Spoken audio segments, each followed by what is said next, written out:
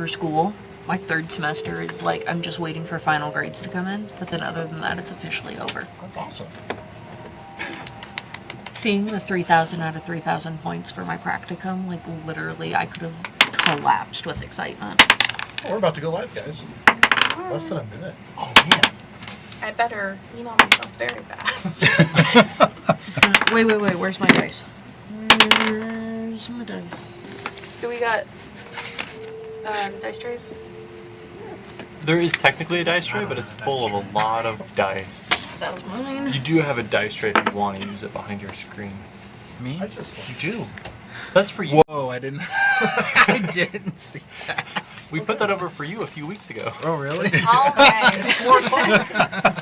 May I also Hello, use everybody. that dice tray? Today is August 15th, 2026, and this is session 2 for campaign 1. So glad you're all joining us today. So, I'm going to let you guys give us a quick recap of what happened last time.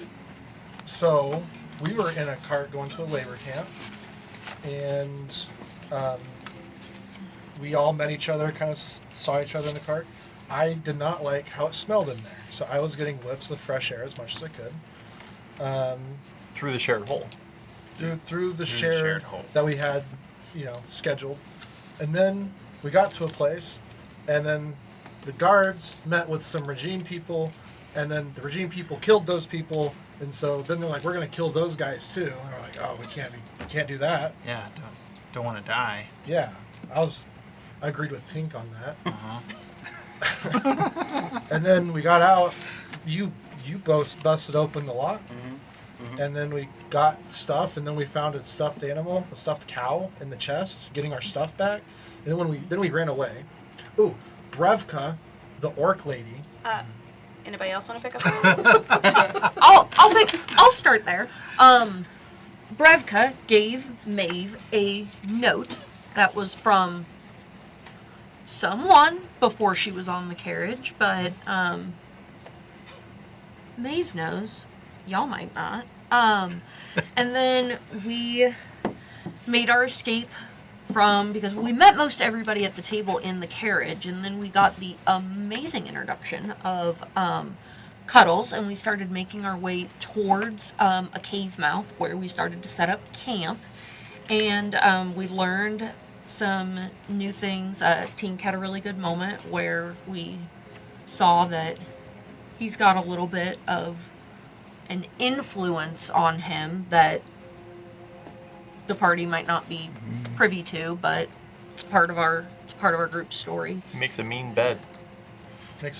Also, you speak with fireflies. I do. Ed, Oh, that was an important part. Ned speaks with all sorts of animals. He loves animals. which is crazy that you're casting divination magic. First off. Yeah, who would do that? Fireflies are Fireflies are insects. Insects. are And also, that's a lot coming from this person who also later on casts some divination magic, which, as everyone at this table knows, is not really sanctioned in this empire. Well, Not everybody. it does explain a lot. We were going to a labor camp. So. That may or may not be related to why. You also had some sort of wild magic surge, so Yeah. that was interesting. Mm-hmm. Casting what was it? Regeneration, Greater Restoration. Greater Restoration, Yeah, and you weren't 100. tired anymore. Exactly, it was great. And we got to meet another character, your little friend. Yeah. He won't do what I say and keep to himself.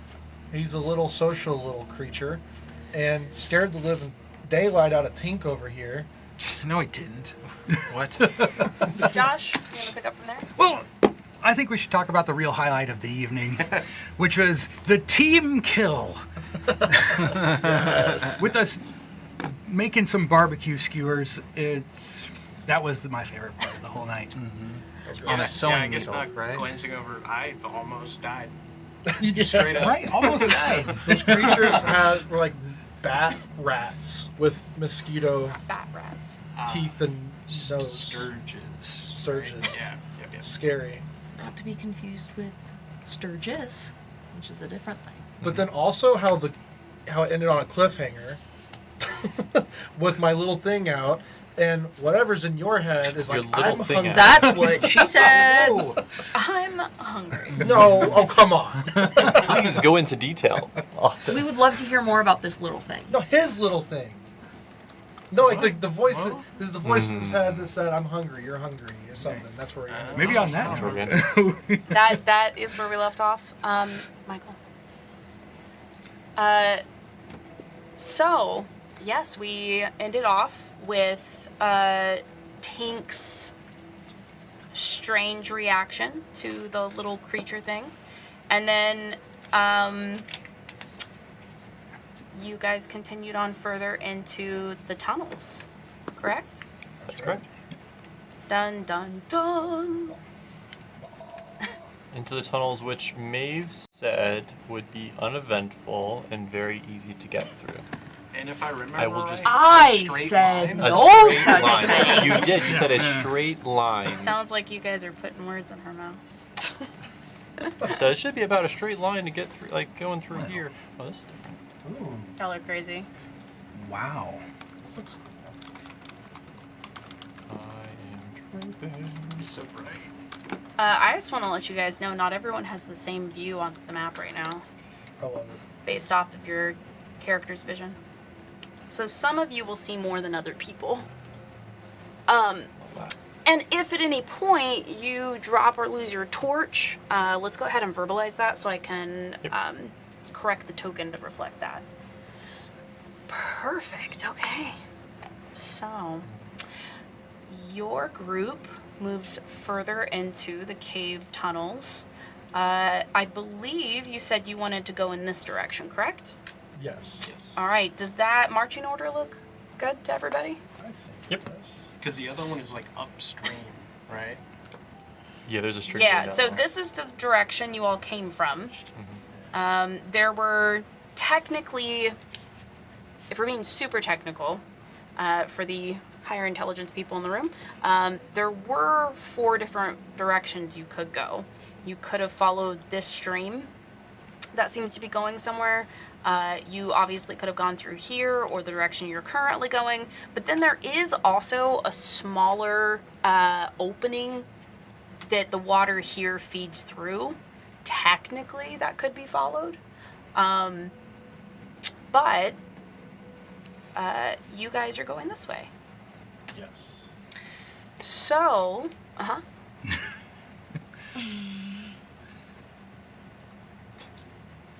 Is there,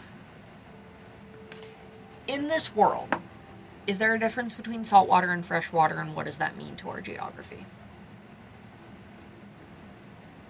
what? Like, is there, what I'm trying to get at here is if we follow this stream downstream or upstream, are we following freshwater or saltwater? Would there be So this saltwater is- like pools in this cave or freshwater ones, or would that potentially lead us to outside of the cave in the city we need to get to? So I'm just gonna say the geography works the same for water the same way you would imagine it to.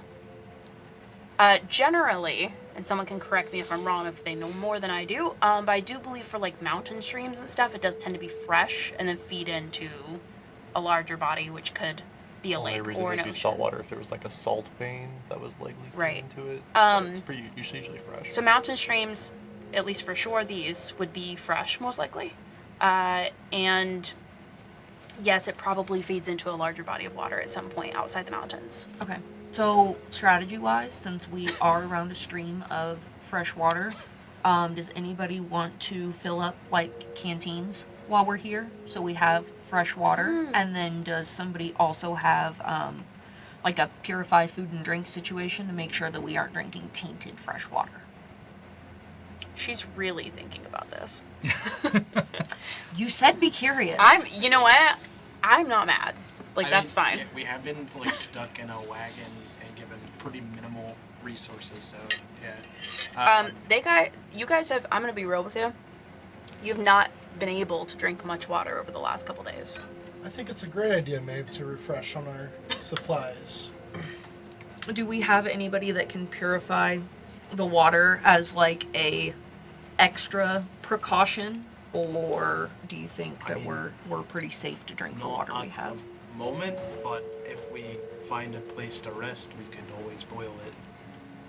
Make me, either one of you, make me, actually Maeve, since you're the one that's inquiring about this, you go ahead and make me an intelligence check. Let's say survival. Survival? Yep. Yeah, with the dice tray, please. This is when you guys find out Maeve's actually a ranger. I sure hope this water is potable. Is this sanitary? My wife. Hang on. Oh, I guess it's not terrible. 9. 9. That was with a +4 mods, too. Yeah. Well, I think Maeve, so first of all, never a bad idea to purify, boil your water, right? I think that's always a really good idea. On that note, though, and I can look this up or someone might end up correcting me on this, but I'm pretty sure when it comes to like mountain water, that tends to be extremely clean most of the time. I mean, Right? Like, Giardia exists, but yeah. well, my thought process here is it does a lot of traveling through gravel and rocks, which do act as a natural filtration system. A lot of downstream, like streams and mountains, do tend to have pretty fresh water versus like rivers that are frequented by creatures. So as there's a debate going on if we should drink this water, Ned Bottom line, is I think you would think this is as clean as it can be. Cool, okay. Ned's gonna just submerge himself. I don't know how deep this is, but he's gonna like roll around It's it a not little deep. bit. This is not a river. It's a tiny stream Like- in like- a cave. It's very short. Yeah, I Okay. would say this is probably maybe 2.5, 3 feet deep. Perfect. Yeah, he's gonna submerge himself in it and like try to like bathe for a second, and then he's gonna pull out 2 canteens and start to fill them. Oh, so it's time to take a long rest. That's a great idea. Lester also, he kind of starts taking like, some of his clothes off and also does that to start washing. I know some of you did mark off that you used like hit die to regain some health, so we are basically counting this as that short rest that you took. We didn't use. That was accidental. Oh, that was I an was accident? trying to add hit die for the level. Oh, okay, well then, never mind. We just woke up like an hour ago. So. Yeah. So I suppose I'll ask you instead, are you guys using this as a short rest or just really fast? And if fast, how fast? 10 minutes max, I think. he's going. I ask because he's like, I'm So- bathing. Helps to be clean. No, I think we're gonna Didn't you? be pretty quick at this. We have to get going. I just wave my hand and prestidigitation, both of them. I can do it myself, thank you.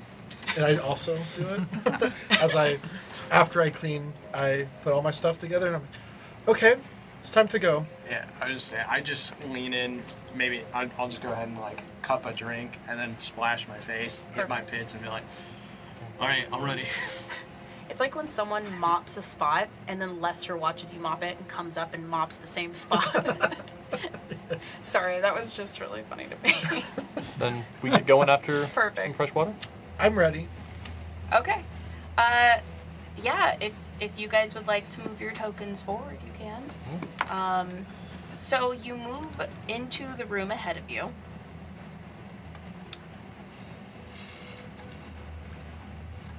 Perfect. So, several passages branch away from this large, high-ceilinged cavern.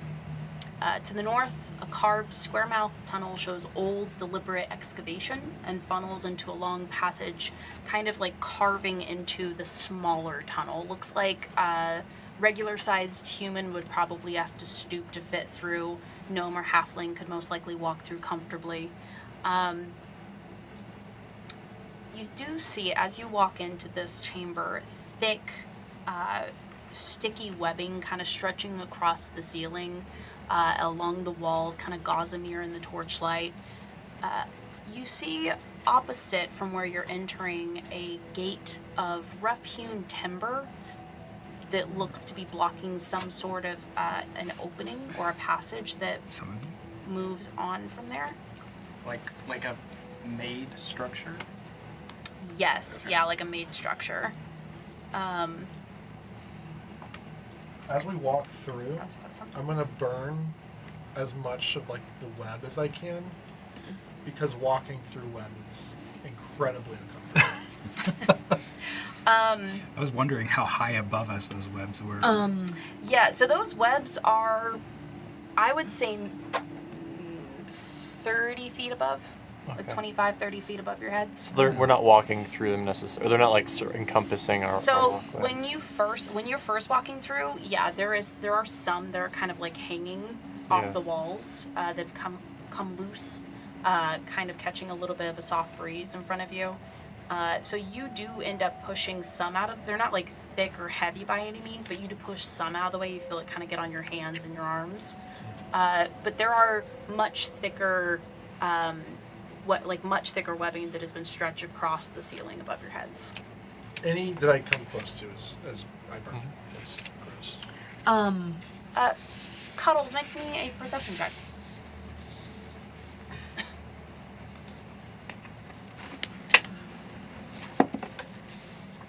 That's a 12. Fantastic. Lester, I'm going to have you make one as well.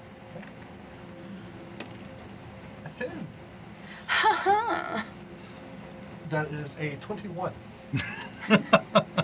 Wow. Fantastic. You walking alongside or right behind Cuddles as you're entering this chamber, like you feel the space kind of opening up in all directions, the sounds of your footsteps echoing off the walls. Holding your torchlight up to try and penetrate some of the shadows around you, you see a flicker of movement above your head. And as you turn to lift your torchlight up, you watch as the firelight illuminates the underbelly of a very large spider. I run. Nope. Where are you going? My heroic intuition Run tells away! me it is Run perfectly away! safe. As you Run hold away! up the torchlight, you watch as this creature turns in your direction, kind of startled movement as the firelight falls across its face, and it seems to jolt away from it. Mandibles clacking angrily at you, and it is going to dart for the wall. Are you guys all running out of the room? Giant spider, run away! I look where he was looking previously to see if there's a spot, like if what he's talking about. I'm gonna say, Lester, you turn and start to run 5 feet back toward the group, yelling spider. Yeah. Your firelight just barely illuminates. Well, actually, no. Firelight goes out 20 feet. Yeah. Wait. 20 feet bright. Okay, 20 feet dim. Yeah. So you do just see at the farthest reach of his torch movement of this very large dark shape. I go towards it to like shield you from the bug. Yeah. So I'm We going kind the of just opposite. pass each other. Yes. When you're talking about large, do you mean like, Like- like there. horse-sized or larger? Oh, I'm talking like slightly, well, I would say, yeah, about the size of a horse, if not slightly bigger, depending on what horse we're talking about. Holy moly. Yikes. Yeah. So each of you can decide in this moment, in your 6 seconds, what you are doing. Mhm. So you're turning to run. You move toward it. What are the 4 of you doing? I would like to stealthily try and keep myself along the outer edge of the opposite wall from the spider, because I would like to try and make my way towards that wooden gate, because I can't see it and I want to look at it. Okay, do you want, so in this moment, as everyone's panicking, you want to position yourself on a wall on the opposite side of where they saw the spider? Actually, sorry, let me back up a little bit. Would I know if this spider is dangerous? Or if it's a predator that's actively seeking us as prey, or is it running away from us and it's not a harm? So that is too soon to know. But as Cool. far as if you know anything about it, would you like to use your 6 seconds to try to recall what you can about giant spiders? Uh-huh. All right, make a nature check.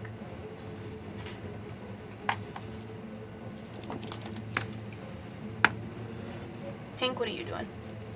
Tink don't want nothing to do with it. So is he leaving the Yeah, chamber? he's leaving. All right, move your guy I'm gonna be 5 feet in whatever direction you want. I'm gonna be so real with you. I cannot understand if this is a 9 or a 4. Well, actually, sorry, I did say 6 seconds. You can take up to your full movement if you like. Where That is does count It's a for all 4. of you. Okay. Where is the spider? If you look at where Ned's at, it's closer. Sorry, I haven't put it on the screen yet. It's close to Okay, where well- Ned is at. Yeah, I It's up imagine there. it was like Okay, so he you probably shine a goes light down in the like yard and you see the spider's in eyes. this. Kind of, I think it's like a hiding. flash of that. Yes. Well, it was a 4, so. Okay. Spider. You're like, that's really big. Spiders are. I mean, I don't know. Or does Maeve think spiders are scary? Not inherently. Very large spiders. Not inherently. She's more like kind of like a tilt of the head to just be like, what kind of spider is that? Is it actually dangerous? to Everyone, us?" all the boys start screaming. They're like, I wonder what kind that is. I'm gonna have to log this in my book later. Perfect. So Tink decided to take movement. What is Alistar doing? I think in my head, like if this is the path to a place, I would think it would be more well traveled and not full of spiders. So I'm gonna prepare catapult at just like a nearby rock. Should it attack one of my allies, but I'm not moving. I'm positioned as soon as Ned and Cuddles make their way back this way. I'm gonna run with the group. Okay. But So I am anyway. counting this as a surprise round, simply because the spider did not expect you to wake it up. It didn't hear you guys coming. So, great. So you're preparing an Catapult action if it attacks with the one of trigger. them. Okay, with the trigger. Beautiful. Fantastic. So I'm gonna say we're gonna go ahead and roll initiative here. Not necessarily to say it's being aggressive in this moment, but there's a chance it might be depending on what people do. So, I am gonna go ahead and Oh shit! I didn't see what that number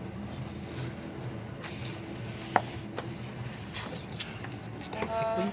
Technically, it's 0. whoa, what is happening? Okay, sorry guys, that was on me. There we go. Boom. All right, guys. So I've got your initiatives in there. If you want to go ahead and get them added, let me know if you have any trouble.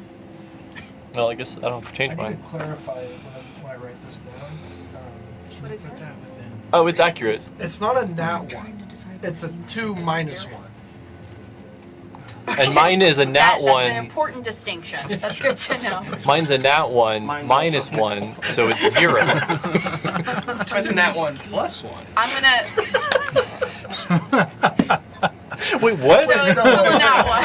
Did you get a nat 1? Yeah. Oh. We have 3 1s in this initiative. Lester, I'm gonna put you at the top of the nat ones so that I can make that distinction that yours wasn't actually a nat one. Oh, you can make mine a 0, Shara. No, I'm making it a nat. It's the same thing. Okay. It's the same thing.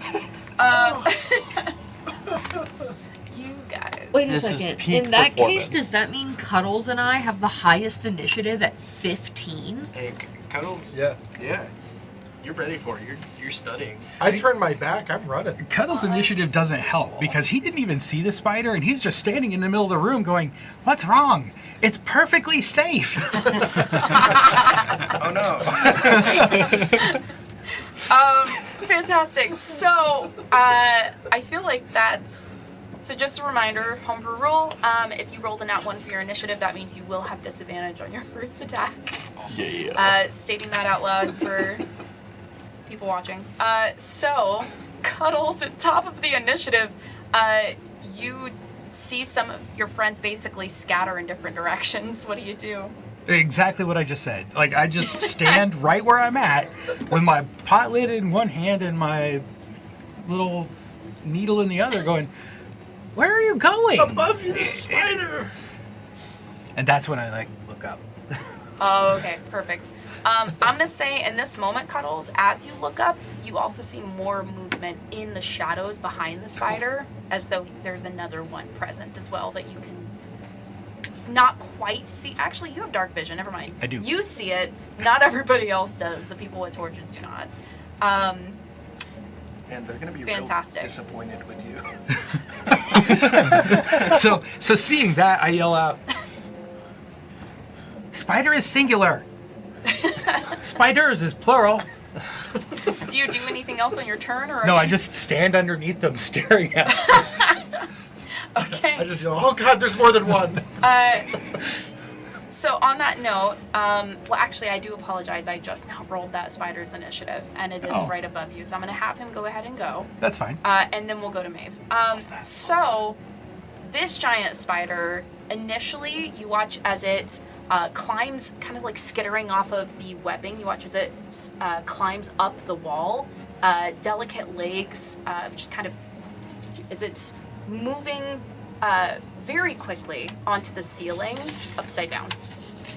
It seems as though it is moving along the edge of the room, Okay. kind of on the outside or just the outskirts of the torchlight, but enough where you guys can sort of see the movement of this very large shape on the edges of the torchlight. Okay.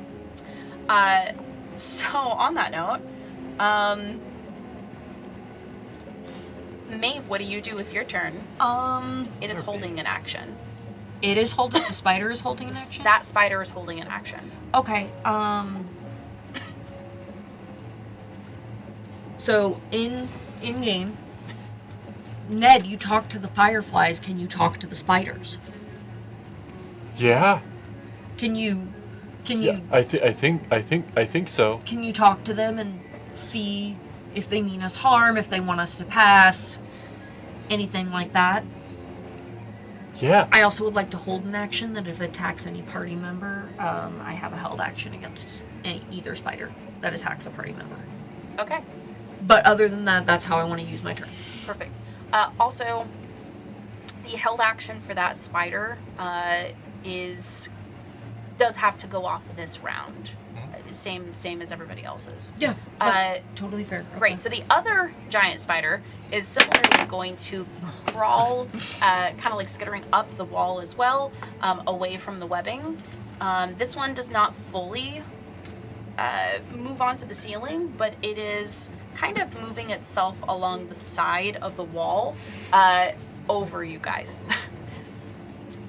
It is also similarly holding an action, but you do see its mandibles kind of clicking back and forth, the torchlight reflecting off of the very large black eyes.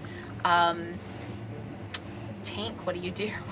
So Tank is terrified. The spider is coming closer, so he's gonna run up over here into this. How much is that? Yeah, up into this corner, behind behind them, Alistar? and just Yeah. and just like hide. Make me a stealth check. Okay.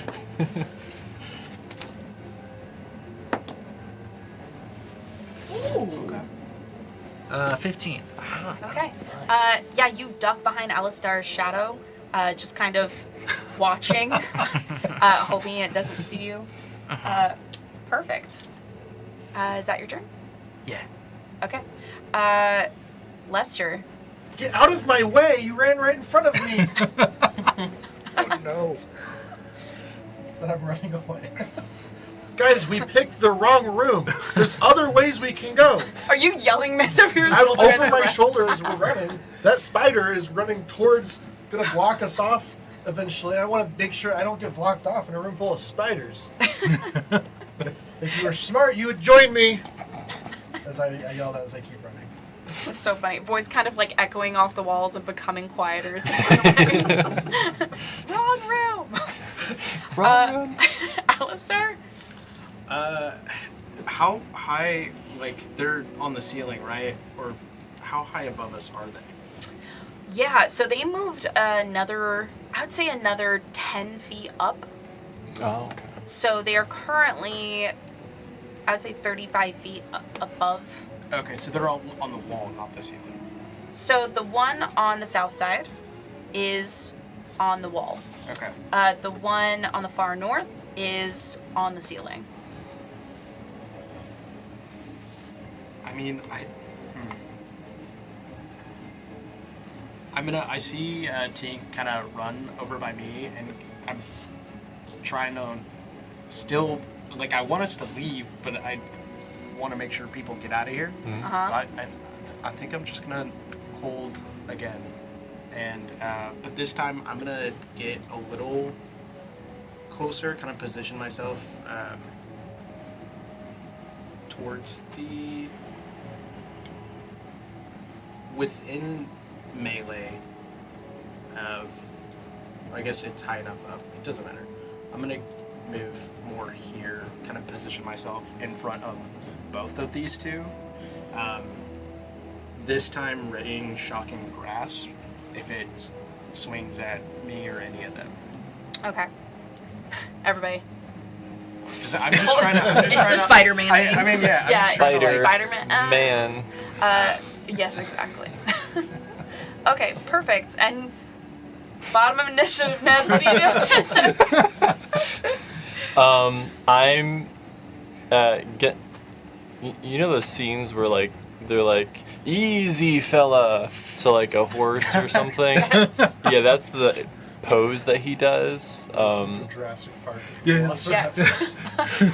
Yeah. So he crouches down, trying to look non-threatening but also make himself look bigger at the same time. And he shouts out to the one he can barely see in the shadows. Easy fellas. We're just walking through. Don't want to hurt you. Don't want you to hurt us. How about we talk about all this? I know I'm in your house. Is this in common? It's in Sylvan. He doesn't know if he's still there or not, from like the woods. Because the woods we were in, Gotcha. we were kind of like in the Feywild, so he's not sure if we're still okay, there or okay, not. gotcha. So he's using Sylvan in this moment. Okay, so you're just Maeve- speaking in Sylvan.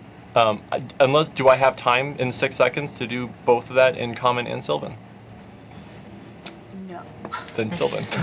Maeve is So- very nervously looking around, like, what did he just say to these spiders?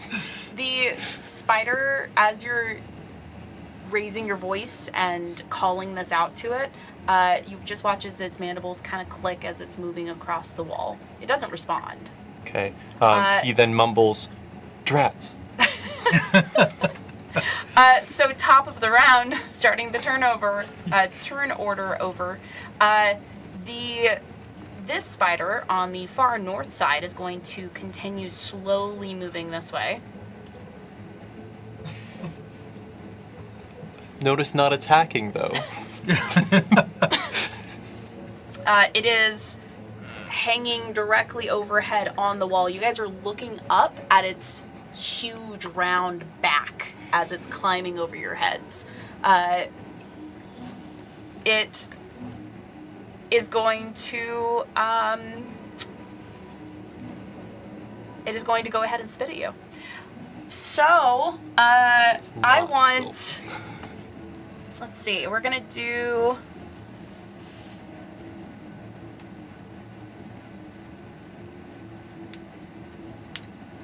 Ned, make me a dexterity saving throw. I just want to double check.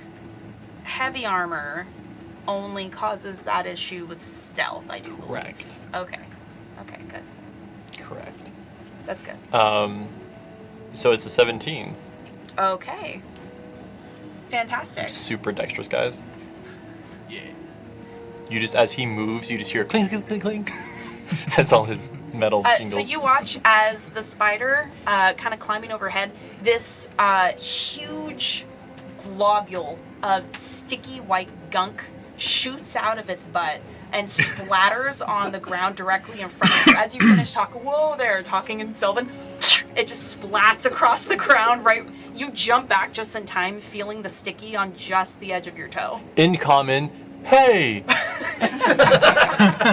Cuddles. I put one hand out and like pull on Ned's like pants leg. You know, nobody speaks that language. I'm getting that now. So then I try by walking right up to the spider. Under it? Or, yeah, right under it. That's fine. And I'm like, hello. Please leave us alone.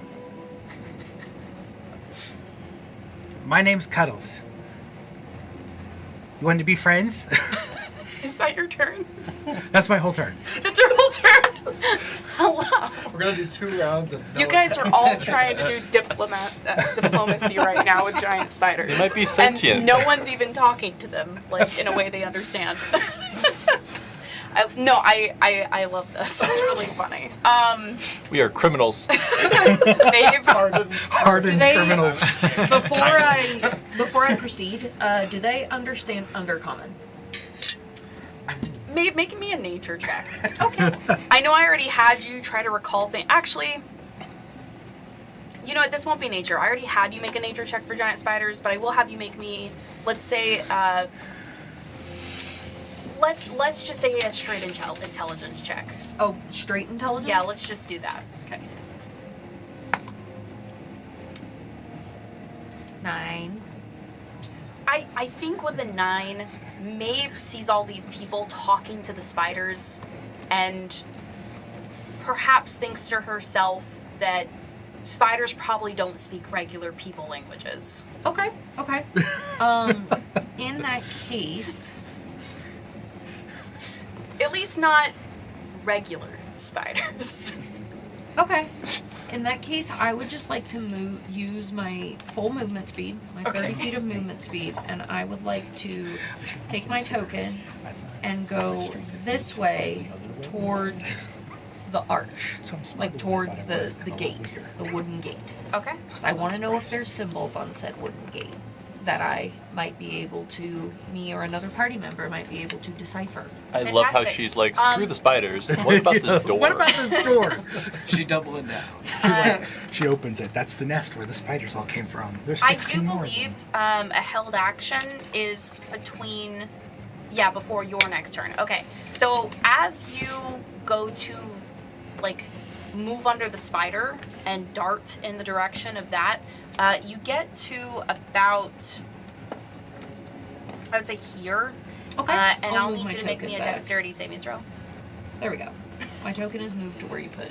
Yep. Nothing make me a dex happens? save. Dex save?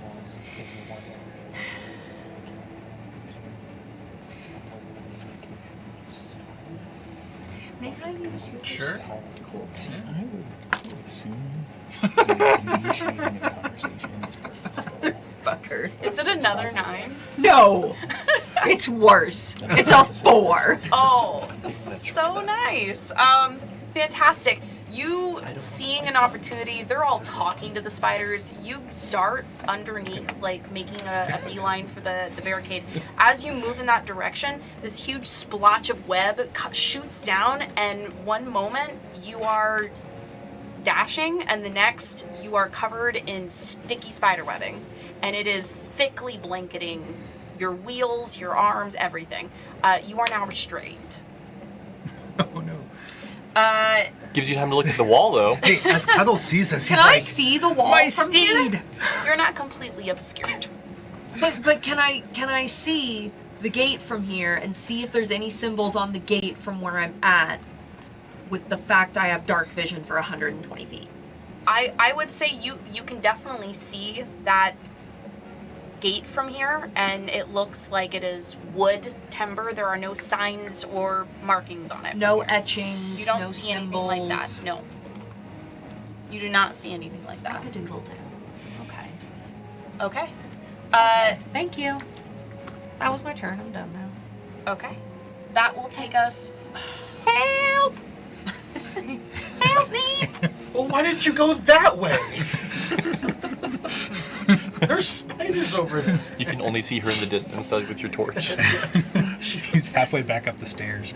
You guys. Oh my I God. turn around. All of you guys have moved forward. Half of you are talking to it. One of you's caught in the web. And I'm just like, And Tim is just like hiding in the fetal position. Exactly. Like they don't see. Oh, no. They don't Why did I move forward? I'm trying to get us somewhere, guys. Yeah, but that's where the spiders are. We have other options. We should go that way. Hey, there's somebody missing from this battle.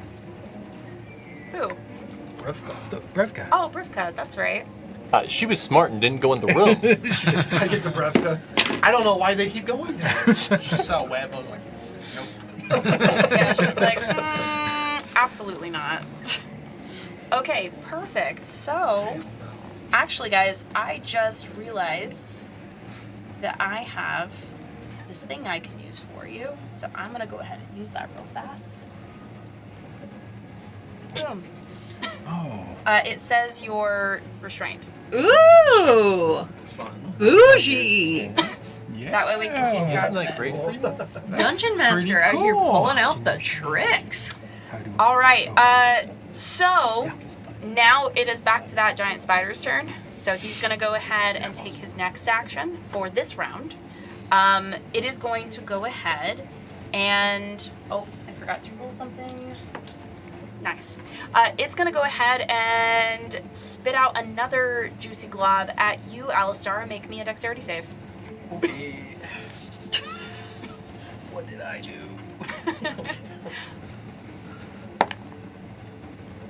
9. Wait, hold on, save.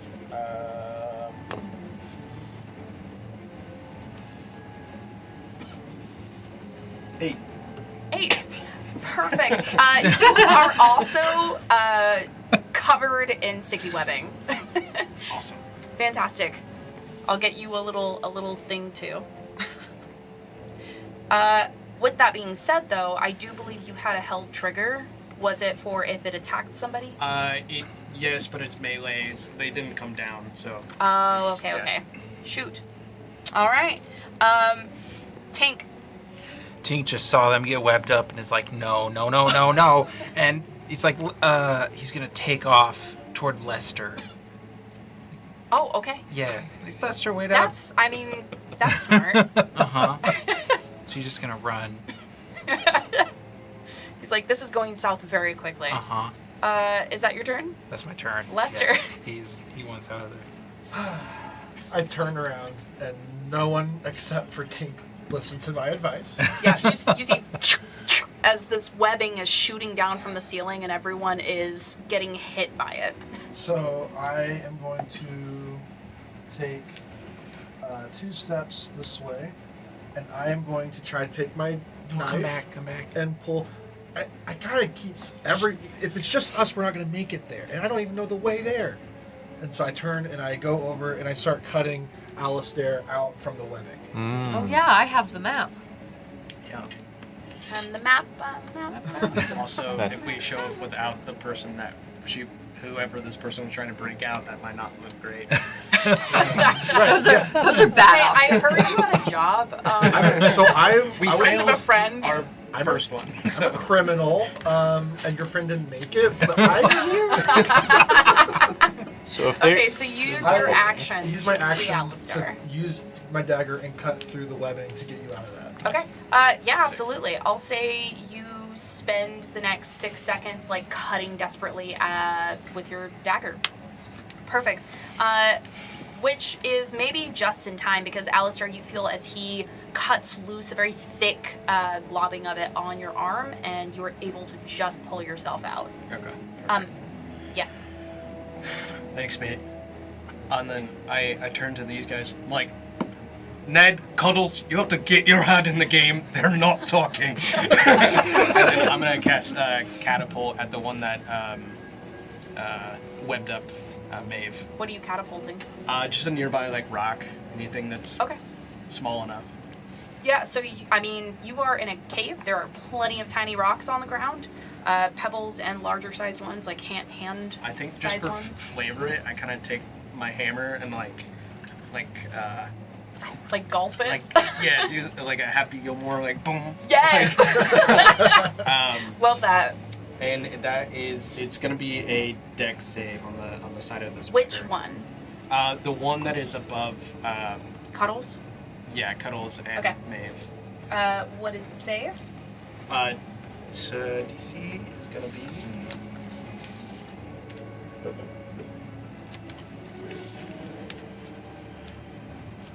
It's just a 12. Okay, it got an 11. Woo! So you okay. hit it. Nice. So it's gonna take 3d8. Nice. Roll that. That's a rude amount of damage. Damn. And that's just the level 1. Catapult is so strong It's- for a level 1 it's spell. It's Yeah. just something pretty you can crazy. see is now a bullet. I can't believe- It does kind of rock. I can't believe we got things like poison spray when you have catapult. It's gonna take 11 damage. Damn. Ow! I Oh believe my it is- gosh. Yeah, bludgeoning. 11 bludgeoning. Unbelievable. Yeah. So you just, Happy Gilmore, like, gulf that hole in one. Like, you watch as this rock shoots directly up and literally blows a hole through its abdomen. You hear, like, screeching from the spider, and guts spill over your fluffy little face. Cut off. Fantastic. Is that your turn? Yeah, I'm gonna move away Yeah. from this, kind of get behind that spider and basically force that one to choose me or the other group, because I'd rather them try to get Maeve out. Okay, fantastic. So, yeah. So I'm gonna say we're kind of like holding on to your nat 1 in this moment for your initiative because you haven't made any melee attacks yet, and I don't think we decided how that works with like spells. Usually, so. oh yeah. That's true. Yeah. Technically, he made the save. He Yeah. didn't roll Yeah. anything. I was keeping it in mind for the I was more shock and reminding grasp. myself I in this just- moment. I'm like, Mhm. okay, I guess that's what we're gonna do. Perfect. So, Ned. Feeling a little distraught at this point in the way of like, I don't think they're gonna talk to us, but I have to give them one more chance, and so I'm going to cast Speak with Animals. Okay.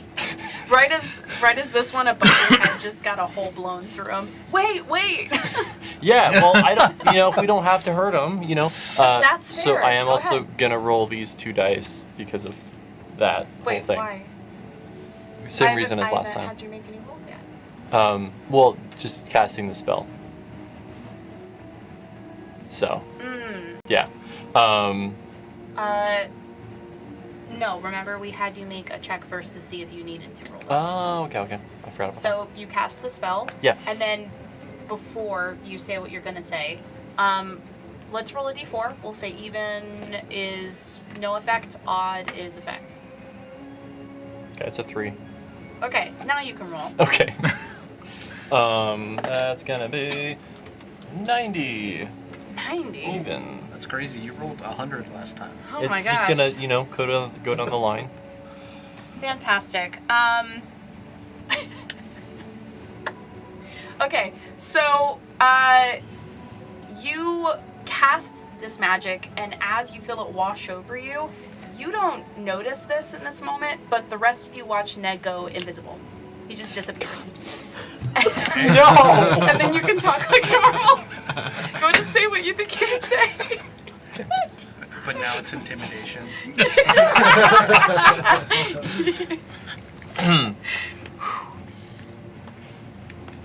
Hey now! We are just trying.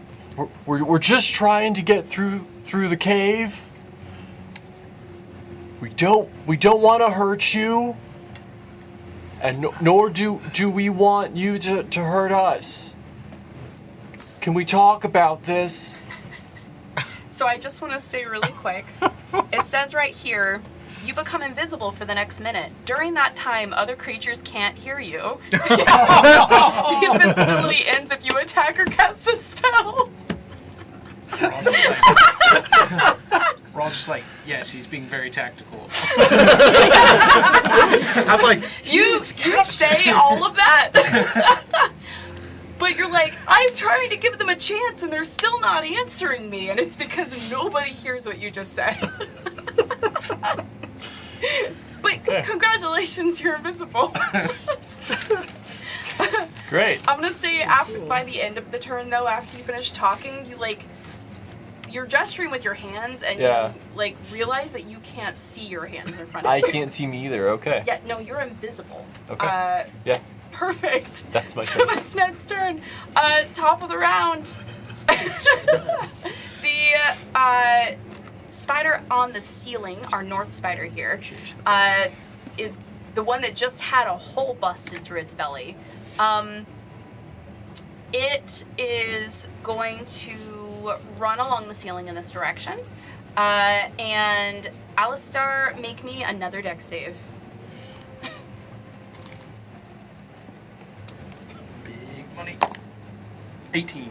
Woo! You kind of like watching it carefully, waiting for it this time. You watch as the one you just hit running over the ceiling right above you. You jump to the side right as a like huge, I would say, like beach ball sized globule of web just slaps against the wall directly to your right where you were standing. And you just sidestep it quite easily. The creature continues moving in this direction, screeching. Oh my. And kind of like chittering. There's blood dripping over your head the entire time. Cuddles. All right. You said that thing's guts fell all over me. Yes. Is it still have entrails like trailing out of it? Oh yeah, it's got like some just kind of dangling a little bit. Okay. Oh, I want to take some movement here. That was very rude. And I'm gonna run behind him and grab his entrails. Okay. Really quick though, I did say that they were the one. So this one is 40 feet above because Yeah. it's on the ceiling, and you are 2 feet high. I just don't know I don't know how far its guts are hanging down. It hit me in the face. I will say its guts are not hanging 30 feet down. No, it's Ow. more like some gore Okay. that came loose fell on top of you. Well, then I won't chase after it and try I to think that's grab a its really cool guts. idea. I just want to know how you're doing it. Well, no, I'm not then. Oh, Okay, okay. so I'm gonna move. Where is our guy that throws stuff? Is that you, right here? Yeah, that's me. Yeah. Okay, I'm gonna move over here then, and I'm gonna say, "Throw me." Oh. How much do you weigh? 3 pounds. Yeah, you can absolutely throw Okay. it. Wait, you could catapult him. Yeah, 'cause as long as it's under 5 pounds. Yeah. Yeah.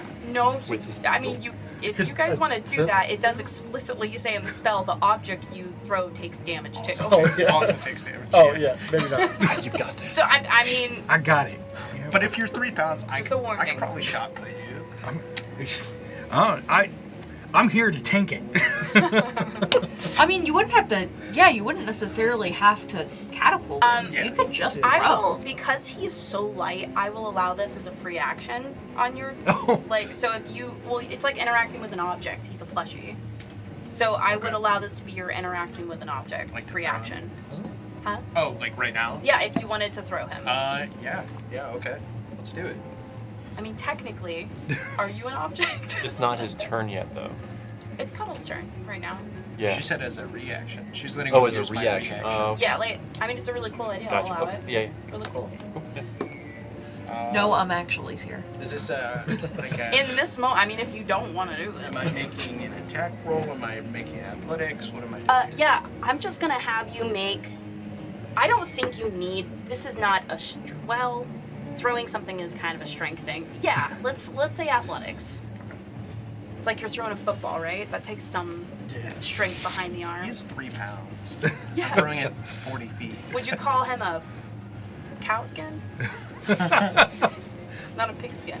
It's a plush skin. It's a plush skin. It's, 13. yeah, fantastic. That'll work. So you pick him up, and I mean, if you want to describe what this looks like.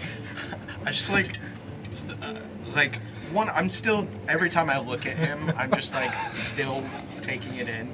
I'm like, all right, little guy, and then just like as far back as I can, like wind up and just absolutely boom as hard as I can. I imagine you're just. See, and then I imagine that he's like cartwheeling through the air. You picked him up and I am so sorry to do this to you, but I am gonna have you use your nat 1 real quick. Oh no! Oh So you're no! rolling this with I want this to happen. Can I cancel it with my inspiration? If you want to use your inspiration for that. I'll just, yeah. Okay, perfect. I want it to happen. Great. You can't- there's this parallel universe where you're like, oh. Perfect. So you sail through the air. Roll the hit. Okay, that's not bad. So that's going to be Ophinus. That's going to be a 20, a dirty 20. Okay. Yeah, absolutely. Roll your Very damage. dirty 20. Roll that damage. Okay. Oh, that's going to be 7 points of damage. So you don't kill him, but feel free to describe what this looks like. So Cuddles just goes flying through the air. It's got his pot lid in one hand and his little sword in another, and he's like, "You are so rude!" And he just stabs it into him and tries to hold on. Absolutely. You pierce like the eye of a needle. You just like pierce through his belly with your needle sword, and then you just swing from it. He's just hanging off of it. Ah! Perfect. Maeve. Oh shoot! Sorry, I just went. My mouse kicked me out of the the thing, so now I'm That's okay. going back in. Okay, I have a few options, and I looked at the description of the spells, and I still don't know if it'll work this way. Can I press the digitation my way out of this web? It did not say in the spell. It says you can clean or soil something. Yeah. I would say prestidigitation for something like this wouldn't really. It's more of good for like, it's a cantrip, right? So it's more good for like cleaning off soot or dust. But as far as doing away with very thick, like these are giant spiders, so this webbing is like, we're talking like Peter Parker kind of stuff. Like it is heavy duty. Can I mage hand my way out of this? I'll put it this way. If you would like to, you can use that as like flavor for how you're getting out. You Okay. would still need to go ahead and make a check though to get out of the restrained condition. Fair. That's a D20? Yep. So Okay. you're just gonna go ahead and actually, sorry, hold on. I'm so sorry. So it says, so it'll be basically you have two options here. You can either try to destroy the webbing, that is an option, or you could make a strength check. It's whatever you feel like Maeve would want to do.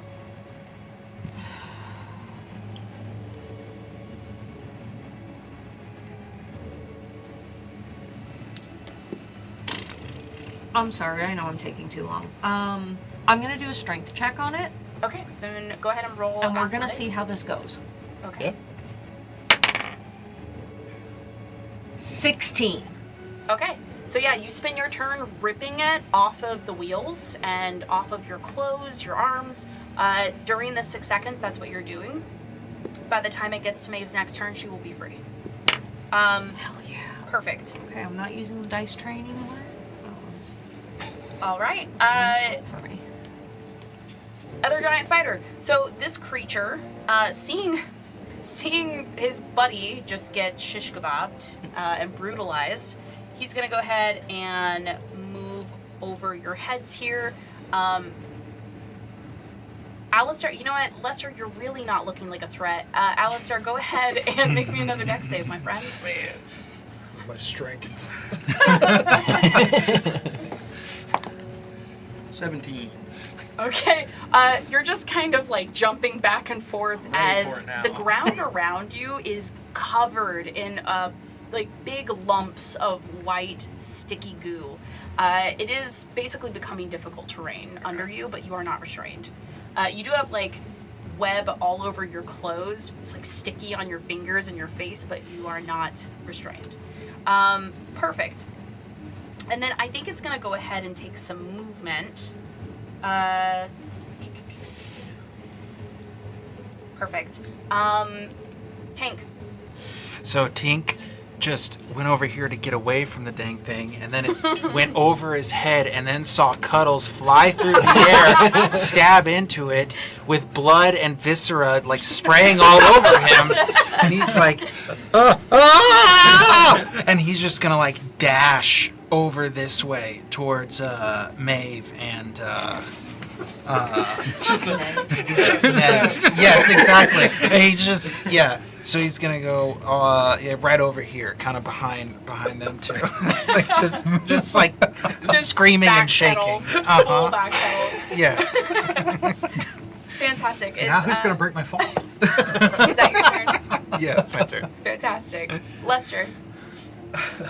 I look at you, Alistair. There's one above you. Throw my dagger.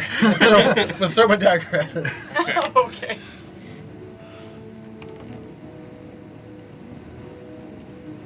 There's a 13 hit.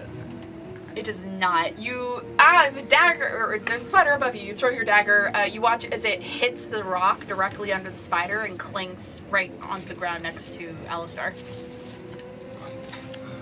Oh, I just kind of like pretend like I didn't do it. Just like, okay. That wasn't me. I like to think that everything you said was in game. Like you're like, spider, throw my dagger. Sorry. Alistar. Yes. 100%. And they're still so high up there. I think Did it go down at all? No. yeah, they're just staying at the same There's a level. lot of you on the ground, and you're dealing damage from down here. They have some self-preservation. Yeah. I have, I only got so many spell slots, so Alistair's gonna put away his I guess I forget what's the action economy of stowing a weapon. I do believe like equipping and unequipping it, like that is an action. Okay. I'll look it up real quick. Okay.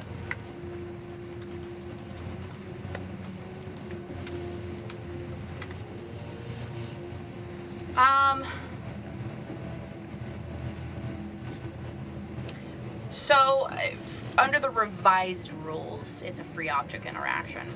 Honestly, I feel like it depends on what it is. I would say for the purpose of this, we'll just say it's an object interaction. I'll to kind of meet you in the middle. I can just like drop my hammer and grab my crossbow. Okay. Like instead of stowing it, I'll just like drop it on the ground. It does take a while to stow weapons Yeah. in their sheets. So then I'm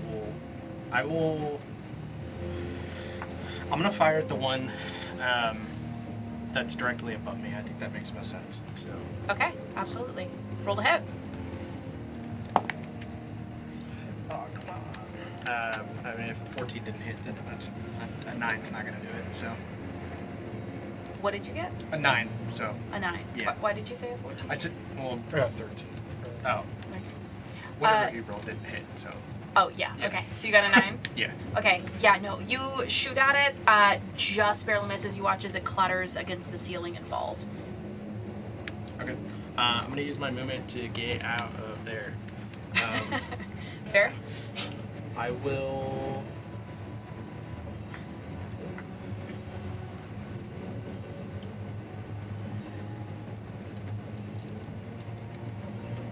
Okay. Ned. Yeah. So how high up is the spider? Is it 30 or 40? I said 35 earlier when it was still on the wall, just to clarify. Yeah. When it moved up onto the ceiling, it became 40. Okay, so the one that's closest to Alistair is 40 feet up. Right, yes. Both of them at this point are fully on the ceiling, so they are both 40 feet above your heads. Okay. They are just at the very edges of your torchlight. Actually, Because that's the end of like dim lighting. He is. yeah, I would say he is just at the edge of your torchlight right now. Yeah, he's going to go right here, and then I guess you and Maeve might see this. A torch appears out of nowhere and falls onto the ground. It's almost like in a video game when you throw something out of your inventory and it just like.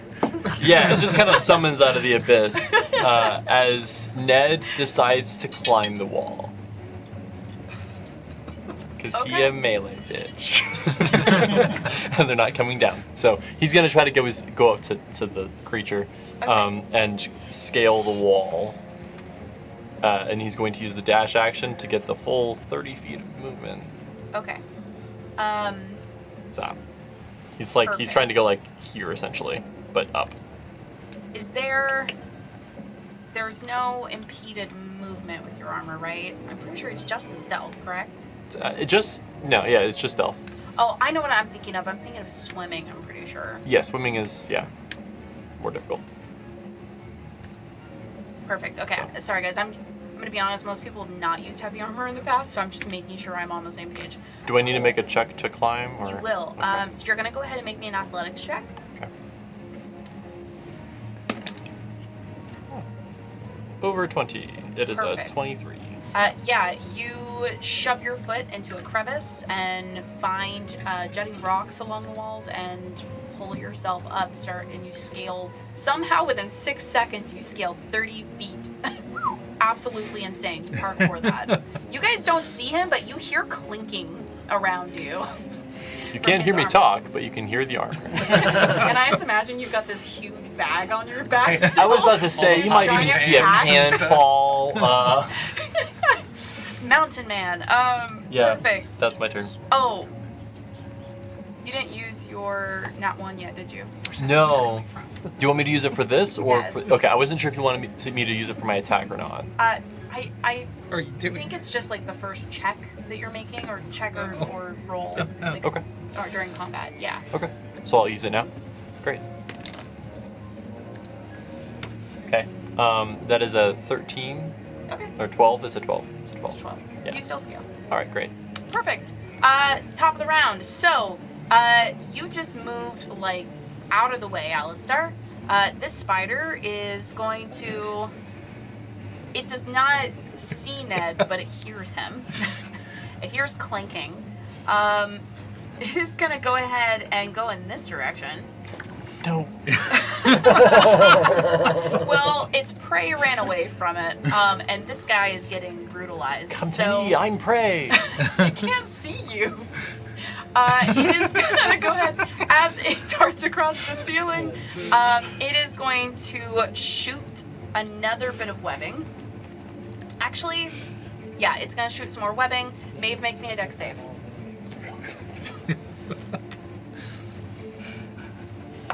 One day.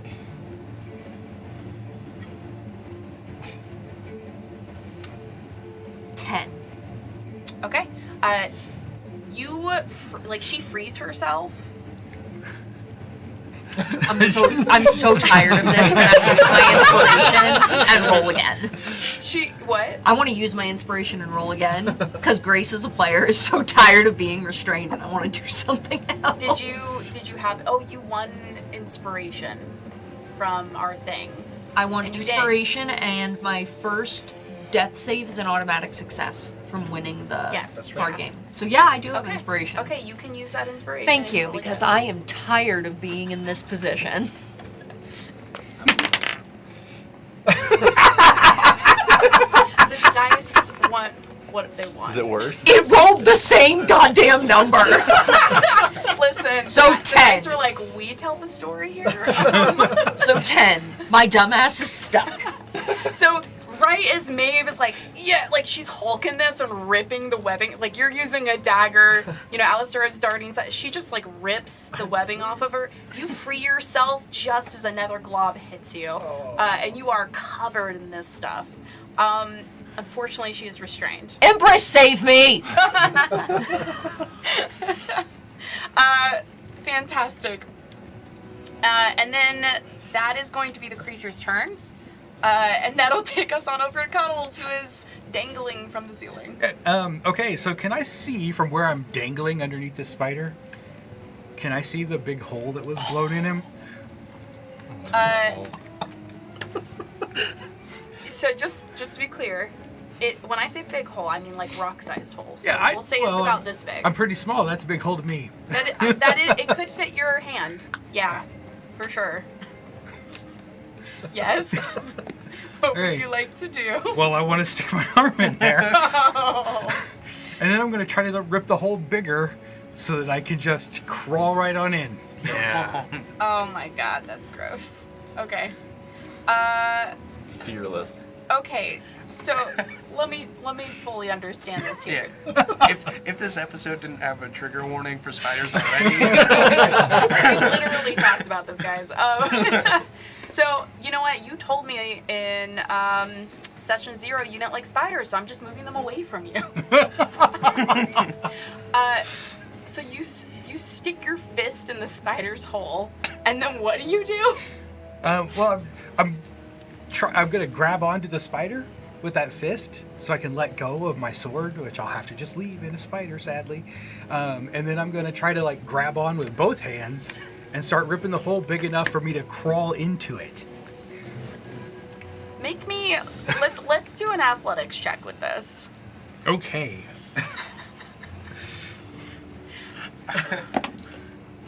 That's not going to be good. That's a 5. This stuffy is gonna need some OxyClean after this. Sorry, guys. You let go of your sword. I'm gonna say you just barely managed to get enough of it. Like, the gore is slippery. Your arms are covered in blood right now, and most of it is soaking into your fabric. But there's like, you are trying to grab onto slippery, gooey entrails, and you manage to grab, but then you immediately slide as one of the entrails pulls out. The creature screeching, and you fall. You're gonna hit the ground. Can I hold on to that so it slows my descent? You rolled a what? A 5. 5? Absolutely not. All right, fair. does it at least take some damage? I do believe fall damage is bludgeoning, right? No. Well, that is up to you and your call. Rules as written, fall damage is its own type of damage called fall damage. It says 1d6 bludgeoning damage. Oh, does it really? It does, yeah. I was pretty Okay. sure. So technically, if you wanted to, you Well, could use your thing, I believe. Yeah, I should. I'm falling 30 feet, right? Absolutely. So remind 40 me what feet? that does. 40 feet. You are falling 40 feet. Okay, so I would absolutely. This is the time to use that if you yeah, can. absolutely. I'm gonna roll it out just in case. Man, that's going to be way more powerful if I can use it on fall damage. I'm going to get thrown around a lot more often. Okay, so I have resistance. So it's resistance, not total negation. Right. Right. Okay. So that'll be 11 bludgeoning damage, and I believe with resistance that'll just bring it down to 5, All right. since we always round down. So you take 5 damage as you hit. It's like the toy yesterday. And your needle sword is still sticking out of his backside. I can't tell if you're damaged or not. I'm gonna have him take 1 damage though, just because you did rip his insides, and that's brutal. Maeve, so with this, are my fingers restrained? With the what are you trying to do? Trying to cast magic missile. Okay. Is this Let considered me- heavy pinning webbing? I am checking really quick. Hold on. Okay. So you can still make attacks. It's basically like you have 0 movement. Attack rolls against you have advantage, and your attack rolls will have disadvantage. Now that doesn't count for magic missile because It's an automatic hit. It's an automatic. Yeah, you don't roll anything for it, so that would be fine. I would like to use magic missile. I would like to target 1 dart for the creature furthest away from me, and then I would like to target the other 2 dots for the creature closest to me. Okay, perfect. Roll your damage.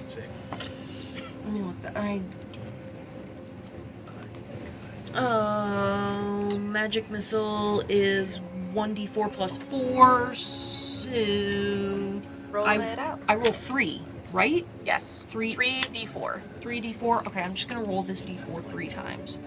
Roll the one that's for the farthest guy first, so we can keep that damage separate. Okay. 4. So 4 plus 4, 4. or is it plus- 4 total? No, it's 4 plus 1. Oh, so it's Because it says dart deals 1d4 plus 1 force. Oh, okay, damage to okay. its target. You said 1 4. For some reason, I thought it was 1. Anyway, great. So you deal 4 damage on that one. 5. 5. Yes, thank you. Sorry. So 5 damage with the first missile on the farthest guy. Roll your other 2 and just give me the total.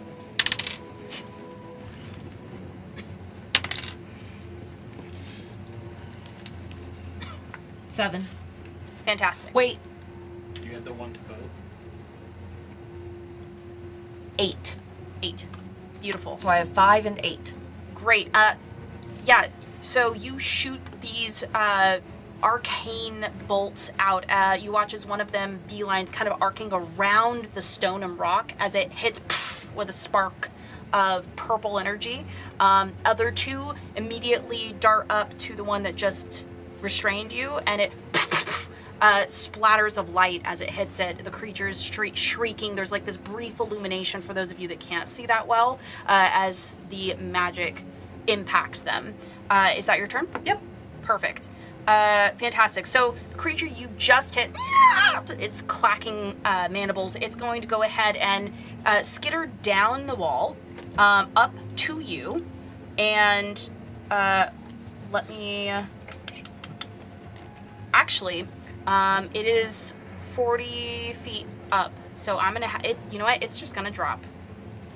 It drops. Wait, the one near her? Right. So the one that's above her, Yeah. it is going to drop onto this webbing right here. This webbing was 25 feet above the ground, so it drops to the webbing. That way, it takes a little bit less. And then reducing that damage for itself, it's going to go ahead and drop onto the ground next to you, Maeve, and it is going to attack you. Hey, DM. Yes. Right after my turn, the top of the round spider Yes. moved, and that was the spider that moved. I just want to make sure I'm understanding which one. Yeah, which spider is which? Yeah. Oh, no, you are so right. I'm so sorry. I was looking at the wrong one. Thank you. Oh my gosh, guys, that's on me. So the one that's going right now is actually not the one above you. My bad. It's the one that Cuddles dropped from. So the one, this one that's farthest away, it is actually going to run away. We need to find that, guys. Now I'm very angry. Oh, he's got his sword. So sorry, guys. Thank you for that catch. You know, sometimes the brain fuzzes. Yeah. Perfect. So if that's the case, disregard what I previously described. Tink, what do you do? Tink is gonna look around for something, and he sees that door off in the distance, and he's just gonna sprint over towards that door, Okay. trying to get away. Fantastic. He's a runner. Do I- He's You a did track that star. Do I door have an- Maeve. Can I try to open it? Is that like an action, or? Yeah, you can try to open it. I will say it's not like a door as much as it is a, it's like a rough-hewn timber gate that's been kind of like shoved into this space here, like into the actual rock, like a very makeshift gate that someone would have to like pull, if that makes sense. He's pulling on it. Great. Okay. So yeah, you would need to use your action to like Okay. pull on it, but you do get it open, and then you can still use the rest of your movement if you wish to run inside. He's gonna run inside. Great. You can click on that door and Can click I? open, I believe. Okay. Great. Okay. So now he's hiding in here. Fantastic. It's like absolutely not. Uh-huh. Perfect. So that takes us over to Lester. I see the one run away, and I'm like, okay, that's good. And I go up and I get my dagger, and I pick it up, And I try to find it. Do I find it? Or is it in the wall up there? 'Cause No, I it tried- fell into the webbing. So, and I should have drawn on this spot. I'm so sorry, guys. But just as a reminder, this spot right here that you're standing on currently is difficult terrain, Oh. Okay. where the spiders. Why is it not? I'm drawing and it's not doing it. It's not showing. Okay, whatever. Basically, this spot right here and this spot, it's not letting me draw. I don't know why. But there is web on the ground right there, so that is difficult terrain. But you do see your dagger like sitting inside of the webbing. Okay. I'll go ahead and pick up the dagger. And then if I have enough movement to go over to Maeve, I want to try to cut her out of the web as well. Okay, so it's just gonna count as double movement in those squares. Okay. So I should be able to go here, pick it up, and then walk over to Maeve right there and cut her out. Try to cut her out. Nice. Okay. Perfect. I feel like so I see her didn't, hand. I didn't have you do this earlier, and that's on me. That's all right. It does count as like destroying the web, right? Right. So go ahead and roll damage with the dagger. Okay.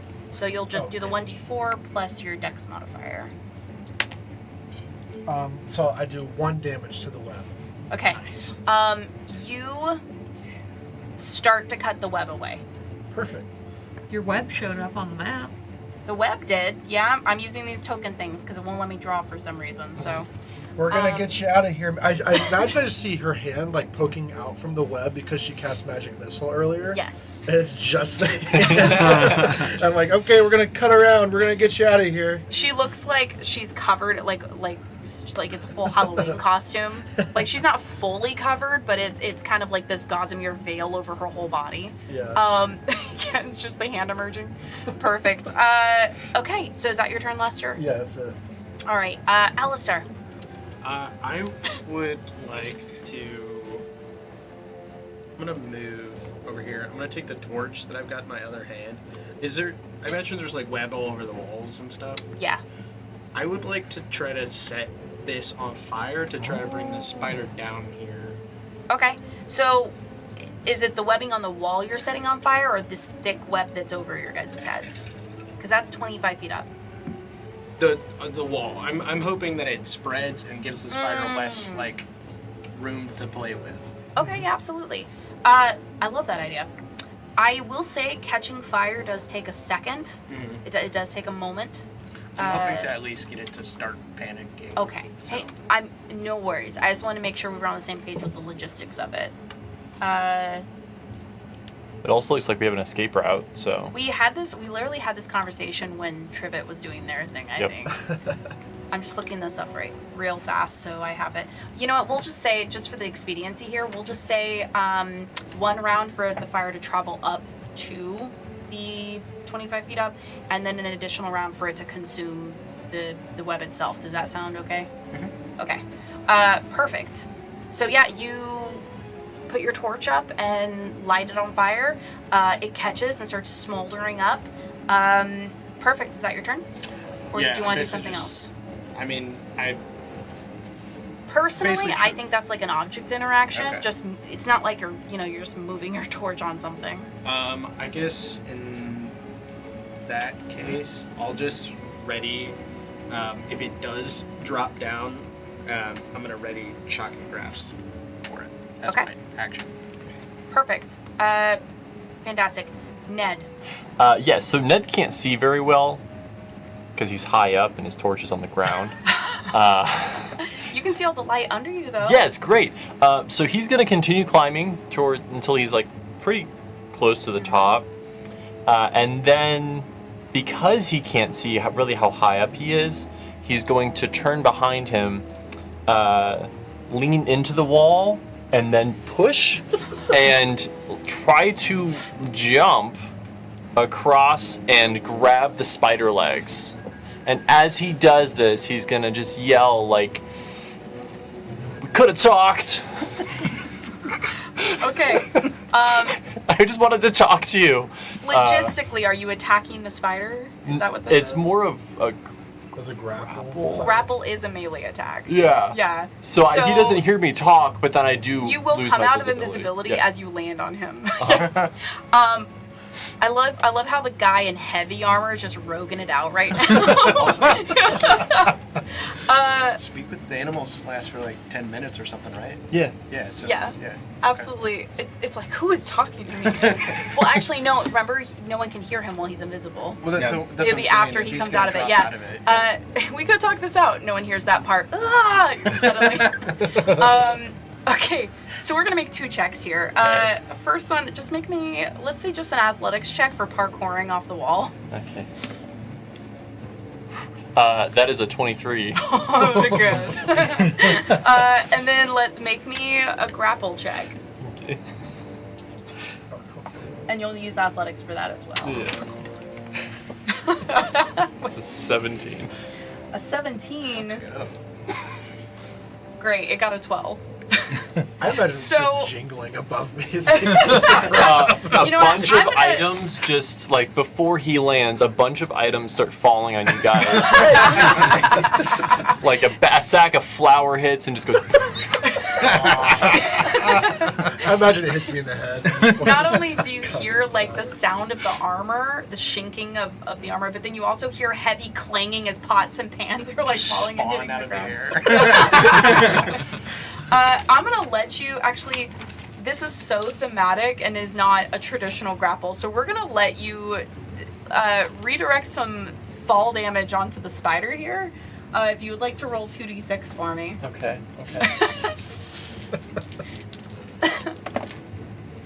That's 11. Oh my god, okay. Oh my god. So you I'm gonna tell you right now, you don't outright kill this thing, but you heavily hurt Is it. he green? Really badly. So I want you to describe what this looks like as you suddenly pop into, you materialize in front of everybody and land on this thing. It's like you're squishing a bug. So is he wasn't like at the top of the ceiling then? He was down a little bit? Yeah, that right? he was starting to come down, so it's Okay. more like he's here, you're here, and you So yeah, land as on- as somehow he hit the other side of the wall. lands, with the weight of his armor and his bag, which is 140 pounds, by the way, partly squishes the abdomen. So you know, like when you squish a big bug, like the ooze just kind of. It splooges. Yeah, it's splooges. It's splooges. And so you hear a very distinct splooge sound. As who's under is. No, it's not Cuddles, at least. It's Maeve and Alistair. Yeah, so there might be some of What that. does that sound like? I was picturing like a There you go. Sure. Very distinct. Maeve, you were covered in 2 layers of web, and now you got splooges And flour. and flour. That is now sticking to her, I guess, because Yeah. it Anyway, is. we've done a little bit of an egg wash situation over here. I'm getting ready to get deep fried. Out of the kettle and into the fire. Started with Yeah. Fantastic. Yeah, you hit this creature with 140 pounds, give or take, from all the shit that's fallen off of you, of like bags and armor. There's a crunch and splooge noise as you described, and the creature just shrieks. You watch as something comes out of its mouth. It's not web. Just from the sheer impact. Incredibly gory. I love it. Inspiration, Ned. Top of the round. So this is gonna bring us to finally this spider's turn, the one that just got splooged. And that is the one. The one above you. This Okay. one was about to come down and bite Maeve, but after what transpired within these seconds, it very quickly changes its mind. Shrieking, it is going to try and move back up the wall, the very short distance that it traveled, and hopefully get out of your guys' space, because y'all are mean. Not easy prey. So it is gonna move. In this moment, do you hang on to it? Oh yeah.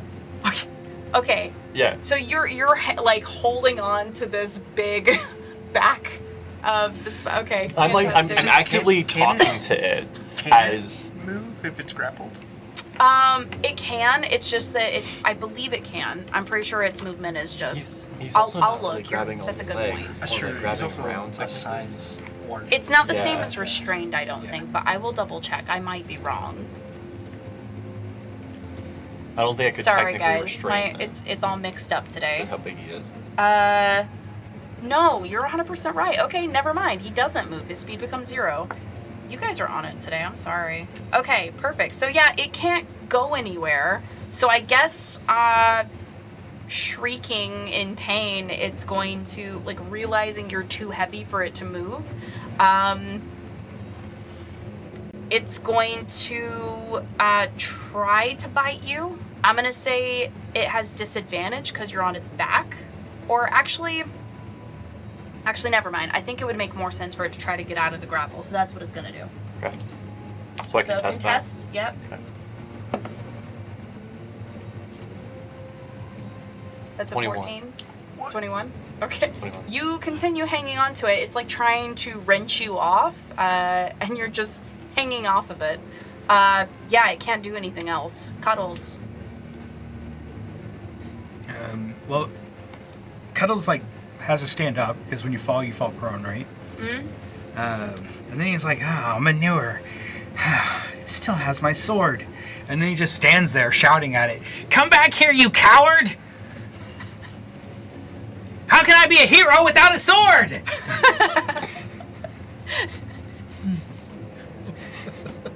Do you chase after it or anything? I didn't see where it went. You saw it went in this direction. Oh, well then yeah, I'm gonna chase after it. Okay. How deep is the water? I think I said earlier it's roughly about 2.5 feet high. Oh. So he's swimming. He's swimming. No way, I jump in Oh, and wait until the water soaks through, and then I just sink to the bottom and start walking, which I would guess would make this difficult terrain. yes. All the whole while I'm just mumbling to myself. So I'm gonna get to like here, I think. So we know he doesn't need air. Perfect. Okay. Is that your turn? Okay. That's my turn. Perfect. This stream is moving against you, by the way. So I am going to have you. Oh, I might not be able to make it that far then. Yeah, I'm gonna have you make me, which you're good at this, but make me an athletics check to not get swept away. I'm so good at it. It's wrong way. There we go. What's athletics again? It's, oh, athletics. I'm super excited about this. 10. You start trudging and you feel your feet floating up, but as you start to like tank forward, and you're fighting, like pushing your little arms and pumping them against the water, but you start to feel yourself getting swept downstream. Oh, no. Guys, we are so good at this. We'll say you make it that far. Fantastic. Maeve. I think I just need to make a strength check to try and. Well, Okay. hang on.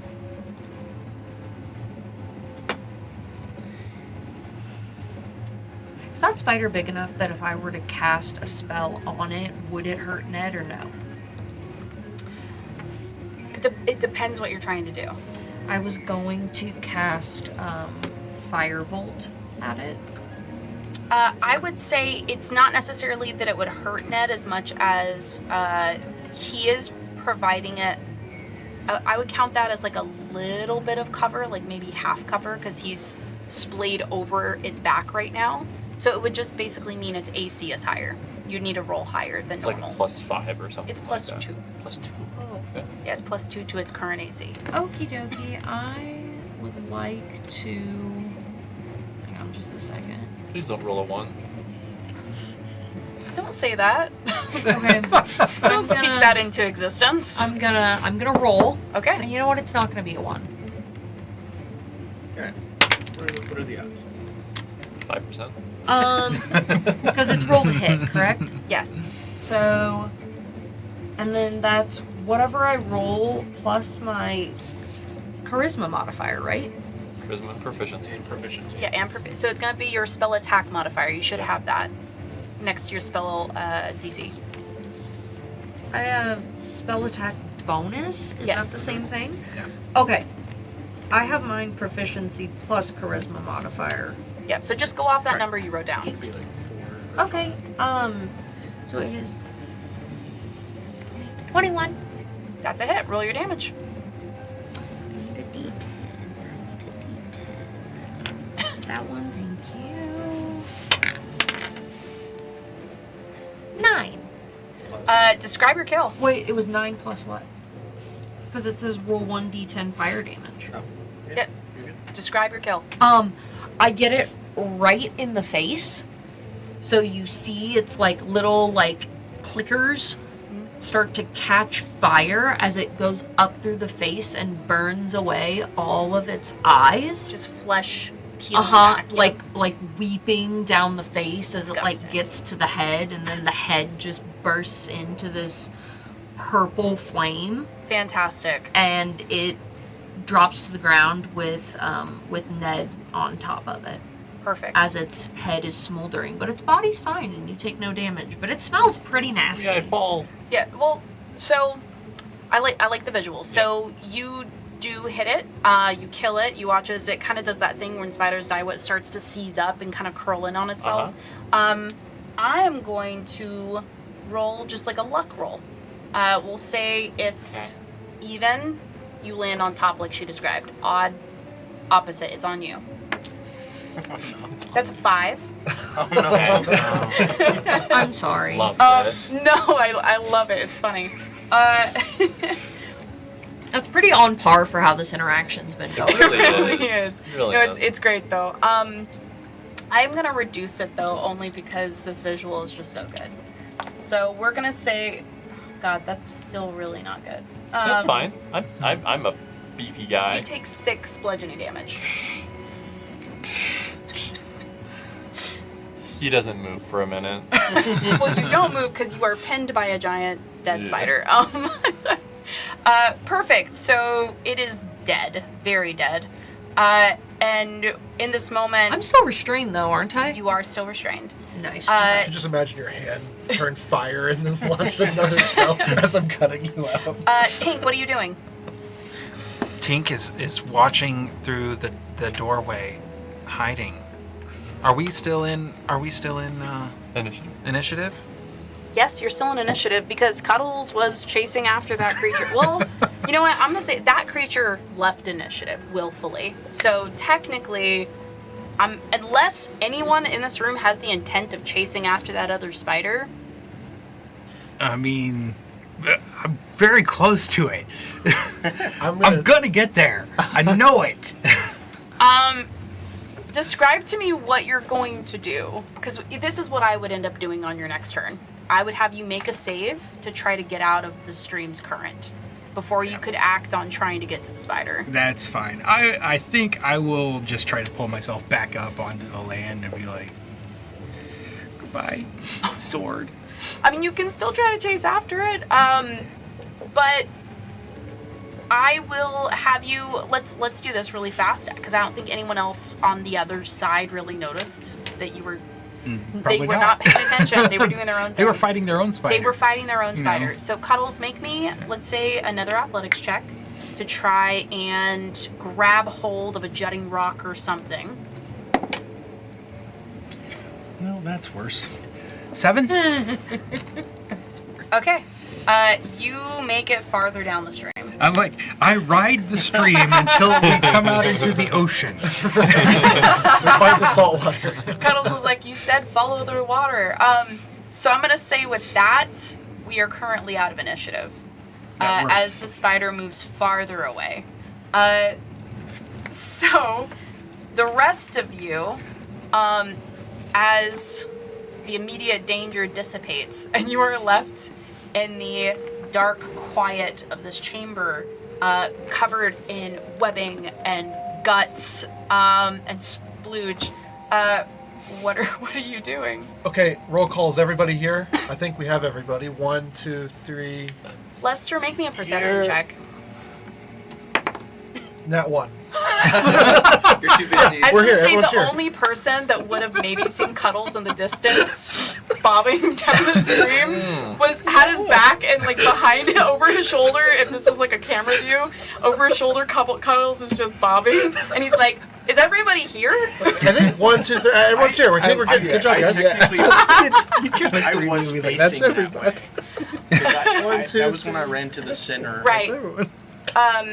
From where you are, though, on the opposite side of this giant spider, it's kind of obscuring your. That's fair. And I was looking Yes. up, so yeah.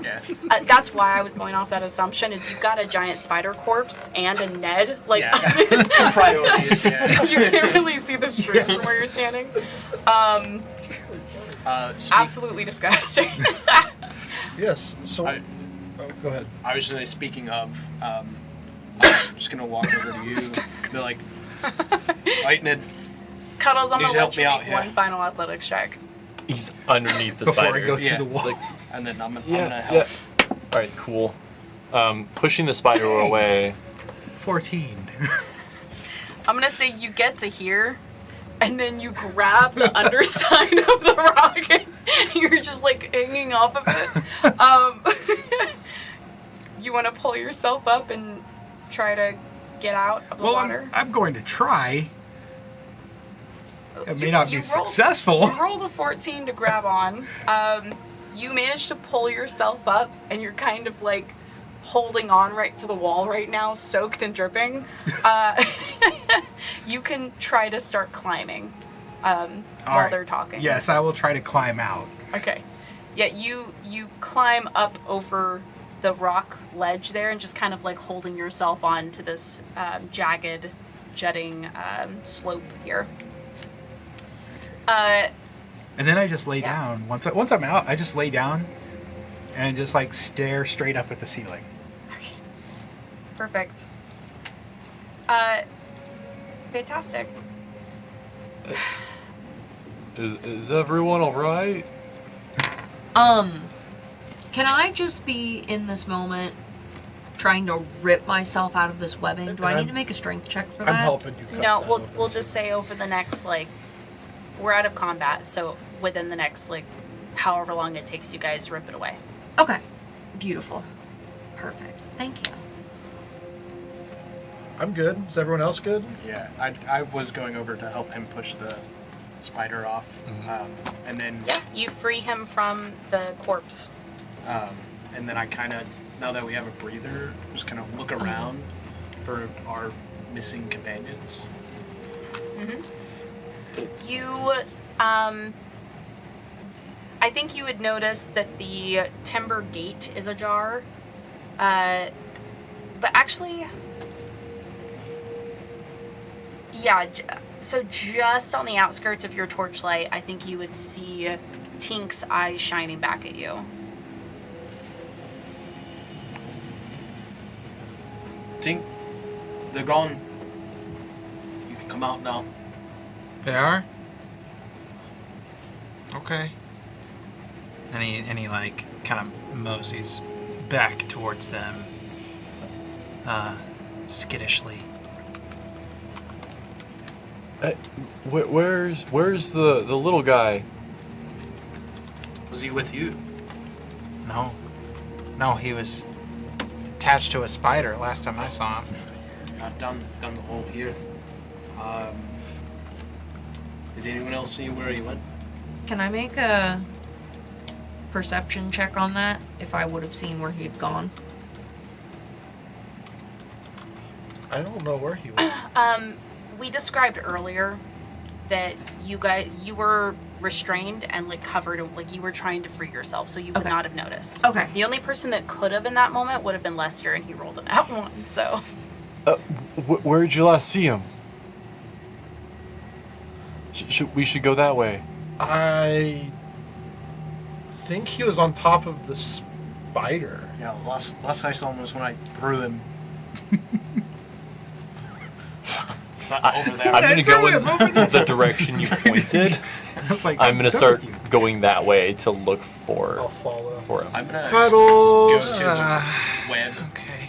there where I had dropped my hammer and look around to pick it up before we leave. It's... When I told you guys we shouldn't have gone in there. When did you say that? When I ran away from the spiders. You see Rivka like poke her head out from around a corner where she was hiding that whole time. Oh. She's like, "Oh, that was awful. I'm so glad you guys are okay." Oi, did you see the little... Oh yeah, you went down that stream. Alright.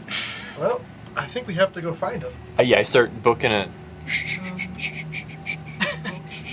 You just run in that direction. I think you find him laying on his back, soaked on the stone, like floor of the cave next to the stream.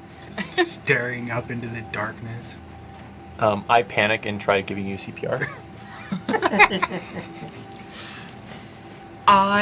While they're doing that, I'm gonna start leaving out of this room, but follow that river downstream. I'm gonna prestidigitate the water off of you. 'Cause I don't know what your lungs are like. Maybe I just need to dry you. It's grab like them and just- wringing the water out. Do these gems on the map No one even mean asks if I'm anything? okay. They just Or is it start just- going. Like in the wall? It's just in the wall.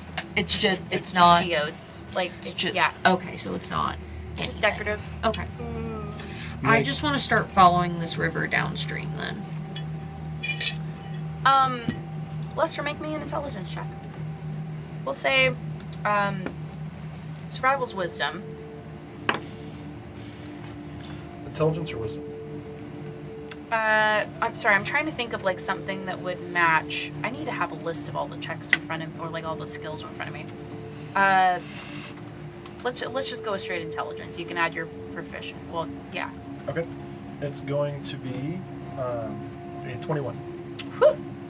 As everyone's running, and well, you ran too, but I think as everyone's talking of like you hear Maeve talking about following the stream, everyone's discussing. You know, we need to go this direction. I mean, it occurs to you, you did just kill those spiders. Granted, there could be more in that direction, but like, they could have had prey.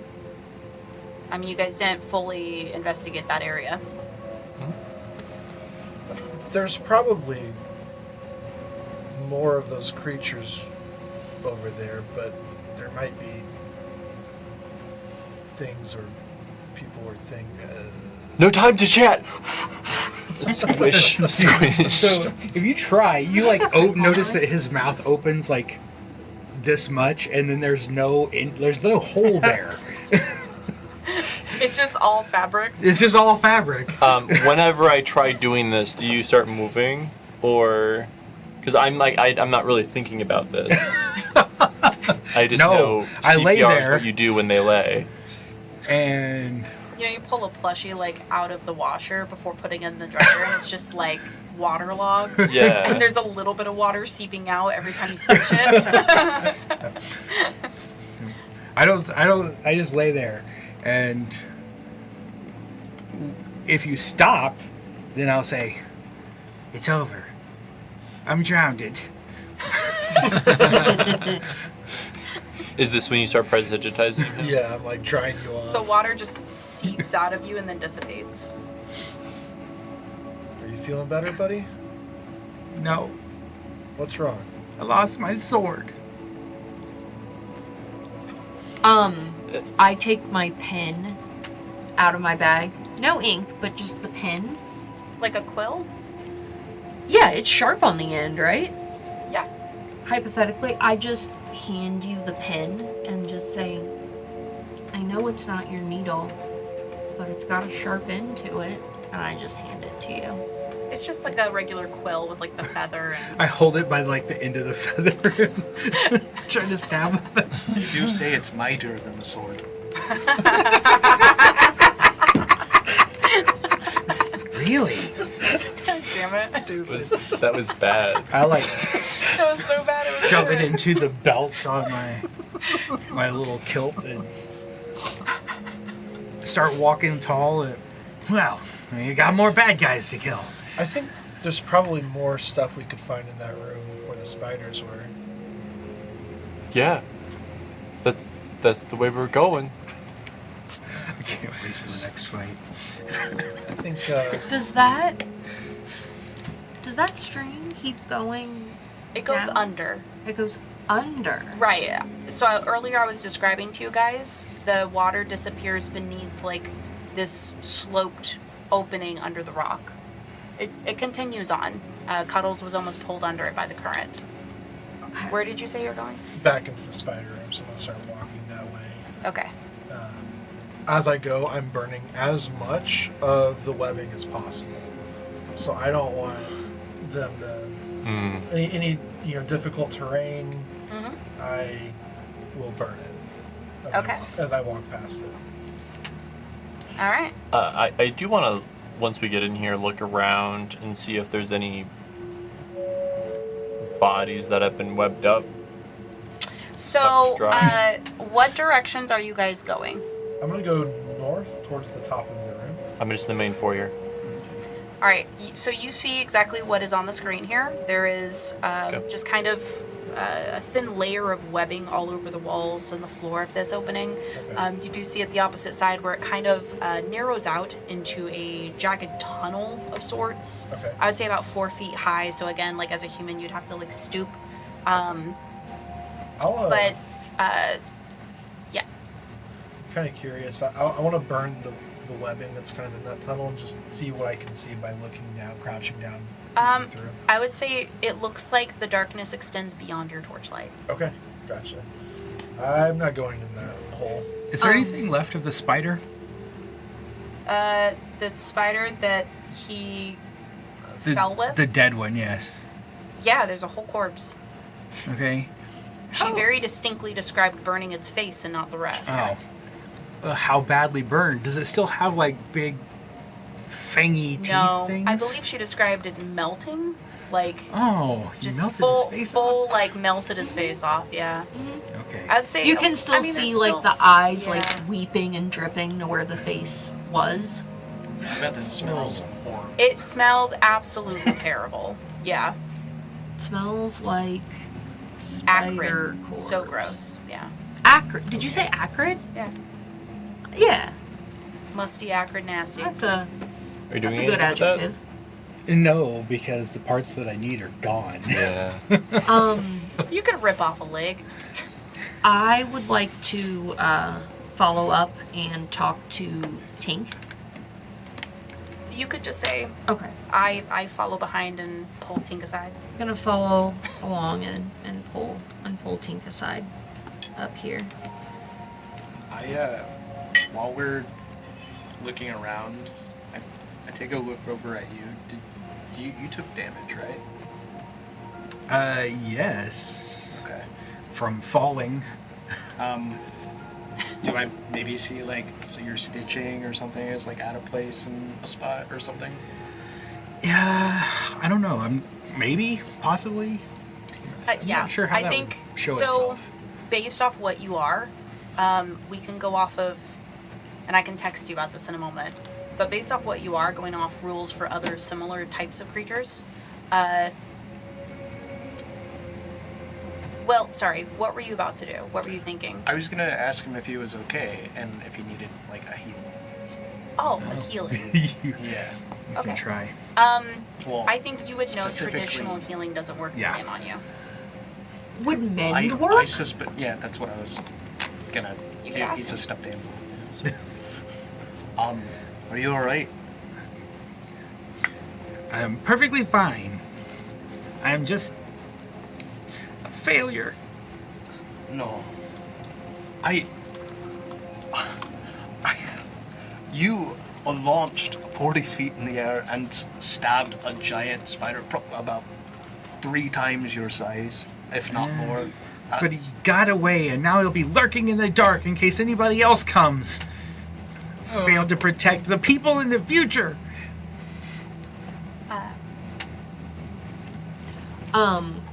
while they're doing that interaction, I pull Tink aside. Tink, are you still scared? Yeah. Would being close to me make you feel safer? Sure. So she pushes a little side button on one of the arms of her chair, and a little platform pops down, like off the back, like a trap door, and I just kind of like signal to it. You can stand on it and stand behind me while we explore the rest of the dungeon if you'd like. Oh. Okay. That's really cool. How'd you get the... And he, like, starts, like, analyzing all the mechanisms in your chair and is And working around it and stuff and, like, trying to figure out how it works. And she, stuff. like, And puts- it's, like, moving the flap up and down. she puts your hands on top of your hand. Sorry. Would fidgeting with my chair and trying to make improvements and things help with your anxiety a little bit? Oh, I don't. I'm fine. I just think your chair's cool. I won't do it anymore. Sorry. No, it's okay. Would it help? Oh, I don't know. I just think your chair's cool. If you can think of any improvements, run them by me, and I'm happy to let you make any corrections that are needed. Really? Yeah. Oh. And he, like, jumps on the platform and is just, like, behind you, like, you just hear, like, fiddling with things. Just, if you're unsure of how something works, ask and we can go over it. Oh, okay. And then we continue on down towards the rest of the lads. Perfect. All right. You explored this area already. Can you guys please describe to me, Alistair, I know you were moving forward. Can you let me know where you go? While Lester's investigating that top part, we'll say that this is when you do your thing.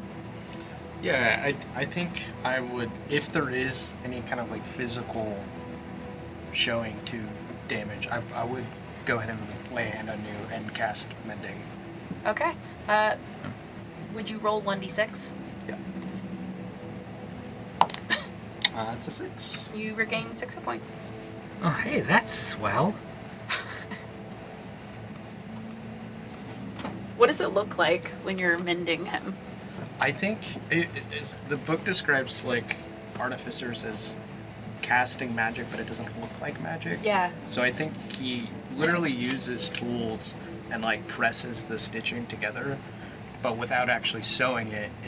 It kind of just You watch as the threading, the fray. Yeah, it just kind of reconstitutes itself. The thread kind of reconnecting together, the fray disappearing, as it almost becomes stronger and secured. Perfect. Yeah, all the rips and tatters start to mend themselves as though they weren't there before. Still dirty.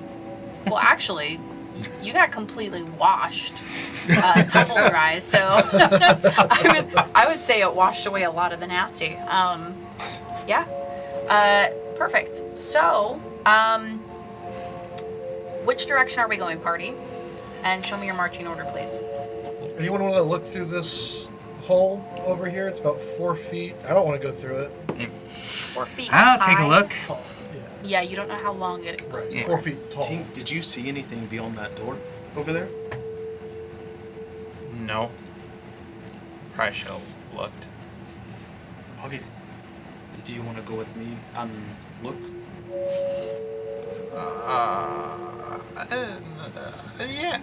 Yeah, sure. Of course. Yeah. How big is the hole? It's 4 feet off the ground. 4 feet tall. Yeah, Jumps off 4 your feet in height. Chair. Oh, okay. Yeah, as far like you don't know the depth, just height. Cuddles, do you want to check out this tunnel over here? I'll take a look. And then I draw my mightier than a sword quill. And I So for the sake of expediency, walk in. you walk into this tunnel. How far do you think Cuddles would walk? Do you think he would stop at a specific distance or just go as long as he can? I think he would pretty much go until he couldn't see anyone anymore. I would say, Where is And then he would get make bored it- and turn around and go back. yeah, I think you would make it the full extent of your initial dark vision, like Yeah. 60, 100 feet in. It feels as though it keeps going. Where is his token?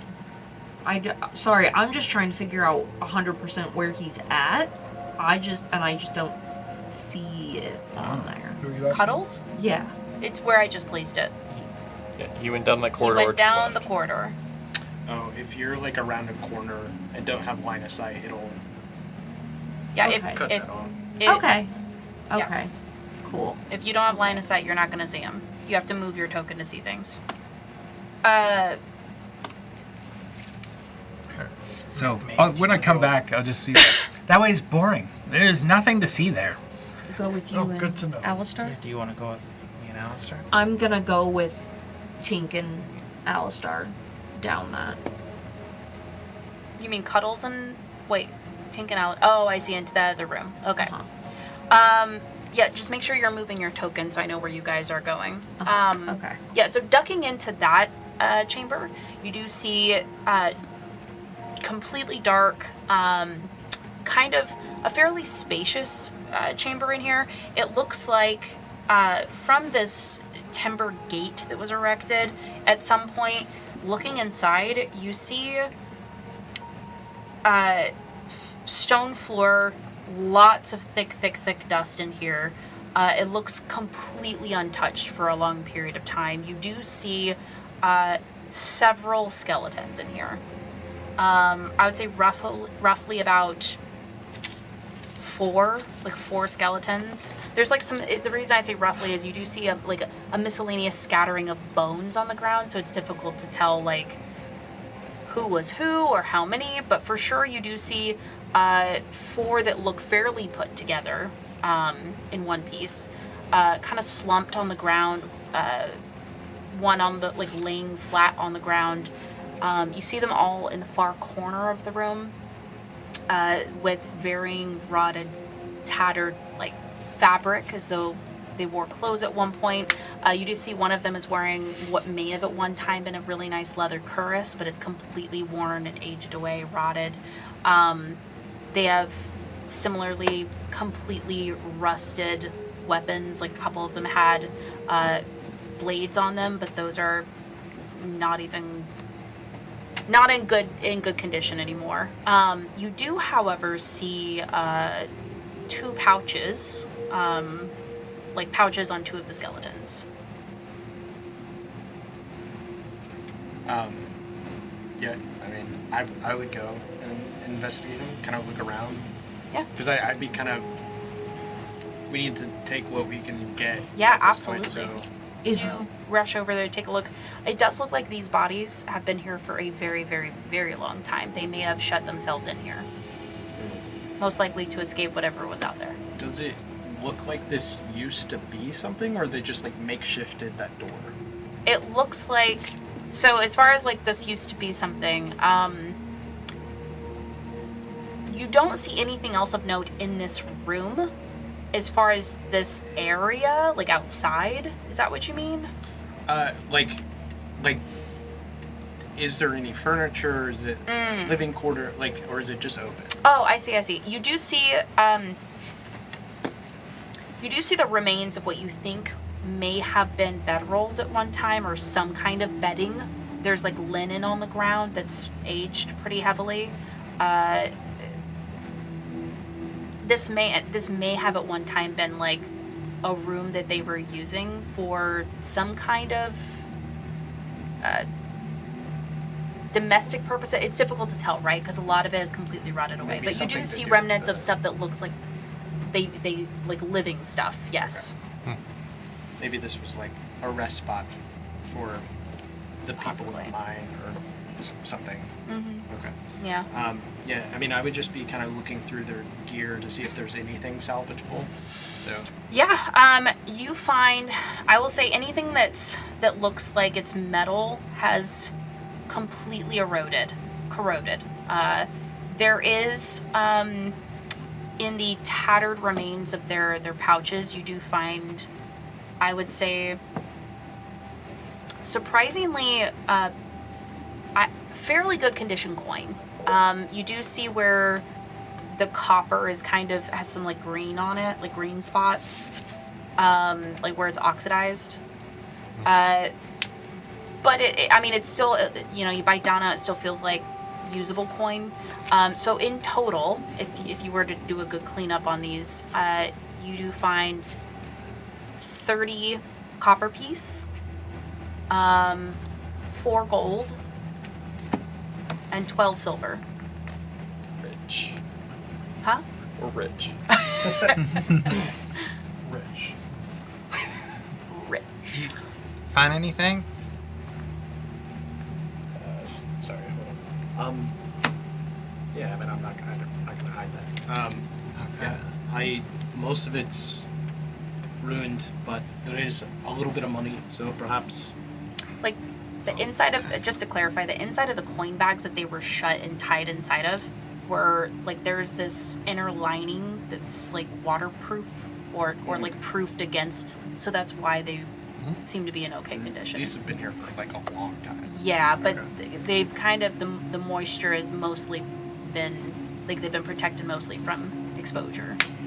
I take a look at, is there anything on the walls or the ceiling that is any kind of etching or marking or anything like that? Because I would be looking for that, and then after I look around for that, I would want to take a look at those pouches and see if there's any kind of crest that would indicate what area they lived in, what house they might have been working for, or anything like that. So those are kind of my 2 objectives in this space. You see, yeah, you do see some, I'll say, since you're looking for it, you do see some markings on one of the walls. There's a couple different markings. On one of so the wall on the far northeast, you see that there are markings that look like, at first you think they're long scratches, but then after longer inspection, like looking at them a little bit longer, you're able to discern that it almost looks like tally marks. And there's quite a few of them. I would say, looks like there's 13 in total. You also see scratches on one of the far southeast part of the wall that looks like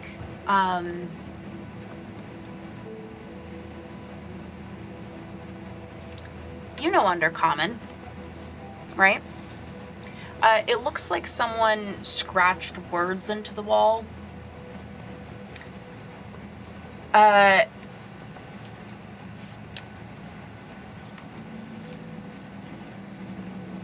It looks like they left a message of some kind. In Undercommon. In Undercommon. Okay. Yeah. Can you... Do you say it... So I would want to know what the message is before I decide to share that with the group. So I'll just say this. It doesn't look like anything incredibly secretive or worrisome. Basically, as you take a closer look, it looks like they said, tell Pharos Shatus that I'm sorry. Can you spell that name for me? I'm just going to say, these bodies look like they've been here long enough to be bone. I mean, I can definitely spell that name out for you. Uh-huh.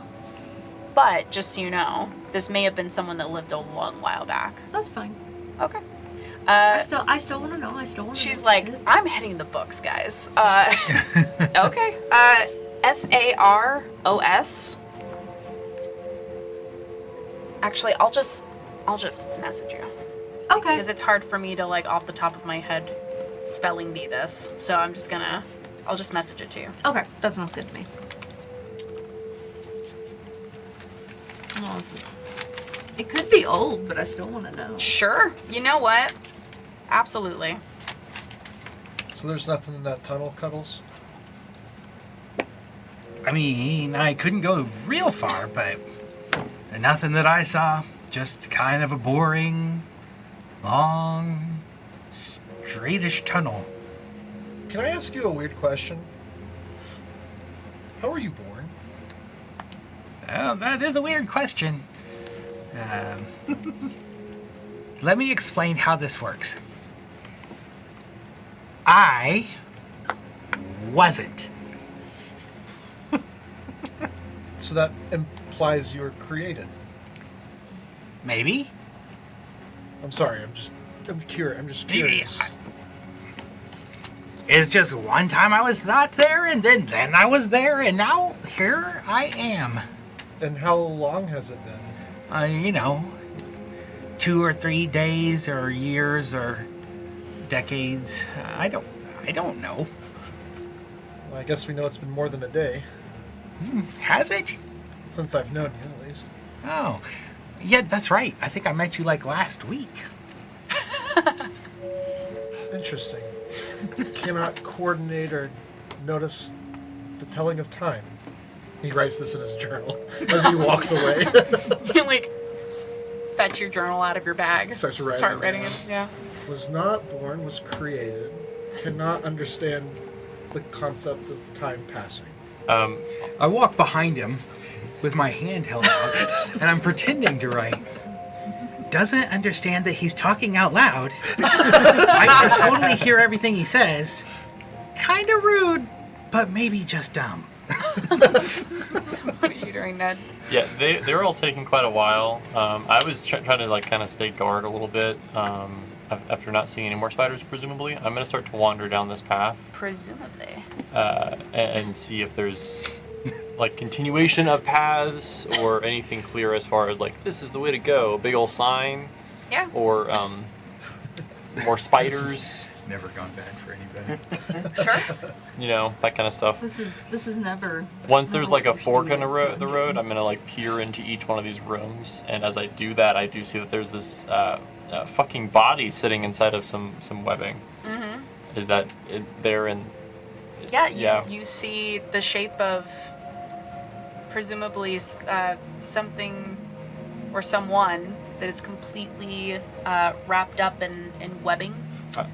I'm gonna poke it. Not pictured. You also see a huge lump that's completely wrapped. Like there is not enough shape to it to tell what it is, but it's been completely bundled up and wrapped in webbing. This is like moving a little bit. And this is located, you haven't looked in, I would say from where you're standing, like as you peer in, I know you haven't moved him much, but it's like to the right of that body, against the wall. So there's a big lump that's moving. Yeah, Okay, I'm gonna go. it's a big webbed up lump. Yeah, no. No. I'm gonna go to another wall, another corridor, and just check these. You look at me, you're like, nope, and you move away. Yeah. Okay. Uh-huh. That's the Luke in me saying, it could be babies, and I don't feel like poking Okay. that bear. What about Ned? Yeah, he'd poke it. Yeah. So is he gonna poke it? Yeah, I guess so. Yeah. Hey, everyone holding you accountable here. Play to the character. Yeah. So if it's poking, he calls out concerned. Are you okay? And he pokes it with his greatsword.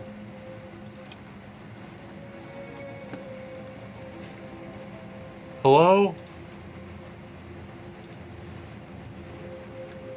So, as you call out, you watch as the lump. I'm gonna. By the way, for reference sake, this lump is probably the size of a pony. Oh my. Like it's pretty big. It's, I do have to it's speak with sizable. animals. I'm just gonna say that. I know. Still. I know. I'm with you. So as you like call this out, the lump like stops moving, and you hear a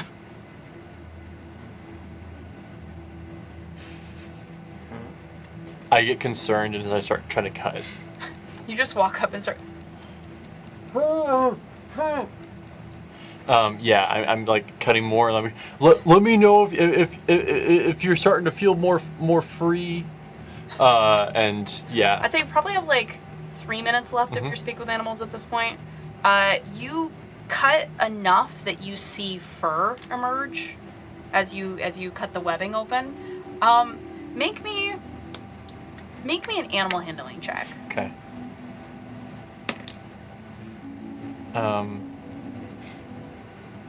Yeah, that's a 9.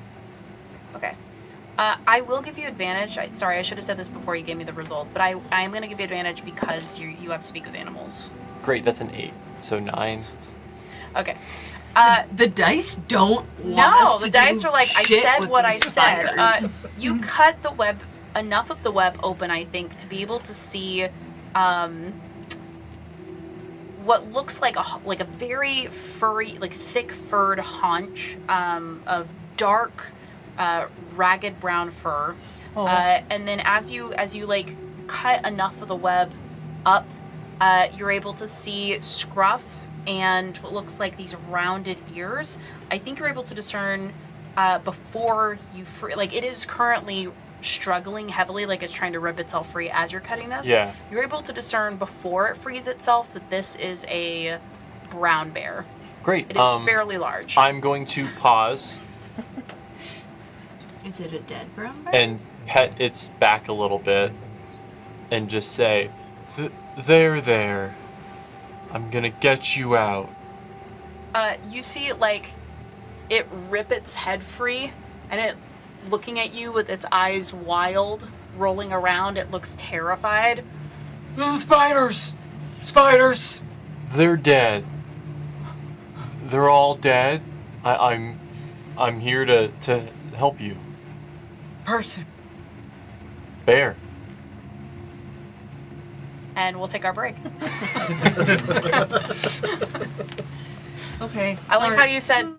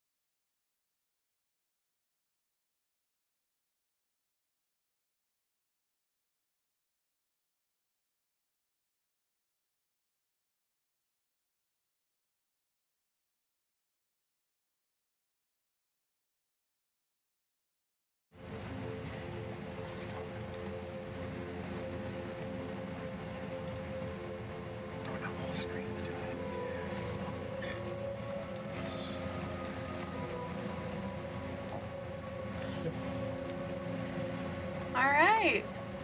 Welcome, everybody. Welcome back from our break. So, we find our group of fugitives finishing up their exploration of this area where they defeated their spider encounter. You were in the middle of freeing this brown bear that seemed to have been entangled in webbing. As you're speaking to this creature, I believe you rolled a 9 on your animal handling? Sure did. Sure did. Yep. You managed to free him from the webbing. He rips free and shoves you heavily to the side as he makes a run for the opening. Okay. He doesn't attack you, Yeah. but he just kind of, person, and you say bear, and he rips at that point, kind of knocks you to the side, shoulder check. It feels like you just got hit by a wall when he shoulder checks you, and he barrels out into the tunnel. I think Lester, you just kind of, you're looking around as you're walking away. You see a bear bolt out from one of the side tunnels, and then catch you in its sight, and then it just starts running in your direction. I don't run towards the bear. I run away from the bear. My go-to move. Run! There's a bear now. You start to run away. It barrels straight past you. Badum-tis. I had to. And Cuddles, you watch as it is launching itself straight in your direction from where you're standing right Okay, now. I'm gonna put myself between the bear and him. He sidestepped it and it Okay. ran straight past him. Well, in that case, I'm just gonna stand here and be like, stop! You're a 2-foot plushie. It basically lunges over your head. You feel fur kind of tickle the top of your hair as it just rushes over you, and you guys watch as it shoves itself into the tunnel and disappears. To the tunnel and just... Okay, so The tunnel you guys were just investigating. that must have been its home. Ned comes running out hold on. and is just yelling, "It was nice to meet you." Home. I think it fled. It was fearful for its life. I had that effect on some people. Ned, is there any more bears? And are they aggressive towards us? Oh no! I freed him. He was in a web. Do you guys come out of that room at this point with your coin and... Okay. I would, if there's nothing else. Yeah. Yeah, you come out and you see them talking. Ned found a bear. What'd you guys find? Does the name Pharos Chartreuse mean anything to any of you guys? Would that be any sort of thing I would know anything about? Make a history check. That would be 17. No. I know a lot of names, and that is not one of them. No idea. Like the last name doesn't ring any... No, zero. Okay, okay. At least Fair enough. no, it's no name of note, I should say. No, fair enough. Appreciate it, thank you. There was an inscription on the wall. Someone. Oh, I would know. I can't. Do you read read it. Undercommon? No. No, you have no never idea. mind. Inscription on the wall. Do you know what it didn't said? say- Yeah, I didn't. I couldn't read it, but It said, "Tell Pharos Chartreuse I'm sorry." Oh. Sounds like the last writings of someone in desperation. So, should we maybe follow the bear? Well, the tunnel he went into, there wasn't much in there that we could tell. So Is that good then? As in, it might be an Maybe. exit? possible. How far did you go into the tunnel? 2 or 3 miles or so. Writes in his journal. This is me when I'm trying to give you guys measurements. Figuring out time is as bad as figuring out distance. Love that. Yeah. So he tries to catch your eye, and then he somehow winks. But not you. You don't see it. That wink is not for you. My head's in my journal writing down notes. So, where are we going, pals? Yeah, Which eye closes? The The black- button or like The eye- black one. The black one? Yeah. Good question. Asking the important questions. How does here. the button wink? Exactly. So moving forward, do we not want to go down that tunnel that the bear went down, or should we go down that tunnel? The bear seems to think it's an exit of sorts. There were more paths where I went, but if the bear knows, the bear knows.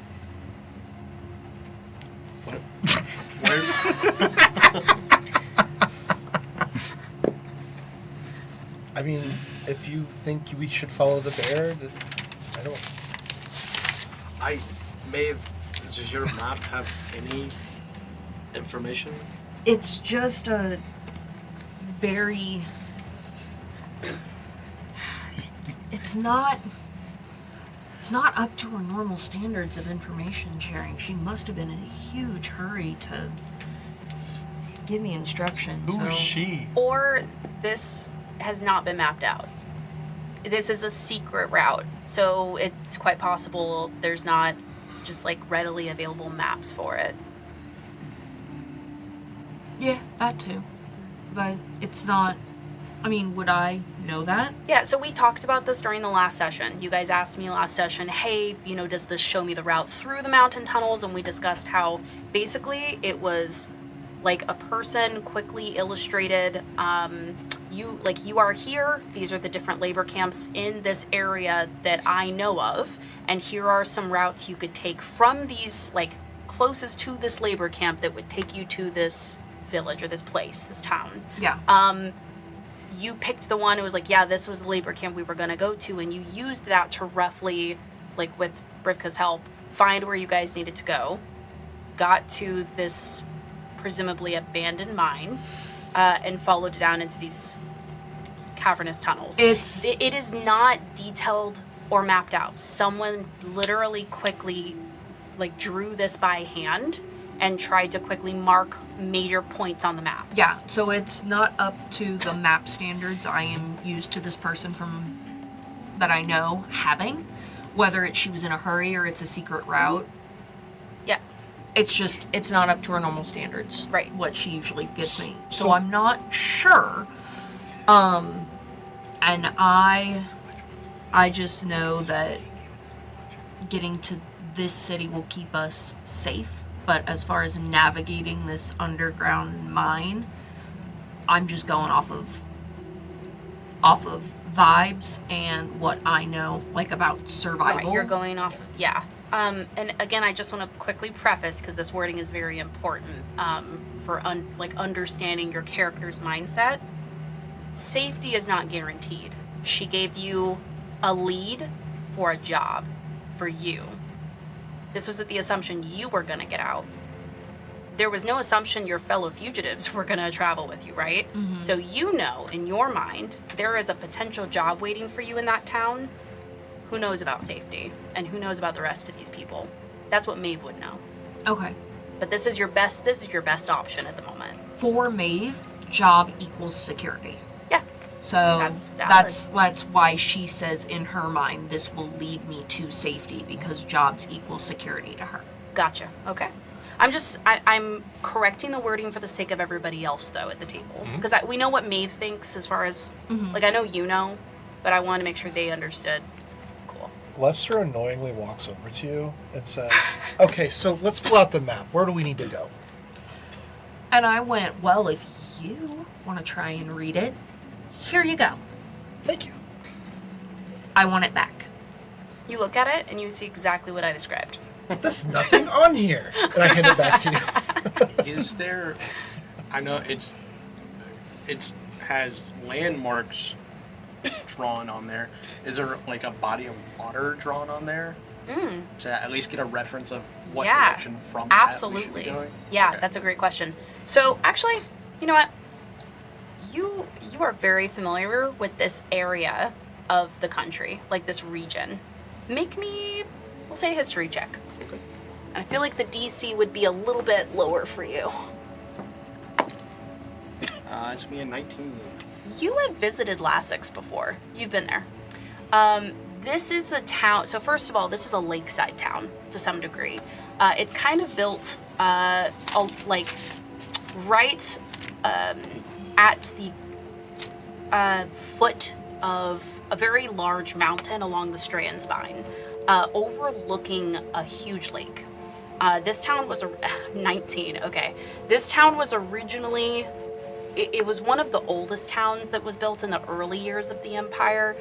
Originally, it was for like logging and lake fishing and stuff. But then it quickly, because it is like right on a huge lake overlooking this big lake, and the river feeds down directly to Mordeus actually. It's a very short distance from Olheim. It quickly became a place for trade. By river to Mordeus from Olheim. So their logging, like a long time ago, was overtaken by river trade, and that's kind of what they're known for.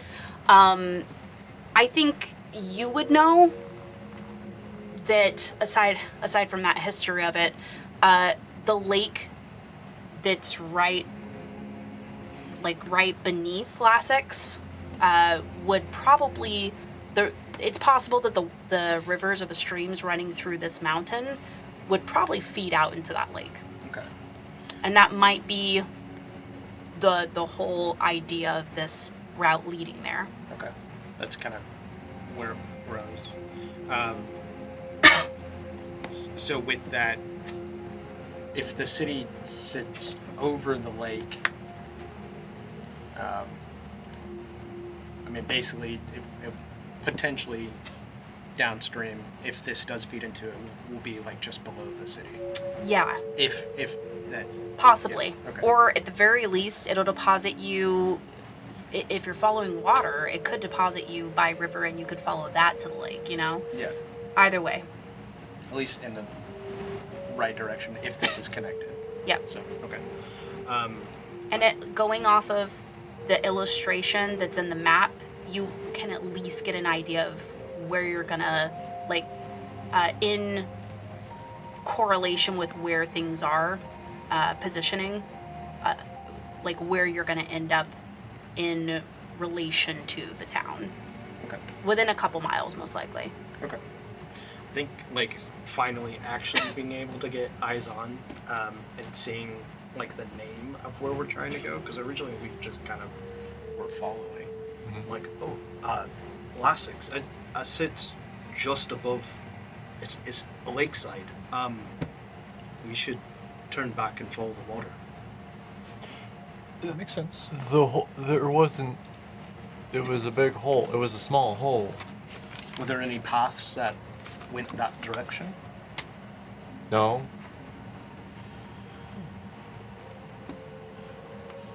These, and he turns back where he was exploring previously.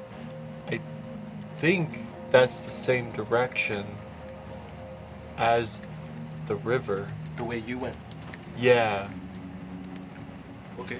So let's And go. maybe they'll converge. It sounds like we need to go down wherever that is in this cave. Go further, lower our altitude, I guess. Okay. Are you leading? I can. I know this area. I don't know this cave. But, I mean, as long as we are following the direction of the water, I think we should find our way out. If everyone is on board with that. I think we should get going. You doing all right? He looks Jake? at you. Yeah. Yeah. So we start heading that way? Down? Yep. I guess. down as far as on the map. Yeah. Sounds good. So this way? As he starts walking, following you guys. Yep, I'm gonna start following too. Well, waiting for you to leave. Shara, is there a way for me to move my token on someone else's screen? Yeah, his screen's having a technical issue. Oh no, I can or I move can him. flip up my laptop. Oh no. Yeah, I can move it. Okay.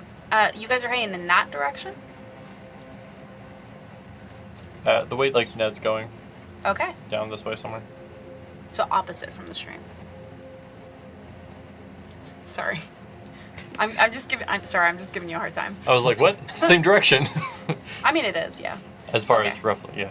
Yeah, no, Yes. I was just giving you a hard time. Perfect. Okay, so you guys are moving down this way. As you continue following the around the cavernous walls here, you do see kind of several places where the walls curve into adjacent chambers, and just kind of like not rooms so much as just these almost like pockets and spaces where there's you see in this space this fungal growth. You can hear a trickle of water kind of like seeping down the walls as you, I assume, peer inside. I'm looking for loot, Perfect. like treasure chests. Great. You can hear water and you kind of like peek inside. You see what looks like water kind of like trickling down the walls and over the cave walls. You see a profusion of fungus, just kind of like this almost like thin blanket of it across the ground here inside of this room. You see like swollen puffballs, tall caps, patches of fuzzy mold in varying colors, golden brown carpet, kind of, and to the north side of that room from where you're standing, you see this golden carpet of mold just covering the shape of what looks to be a skeleton of some kind. You immediately, like through the mold and fungus, are able to see rusted mail and something that kind of catches the light from your torch. Looking at the mold, would I remember from my studies what kind of mold this would be and if it's poisonous? Make a nature check. That is a 14.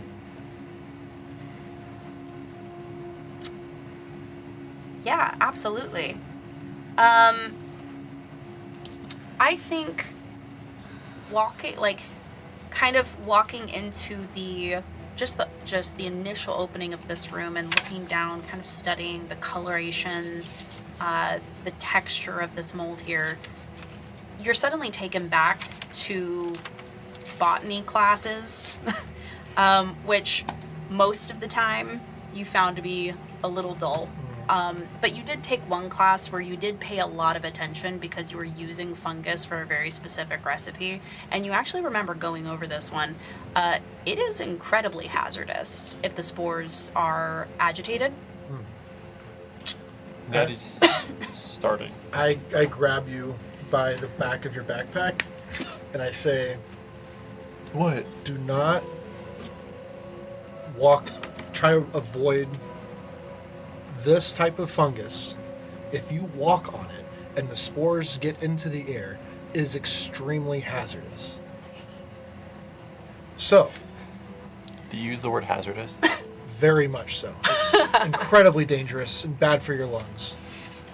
And do try your best not to run, or else we'll all be in a world of pain. Oh boy. Maybe we avoid that room. Yeah, I think we should. I think it's probably best to avoid unless we absolutely Also have hear to him walk talking through about these spores. There's shiny loot though. Yeah. here.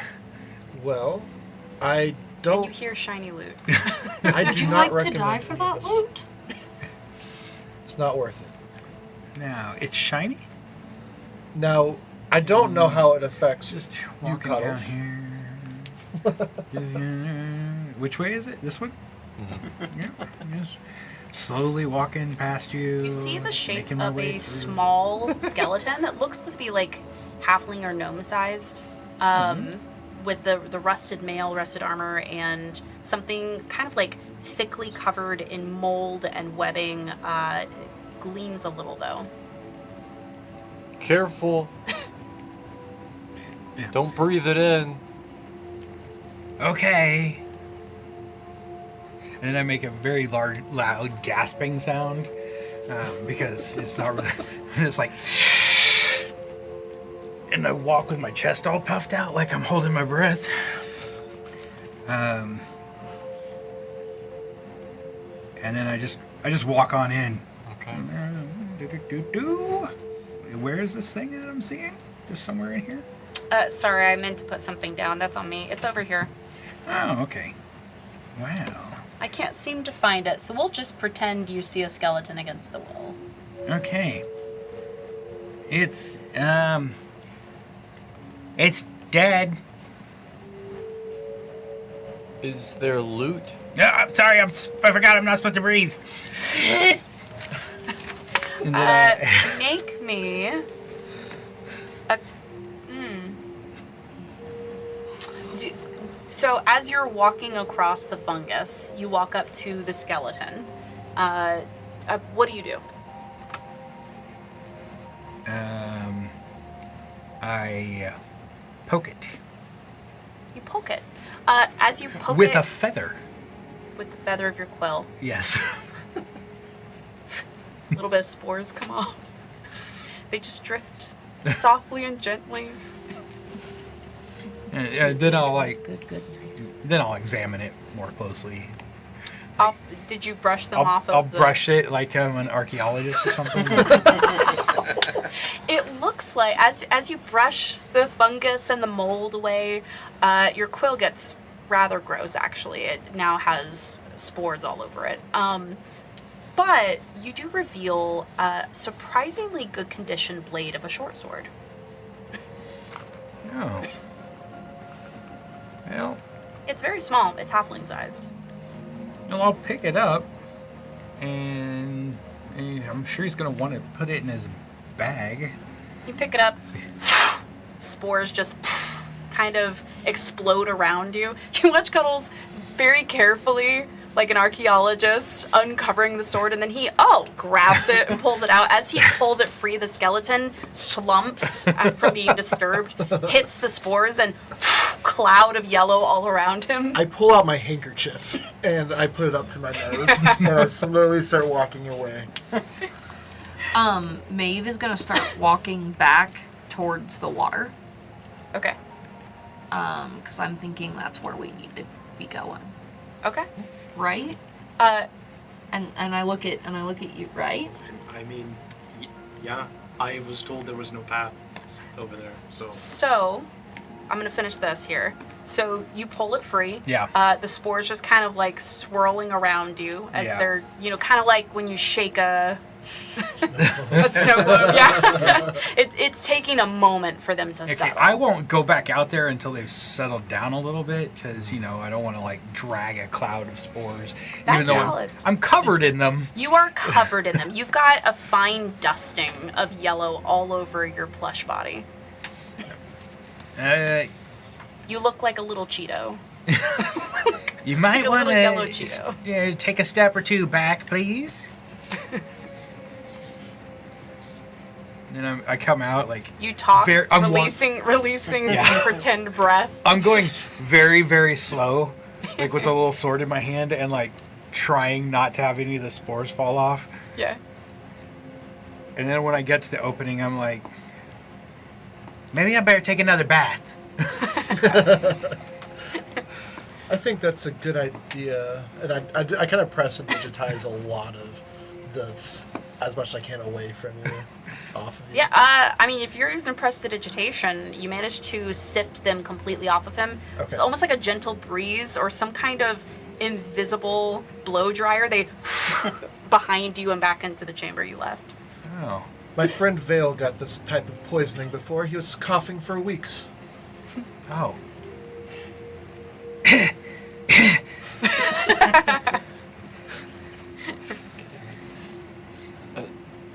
You seem to be perfectly fine. Do we continue now? Yeah. Oh, look, I found a sword. Ooh. That's fine. pretty. Thought you might want to put it in your bag. Do you want it? It looks like your it's a little size. big for you, but for you it'd be like almost a great sword. I know, but I've been told the pin is mightier. Well, your quill is covered in spores right now. Oh yeah, my quill is ruined. Sad. You could probably just rip the feather off of the quill and still have the quill, right?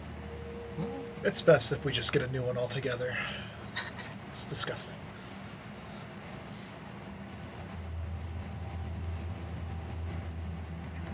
I've never used a sword before, so That is- I don't Can I? hold it behind me and kind of try to shake it clean, and then. So stuff are you it in doing the all bag. this as everyone is Yeah. moving back? I don't want to give the- back my quill, but I'll carry the sword. Okay, you're just like.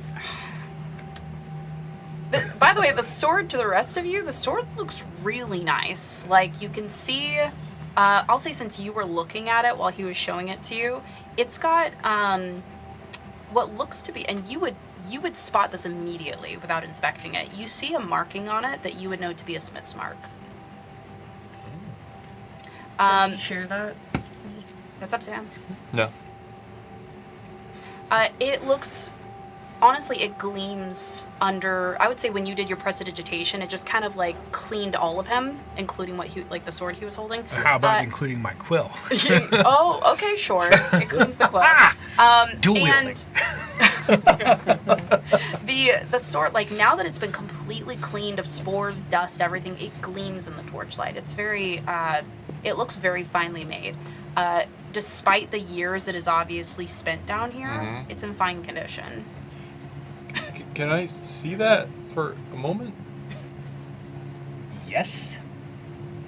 I And he would- like points the sword at you. Like, here you go. I'm gonna, well, I guess grab it with my gloves because I have gloves on from the blade and look at the seal. Do I recognize it? Marking? No. No. I'm gonna say it's a very high DC. You know what? But because you are who your character is, make me a history check. It's the most vague. History? Yeah. It's a 10. No. Yeah. Oh, actually 9. Because it goes down. So, In that case.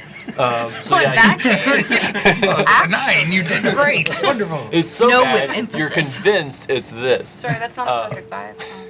So yeah, he loses interest a little bit and hands it back to you. And I'll try swinging it a couple times, see if how its weight is.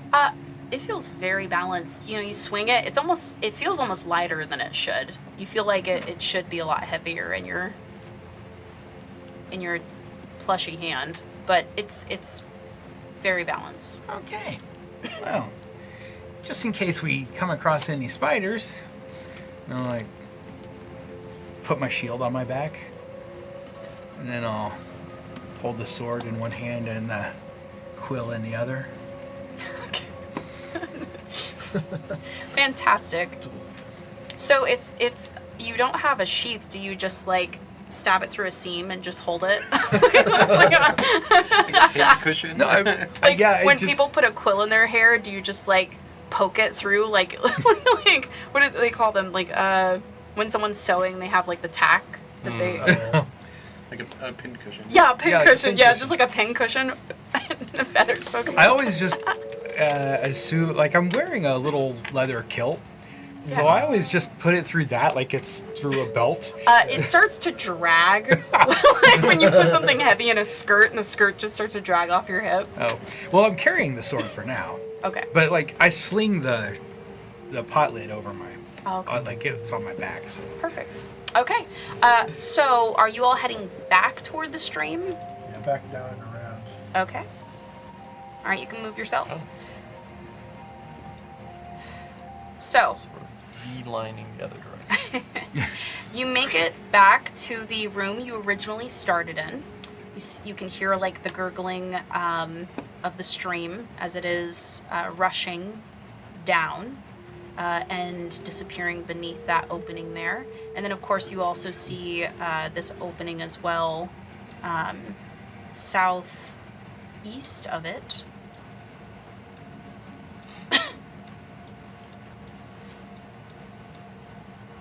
Guys, it looks like there's an opening over here. Have we gone down this tunnel yet?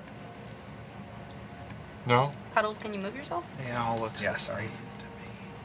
Oh, I was just making sure you weren't having an issue either. This one still has webs. I start torching the webs in here. In this tunnel. Okay. As I walk by you, Tink, I slap you on the shoulder. Oh, You got this. thanks. Okay. You scared me for a second there. I didn't know you were gonna do that. I'm no spider. Spiders. So, you're going that direction? Yeah? Okay. So, following the curving walls here, you step out onto a rocky overlook. You gaze into an extremely large cave, faintly lit by natural phosphorescence.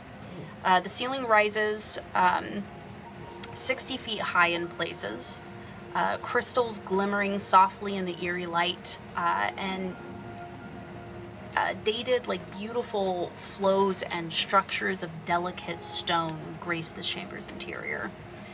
You see the western portion of this great cave is separated from the rest by a steep bluff, the one that you now stand on. The ceiling here is half the height as of the rest of the chamber, but through the gloom and the meager torchlight for those of you carrying your torches, which we forgot to keep track of that. Wait, no, you dropped yours in the last I dropped one. mine and I picked it back up when we Okay, left. perfect. Through the gloom, you can see faint signs that others have been here before you. You see scattered across the stone floor are the discarded clues, a cracked hand mirror, probably, I would say, directly in front of where you're standing, Tink. Like a very aged, old, like rusted helmet. You see a torn bag.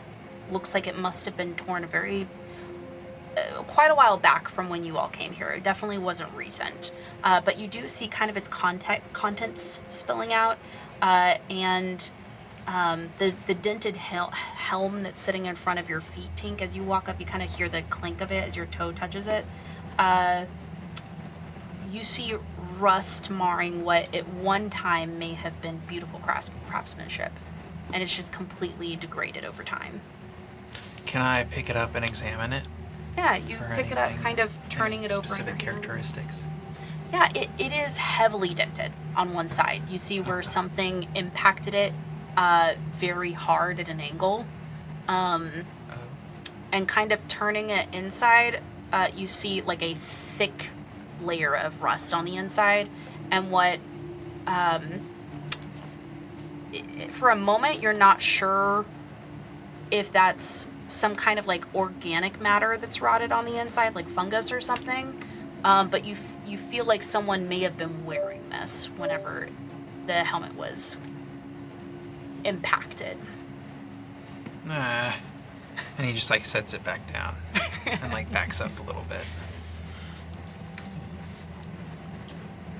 Yeah, I'm gonna head further down here and think about, if does it look like there's probably not much of a visible path from anybody being here previously, but does it look as though like further down this open to the right hand side?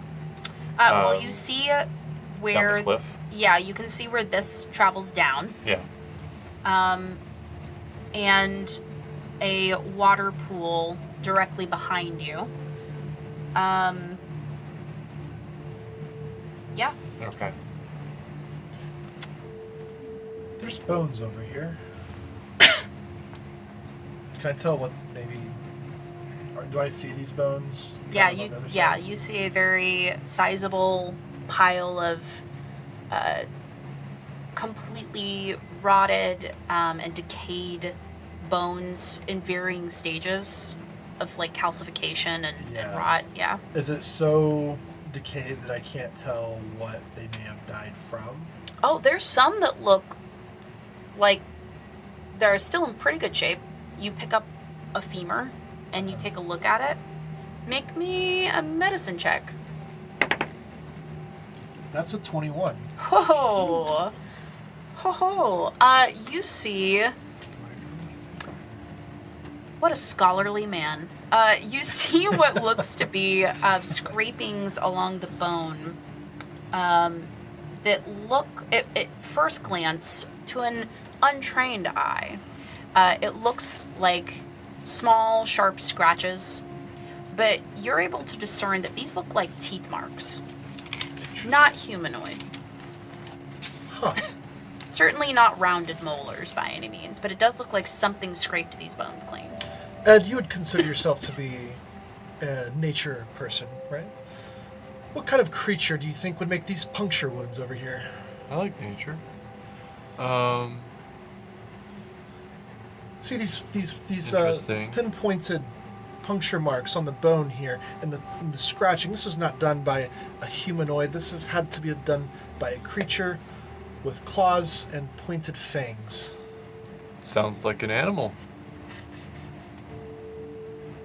I couldn't help but overhear, but would that not be the spider?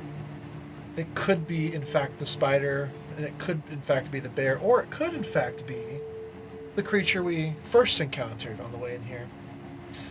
But also, there's a big pile of corpses right here, and why are they right here instead of somewhere else?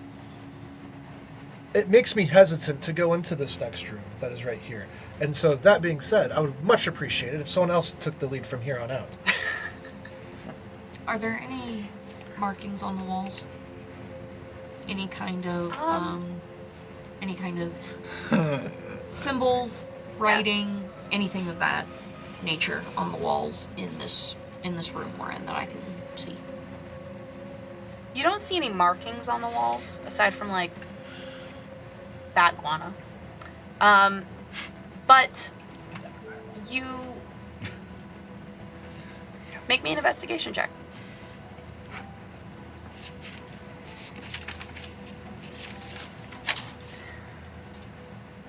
Jerry, you said there was a bag by the helmet, did. right? Yeah. It's actually a couple feet away. It's about 10 feet away from where the helmet is. Okay. You go look at that. Yes, I just didn't know if No, please. Yeah, but Go yeah, for it. no. Tink would like to investigate the bag. You can move the token over to it. Where's the bag? I'm gonna teach you good idea. It's little, but it's right there. Oh, okay. 10. Cool. Looking about, you see, I'll say this much. You don't see any markings or any, anything along the walls. But I will say, since I assume it sounds as though Maeve is looking for clues to follow what Lester's talking about. You do also find it quite peculiar that all of these bones are neatly collected in one place. You walk over to the bag. What do you do? It looks like a normal bag. It's not like It looks like covered it in may have spores or been. anything? Huh? It's not like covered in spores or anything. Oh. It's just like a bag. No, right? it's just a bag that's been brutally ripped open by something. You see. So, I mean, there's no checks you need to make for this. You kind of pick it up, and some of the contents kind of spill out even further, kind of clattering across the ground. You see something wrapped in cloth. The contents of this bag are, I'm gonna say, they've been here quite a ways before you guys got here, but they're not anywhere close to being in the decayed state of some of the other things you've come across so far. You do see something wrapped in cloth that looks very yellowed and dirtied. There are a couple sheets of paper that look torn, stained. There's blood all over them. You find a spare quill. In case yours was in bad condition. You've got a backup. Now you can dual wield. You find some rope. Kind of just like some general things one might expect to find in a pack one would take with them on the road. There's a handful of ball bearings. You also notice, as you're kind of like turning this bag in and out and looking at the contents inside, glancing up, you notice a skeleton across from you, not really leaning against the wall, but kind of like slumped in a very uncomfortable looking position on the ground near the wall, directly across from where you're standing. It is right over here. Can I open the cloth? The thing, whatever's wrapped in cloth? Yeah, Can you I open see it up. what's inside? Oh, moldy. Just fully molded. It must have been food at one point. Nasty. Yeah. You barely get it open before you see the black and you're like... Okay. Yeah, well, I take the rope and ball bearings and quill and stuff.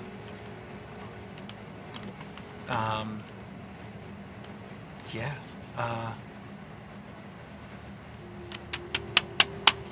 Make me a perception check. Okay. 13. You see... You've got really good vision right now. You see... something catches your eye on the skeleton. I very cautiously,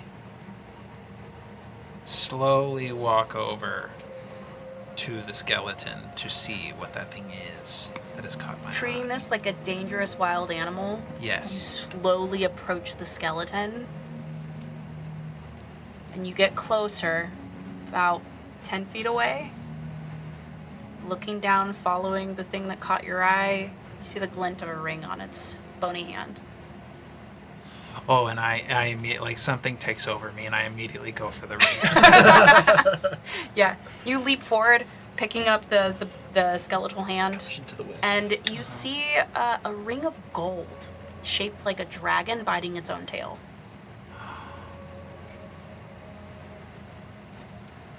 He takes it and slips it into his pocket. Great. Skeleton's hand hits the stone with a clack. Do I see this? I mean, This is occurring simultaneously to when like Lester and Ned and you are all investigating the bones. There are multiple things happening at the same time. okay. But I will say, Alistair and Cuddles, while all of this is happening, what are you guys doing?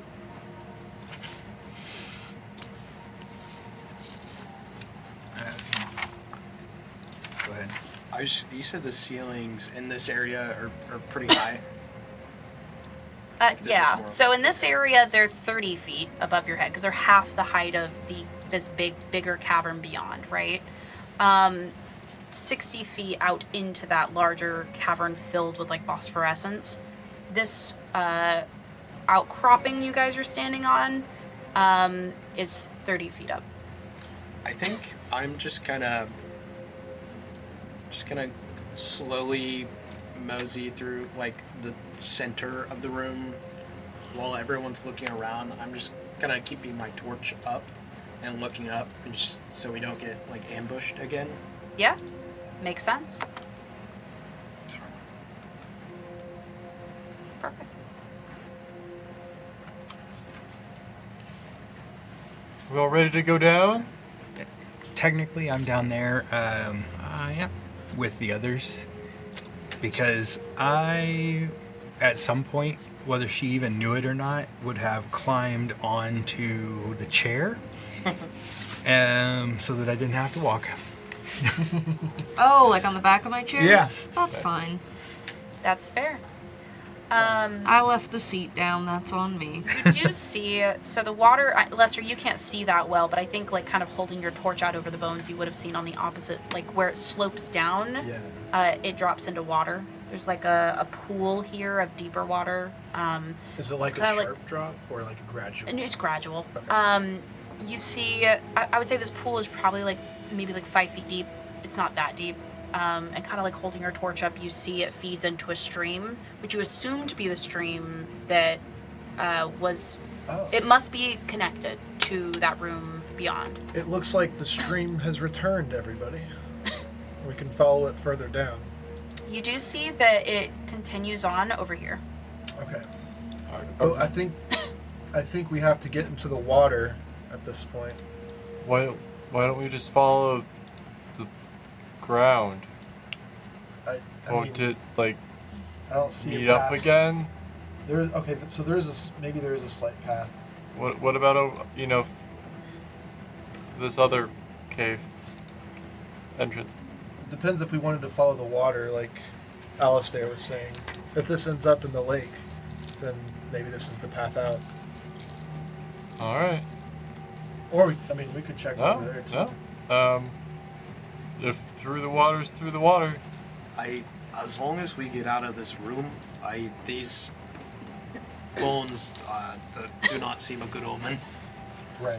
As I said before, I'd prefer not to be the first one to step into the water. You can hear your own voices kind of echoing back at you as you're all talking to one another, kind of bouncing off the walls. I mean, it's a very large cave, right? You can hear them kind of bouncing back at you. You hear the rushing of water. I think as all of you fall quiet for a moment, or maybe this as you were all silently inspecting this area, you could hear the very distant sound of like heavier falling water beyond. I would say like south of where you are right now. So which direction are we going? Not down. Not. That doesn't sound safe. That sounds like a waterfall. Yeah. Maybe we just. The cave probably winds in and out. Right. So if we just take this other entrance, it might meet up again. Sure. Let's take a look. This way. Lester, I was talking about. make me a perception check while you're before you move your tokens. 10. Okay.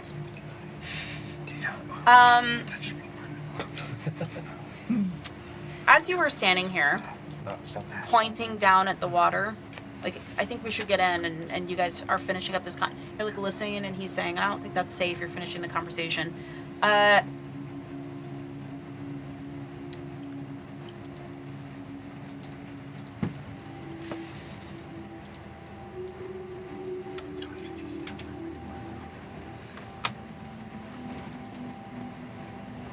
Make me a dexterity saving throw. Oh, boy.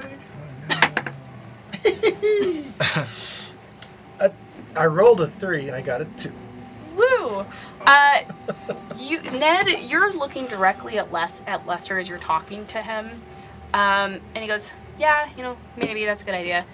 You watch as something leaps out of the water behind him, water spraying over his shoulders, claws extended as something grabs him and yanks him back, and you disappear beneath the water.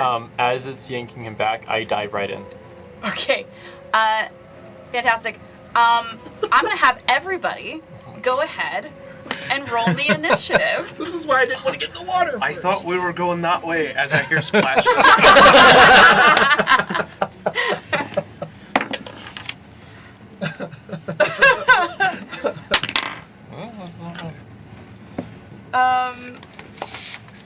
Beautiful. Let me go ahead and add everybody to the tracker here.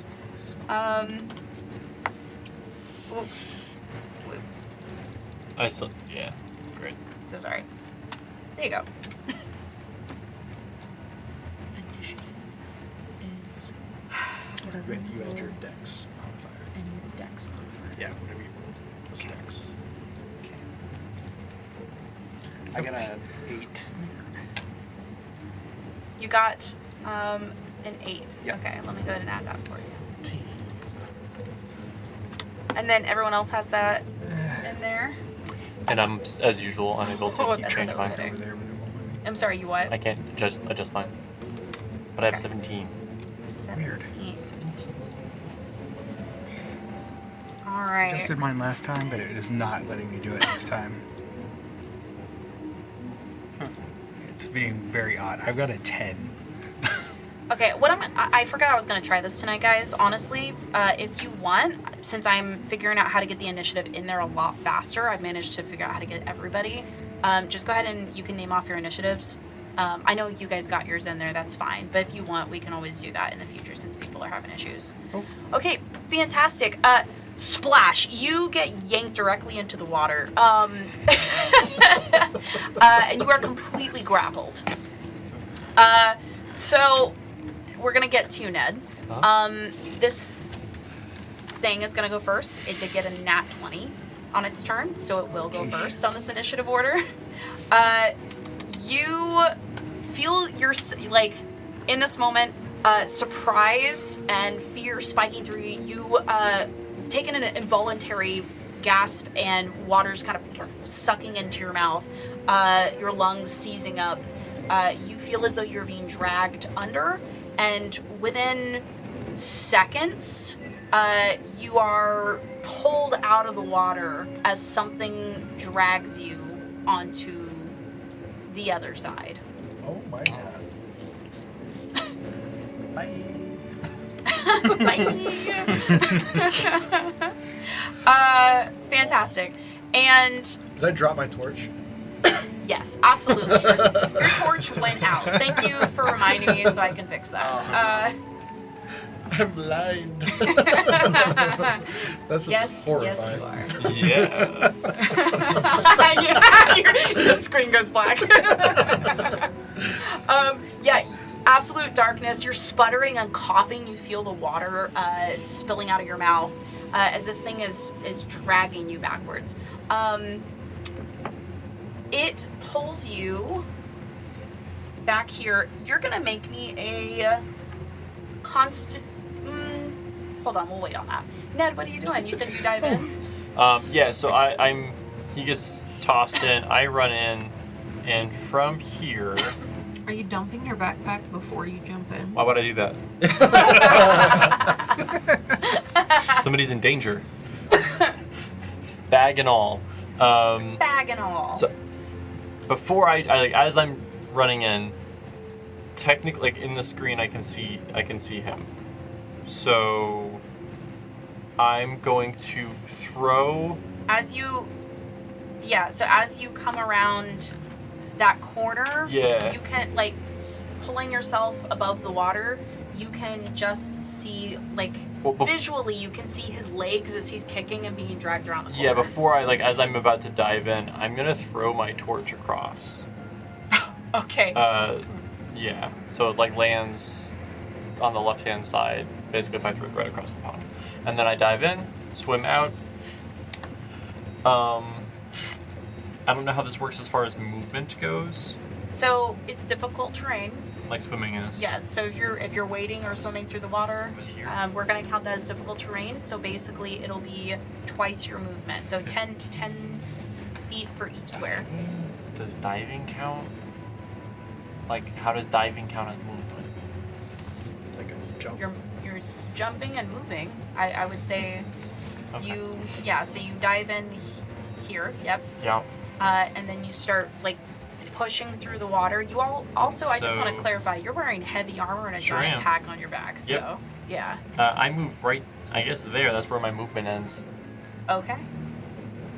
So I yell out, "Stop it!"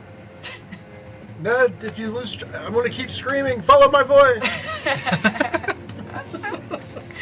I'm going to show you guys a quick visual of what you see outlined from the torchlight, Ned.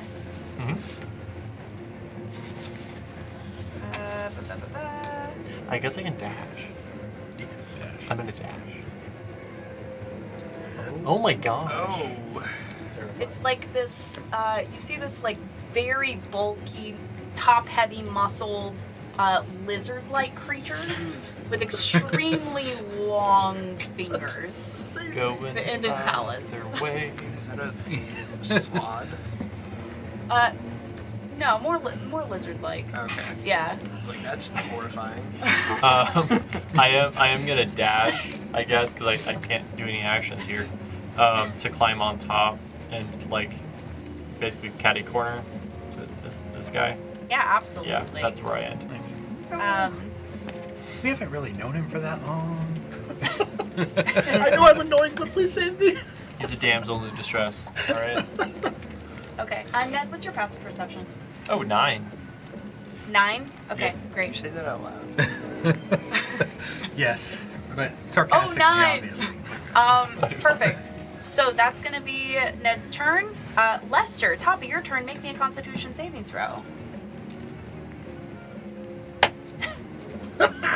Yeah. I rolled a 2, and it's a 2. You are poisoned. So this creature, as it's pulling you, as you're gagging and spitting water out of your mouth and pulling in desperate, like painful breaths of air, stinging your lungs. For a moment, you're thinking it's because, oh my god, I'm gonna drown in 6 seconds. But then because you're a drama queen. But then you realize, sorry, I'm giving you shit. I am a drama queen. But then you realize, in fact, you are sucking in this horrible, almost acidic, pungent smell. You can taste it in your mouth. It's like hot garbage. It's just like the caravan all over again. yeah, But worse. far worse than the caravan. This is like if you had spent another week in the caravan. It's very bad, and as you pull it into your lungs with those breaths, unintentionally, you are poisoned. So you'll have that. I want to slap him. Fantastic. You can. You do have disadvantage since you're grappled. Okay, so I am going to cast True Strike and try to do better. Try to do better. Hey! I got a nat 20. What? Yay! Disadvantage. You have inspiration. I But really collect- good news, that is an 18. Oh! Yay! It's still not too bad. It's not too bad. Okay. Great. So, roll your damage. That is 6 damage. And what kind of damage is that? Piercing. Actually, it's radiant and radiant or piercing is what it's described as. But we'll do radiant because it's cooler. It's flashing. I need to figure out how to get these things fixed. So, Ned, you'd see. It looks like I kind of go into a deep thought, and then I don't even look as I kind of find my dagger, and his head's kind of moving in different ways, and without looking, and you see that this like golden flash from my dagger goes up and just directly goes out and kind of nicks him on the cheek a little bit. I'm so sorry, one more time. How much damage was it? It was 6 damage. Okay. Sorry. 6 damage. Who are you? I'm here, help me! still screaming for help. Fantastic. Okay. So, do you do anything else on your turn? I no. I can't. No. Cannot. Okay.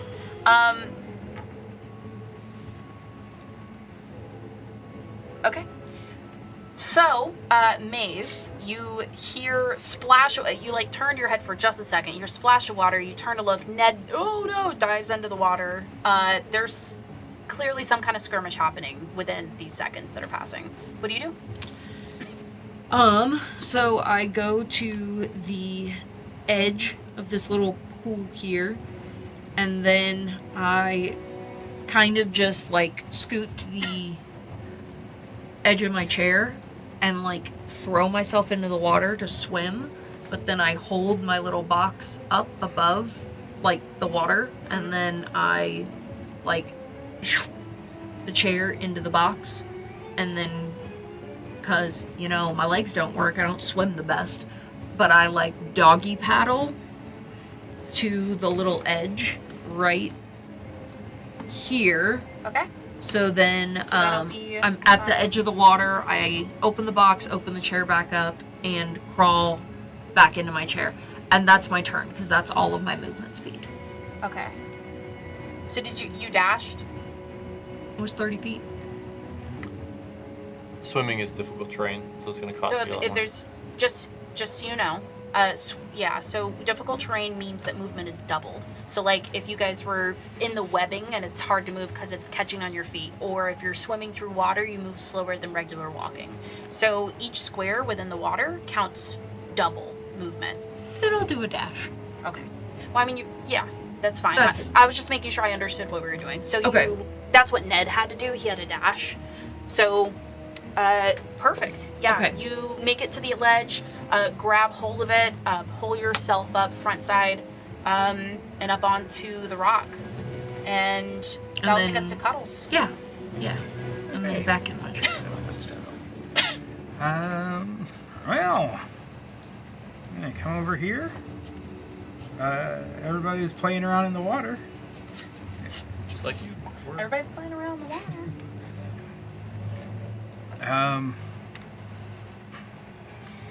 And I don't know what the long jump rule is in. The spell? No. I do just- believe. I know you have to have a 10-foot run to be able to jump. There's also a limit on it based off of your strength, I believe. So Yeah. it says a horizontal distance in feet up to There we your go. strength score. Oh. Okay. So that's not going to put me super far out there. Wait. -1.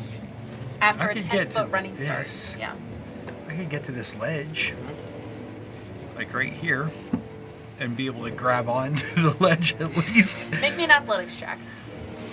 All right, athletics checks are terrible. But that's your bread That's a and nat jam. 1. It's your bread and jam. It's really not. Were It's you still acrobatics holding- are my. What did you do with your I'm a sword dex and your fighter. quill? I'm still holding them. Okay, you're still holding them. So you go back 10 feet, make a run for it, and leap. As you go to reach, and there's this like slow moment where you realize you have no hands to grab onto the wall. And you let go for just a moment. In this brief millisecond, which hand does Cuddles free up? It would probably naturally be his. It's going to be the quill hand Okay, you watch as because the that's quill his drops. shield hand typically. You watch as the quill drops, slow motion, and then just softly lands on the water and drifts away. But you speed up, go to grab onto the rocky ledge, and your paw slips off and slides as you like feel the slime of fungus along your hand, and you hit the water. I'm gonna say with a nat 1, you do take 3 bludgeoning damage. So we'll say 1 with your. If you want to take your reaction. Might as well. Okay, so your reaction for this round. So you'll take 1 bludgeoning damage from the water. And you feel yourself get swept into the current. Man, Oh boy. again, How much do you weigh? 5 pounds? 3. But you still got your sword. Yeah, the sword weighs more than I do. All right, Alistar, what do you do? I mean, I'm so far away. Sorry, I can move this back over for a minute. Yeah. You hear all of this occurring. Sorry, I can't see myself. That way you can see where you're I at. think you were closer than that. You just couldn't move your character. Because you were saying that you weren't comfortable by the bones either. So. Yeah, Yeah, we'll say that you were here because Ned was standing Yeah, right because I was here. just kind of think. walking through the. Yeah. I think kind of seeing like everyone is moving that way, but with the water, he's worried about his torch. So I think he's gonna pull out the rope out of his bag, 50-foot rope, and like kind of like ring his tools around it and do magical tinkering to have the rope shine 5 feet of bright light and then 5 dim beyond that. So there's basically just a long rope light, and I want to essentially tie it on somewhere over here. I'm just gonna jump in with it. That's an action, so I'll basically just be able to get up to the water's edge while I'm doing that, and then kind of prepare. So right for, here? Yeah. Okay. And then so I'm doing that like as I'm running over to the edge of the water to prepare for. Okay, next so turn. just so I understand, you're tying the rope to... I'm not going to tie it off. I'm just going to do that and run up with the rope. So the rope is now glowing to be a light source, but also Gotcha. to be a lifeline. Perfect, okay. So, Yeah, Cuddles, you landed here. I'm gonna say, I'm not gonna make you go too far down, but you got swept that far within 6 seconds. Okay, that's fine. I forgot to move you, so. Okay. It's okay. I was moving my character around so that he could see, Yeah. because we can't see his screen anymore. Okay, perfect. Are you able to refresh your thing? this is dead. The whole screen died. Oh my god. I can okay. pull up my laptop, like open my laptop if we want to do that, but Okay. Is it super tall? I can kind of lean it forward, but Okay. I mean, if you want to do that, that's fine. It's an emergency. okay. Extenuating circumstance. Okay, so that'll bring us on over to Tink. What are you doing? Tink saw everyone rush past, and so he's gonna like guys, wait up, and like run up to the edge of the water, but then like freeze in front of the water and like look across and like look down at the water and just kind of like tremble backwards into himself. As you run up to the water, you see Cuddles' bobbing head and the glint of his sword as he's being swept into the stream. Okay. Like you're able to see him directly from where you're standing. He's shouting, "Don't worry, Lester, I'm coming for you!" I have a question for you, but Okay. I don't know. Hold on. Sorry, I don't mean to delay things. It's I okay. believe in you, Cuddles. I believe in somebody, please.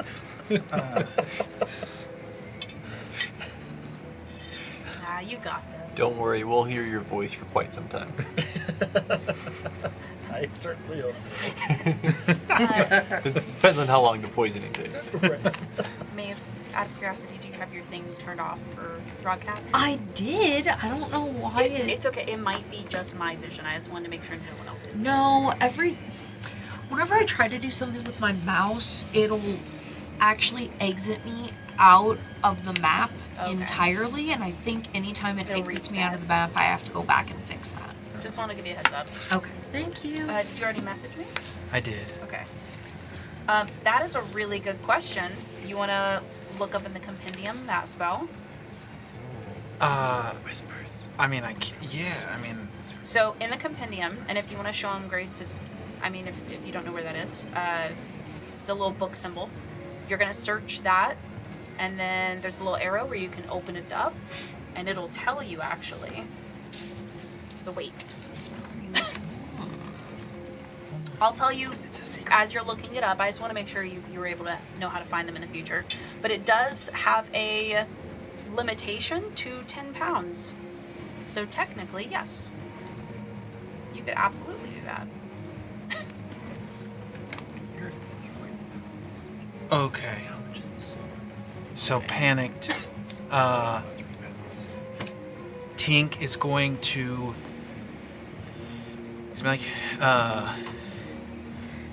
He's gonna be like, Cuddles! And like reach his hand out.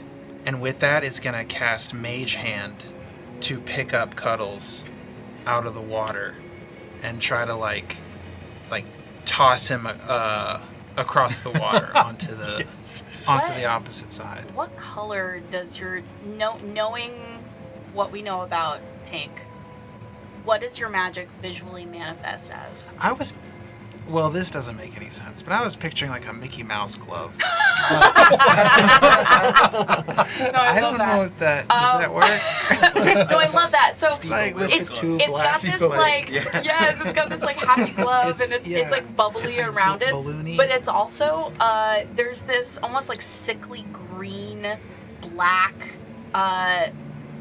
energy coming off, like arcanic energy coming off of it. Yeah. So it's like this happy, Uh-huh. almost curly letters, but then like when you put like a green black aura around them, you were Uh-huh. typing it out as a font. Uh-huh. Yeah. Yeah. Okay. Exactly.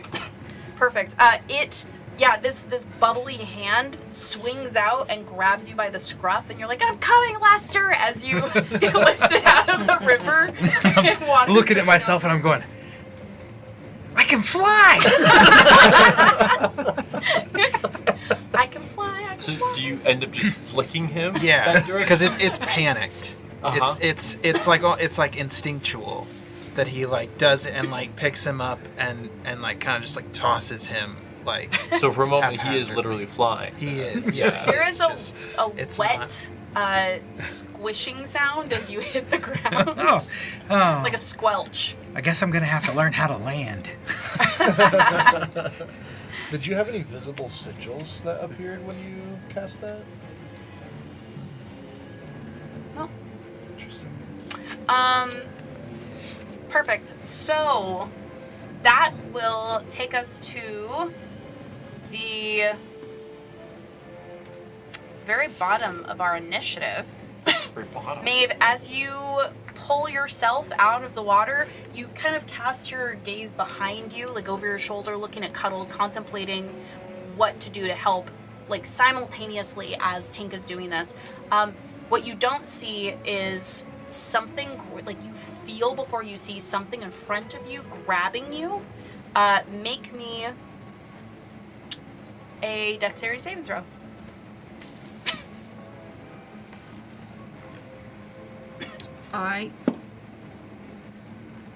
Where did my 20 go?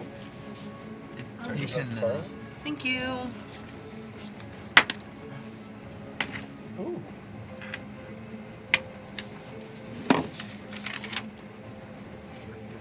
Uh, 18. 18. Very good. Okay. Something goes to grab you. You turn and see a creature very similar to what I described to the one grabbing Lester. It reaches down. What does it look like with Maeve managing to slip out of a grapple here before it can grab and drag her? So I'm picturing this as I'm in my chair. Like, I drug myself out of the water, opened my chair up, and got myself in my chair all on my turn. Yeah, we'll say that that was your object interaction. You've gotten very fast at it. So she's seeing this and whips herself, like, around and back. So she's kind of, like, giving Cuddles an opening. Like, in case you, like, want to attack, so I'm not in your way. Okay.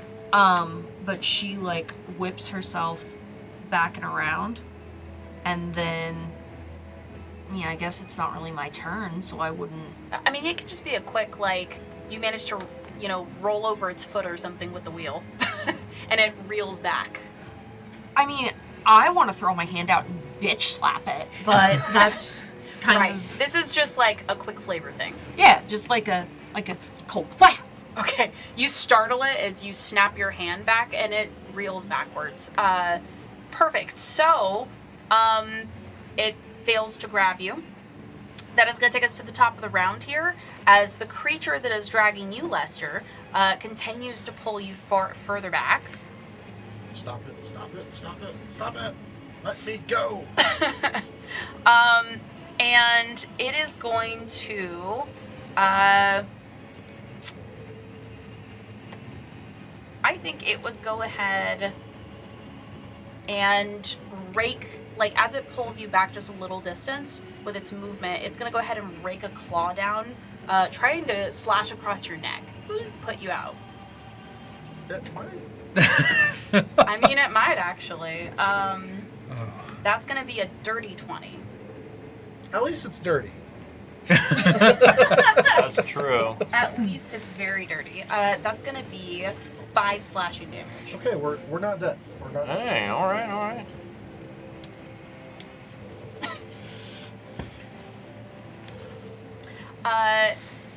Wonderful. And you're still, at this point, I feel like you're retching on the stench. Oh, 100%. And as the claw comes down, you get a fresh waft of it in your face, and you realize the smell is coming from the creature.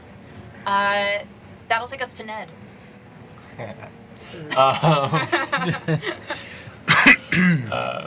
I'm going to run after you, and I mean essentially I'm running at the same pace as the creature as he's dragging, and the moment he stops to rake you, I'm going to pull my greatsword out and try to stab it. Roll the hit. That's a 16. That's a hit. Yay. It's a 7. Dealing 13 damage. Whew. Describe your kill. Shit, okay. Nice. He stabs just right through the neck into the ground, kind of like skewering it into the ground. You drive your huge, beautiful gleaming blade through its throat, and there's a clank as it hits the stone behind it, and it's just jutting out of its neck. As the blade penetrates its neck, blood, but then you also see almost a release of, like a poof of sparkles as you do this, and for just a millisecond you're like, as your might does this, and then the sparkles dissipate after it on the... Did the sparkles come from the creature? No. Oh. It just came from the blade. Oh, okay. Yeah. Right after you do that and you skewer it into the ground, I kind of like roll over like face down because I'm like grabbing where I got cut. Mm-hmm. And I don't go adventuring. I start crying. I was in class last week, okay? That's super that rake barely horrible. missed your jugular. Like you I have blood pouring realized down your chest. how close I was to dying in that moment, and I am in tears, like in shock, on the ground. Yeah. Um, Is that your turn? You're and- using your action to cry? That I am using my full action of this round to cry. I am using my action to cry.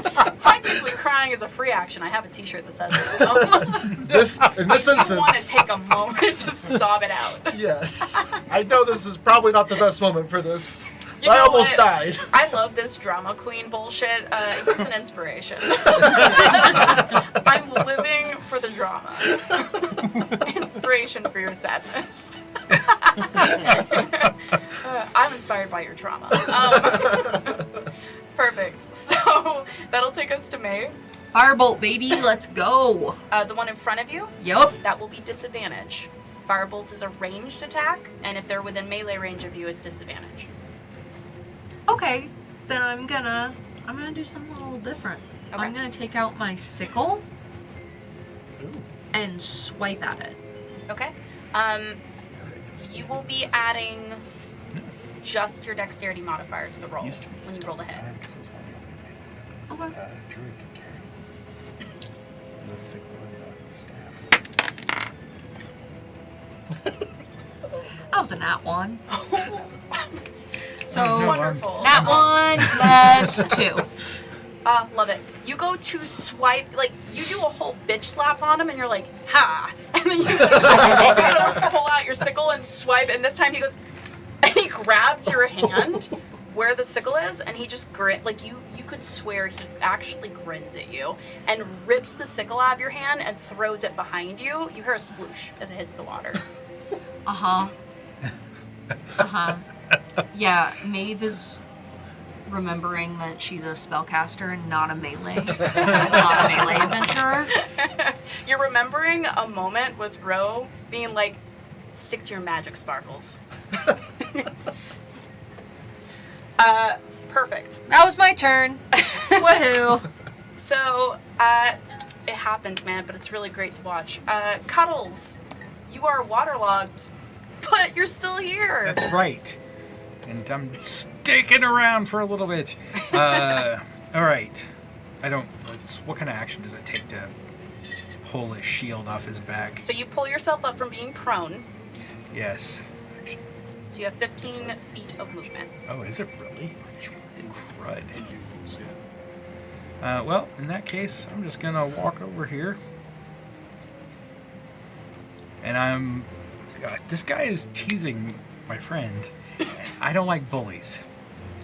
So I'm walking up to him, like, just with the sword in hand, and, like, my one black eye is just, like, turning red. And he's saying, you know, these people might not be much, but they're my people. And I don't like it when others pick on my people. And he gets this huge, like, snarling face, and then he just rushes at him and brings that sword down. Roll the hit. Oh, that's a 19 Ooh. plus. That's a finesse weapon, so. I'm just waiting for him to say I rage. So anyway, that's a plus 4, I think. Maeve, while he's rolling that, I totally forgot. Can you make me a Constitution saving throw, please? Oh yeah, poison. Where's my actions? Oh, combat. There we go. The stank. That's thank you.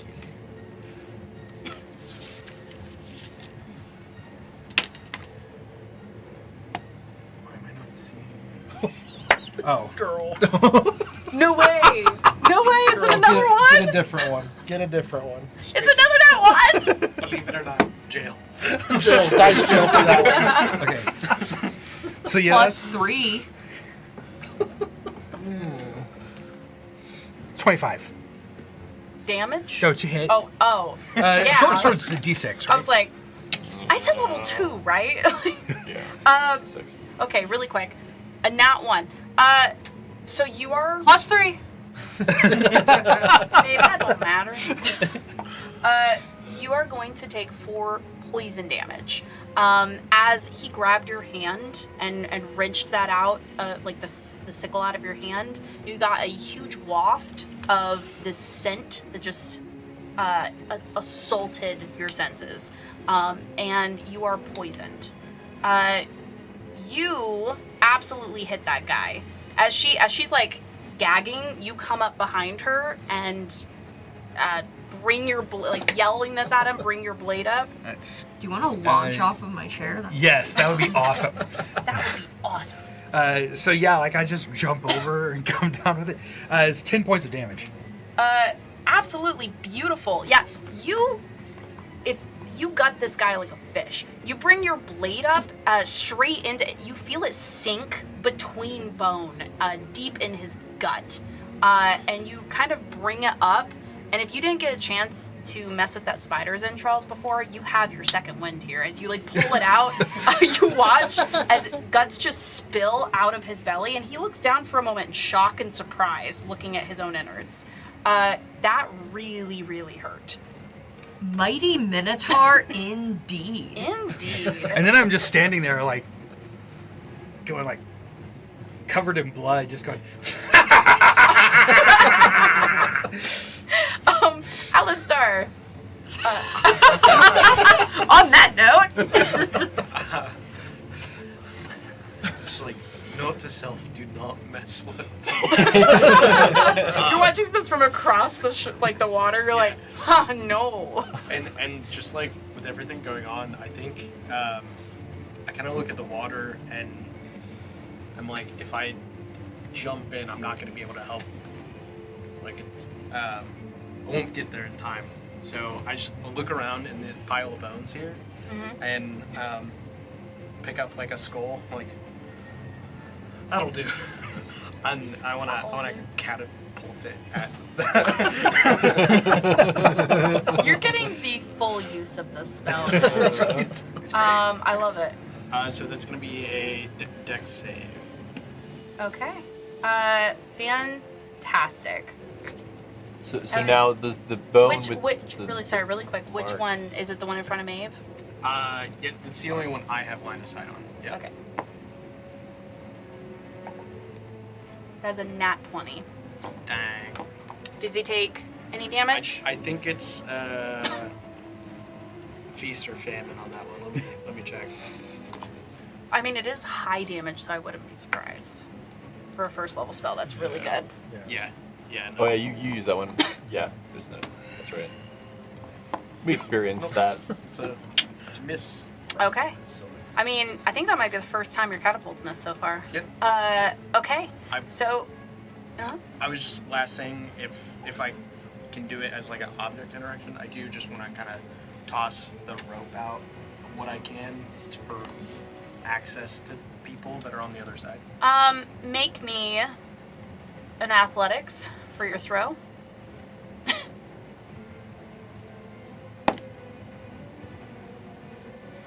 That is I think that's only a 7.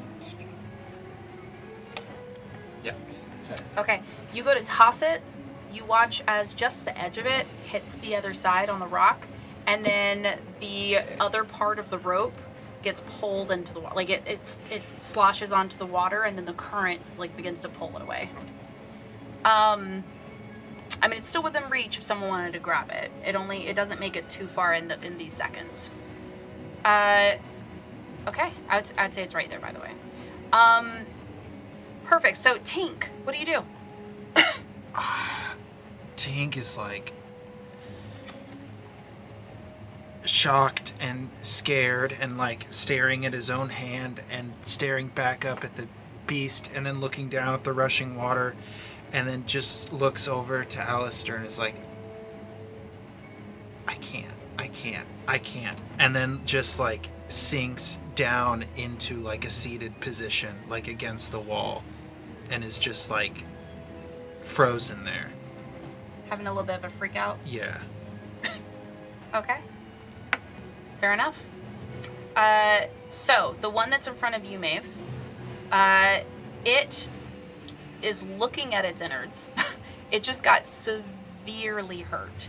I think in this moment, it looks from its innards to Cuddles and looks very confused as it inspects you for a moment. You are not food. You don't smell like food or look like food, but you just heard it. You just did what you did. I think it would reach down and go to grab you. So I'm going to make. Let's make a contested check. So go ahead. That was really good. Roll me strength or dex, whatever you want. Is it just strength or dex, or is it or acrobatics or Acrobatics or athletics. That's 15. It rolled an 18, or sorry, a 17. So it grabs you by the top of your head, and like its hands, you guys saw its hands are huge and long. It completely covers your head as it picks you. As it picks you up, and then it tosses you into the water behind Maeve. There's a splash as you hit the water again. And then I think it's going to stumble backwards, like holding its belly, and try to move away.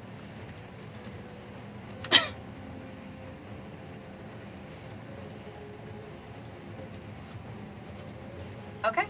And that's that creature's turn. So, top of the round here, you guys watch as actually, does anybody have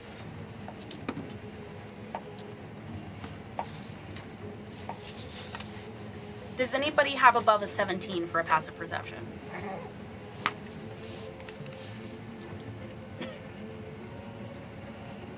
I'm gonna take that as a no. Nope. Okay, fantastic. All right.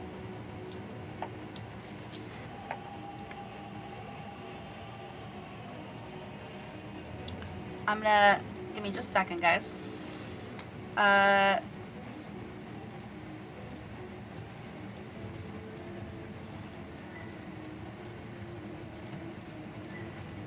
We are really messing with the ecosystem in this cave. Right? Destroy. Yeah, you are. Okay.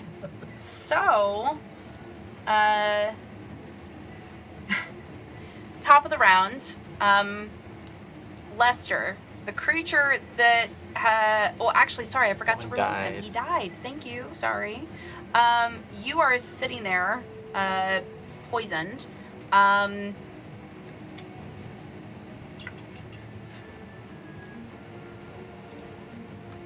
Sorry, I forgot to add something real quick, guys. Okay.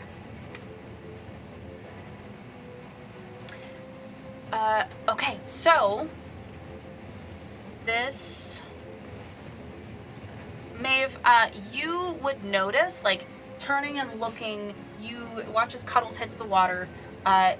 You have barely a millisecond. You see movement in your peripheral. These guys roll extremely high on their stealth, so you don't spot them passively, but you spot it right as it's running up to you. This creature, same type of creature as these other two, they basically booked it around the corner of, well, I suppose none of you would have seen it. They ended up coming into this room. Looks like more creatures have appeared. They've come to join. It runs right up to you. You barely have a second to register that it's there before it goes to attack you. It rolled extremely low. You watch as it throws out its claws to rake you.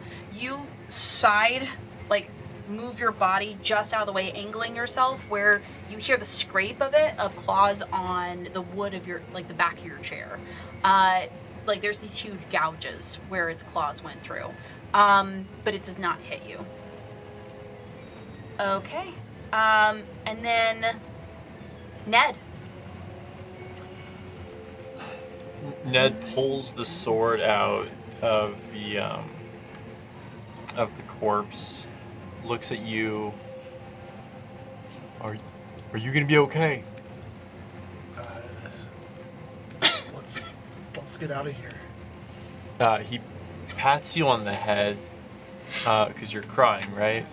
Tears very visible. Yeah. He says, "They're there," and his eye twitches a little when you do that. that then runs over here. I don't know how deep is this water. It is 2.5 feet. That one's also okay. Well, so he. I mean, maybe just getting closer to 3 feet as it's, like, trickling down to join the. Gotcha. Yeah. In that case, he leaps over the water and tries to pull the same maneuver on this creature. Okay. That's gonna be a 24. That's a hit. Very high rolls tonight. No, 19, but Yeah. before That's was a good. 9. That's still high, yeah. That is that's a 2. What? Great. My dyslexia is. Yeah, I'm pretty sure that's okay. It looks like a 5, but backwards. How much? So that's gonna be 11. Nope, 12, 13, 12. It is 12 damage. Okay, it is 12 damage. Maeve, you watch as this creature rends its claws through your chair, your heart hammering in your throat, as a blade emerges through its chest, just punctures straight through, blood splattering across your lap and shoulders. He does like a leap over the rushing water, and as he's jumping, he tries to just like bring his weight down into the blade. Yeah, the creature, blood, like this almost Icarus, like bluish colored blood just spilling out of its mouth. Disgusting, wonderful. It's not dead, but it looks like it's on the brink of it. It is very much in pain. You see its hands just shaking and spasming as it's reaching up to its chest. I'm gonna, if it's on the brink of death, I'm gonna pull it in so his ear is next to my face and just say, "Leave us alone, All right. please." Lester. After being like patted on the head and like almost and like being talked down to like that, it snaps him out of the shock because he just does not like that at all, and so he kind of just I feel like you almost question looking into his baby face. Yeah. If he's younger than you, maybe. Right. And also just like status wise, I should not be talked down to by someone. Just it's so out of place. 100%. Even in this circumstance. I've got a bowl cut, dude. So, like, So Lester brings it together, and then he wants to like kind of rush over and contribute. Before you do stuff, quickly make me a con save again, please. Yes. That's a natural 1. You are still poisoned. Okay. Okay. I throw up, and after I finish, and because Maeve did get a natural 1 and I did give her poison damage for that, I'm oh, gonna for sure. Let's do the it. same. Absolutely. You take 2 poison damage. Okay, yeah, I'm still up. Yeah, we're close. We're close. you're close to being up still. close. Your stomach spasms in pain, and you just are retching as you're retch. trying to run. I retched fluids. I didn't even realize that had that color. And then a bunch of blood also comes out. Oh, God. But I am determined at this point, because it was completely inappropriate. And I'm determined to help, and I will move down, and I am going to attempt to do something. Yeah. I do not do well at that something. What are you doing? I take my dagger out and I attempt to cast a spell Why of are you True Strike. Oh, okay. I'm like, why are you attacking with your dagger? I attempt to cast True Strike, but I rolled a natural 1. Good grief. Is that your like 3rd or 4th tonight? How many ones is that tonight? Where's the dice guys? jail? I've had Where's at the dice least jail? 3 I think myself. it's the flame that's I'm loving this right now. Just- Okay, but you did True Strike, which negates the disadvantage, right? So that it was actually, a straight roll. no, it's changed, and so I'm Oh, using we're going off 2024. 2024 That's spell. right. Okay. This one gives me a +5, Oh. or it gives me a base off my Yeah. spellcasting modifier instead. That's So- right. Okay. It is. Now, Right, what I just- could do yeah. is use that lovely inspiration, which I'm going to do that. Okay. That's fair. And that is a 14. Much better. That does hit. Bless. Okay. And that is an 8 damage. Describe your kill. So you kind of thrusted your sword through the torso, and then I come up, and then I thrust my dagger through his neck. So now he's got 2 pointy bits sticking out of him. And I look over to you, and I'm like, you don't have to talk down to me. I'm very capable, thank you. And I pull the dagger out, and I am He limping, slumps off of your blade. and I further limp past him back towards away from the creatures that are ambushing us. Fantastic. Maeve, make me a con save. We're going to be using a different D20. That's the spirit. I'm having a great time with these low rolls. Oh my gosh. You should not have taken my dice. It is better. Mine are bad too. It's better than a nat 1. What is it? It's a 2. Wait, 2 plus 3, 5. It's a 5. It's a 5! You are still poisoned. Okay. Unfortunately, a 5 is not strong enough. 5's better than 1. But it is better than a nat 1. It does save you from poison damage. But you are still under the poisoned condition. That's fine. Better than damage, right? Still my turn, right? Yes. So now you can take your turn. Magic missile, baby. Let's go. All 3 darts are going for that That guy. That little man over there. Little man. Yup. Is there another one?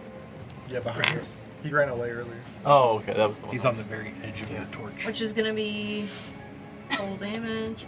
2,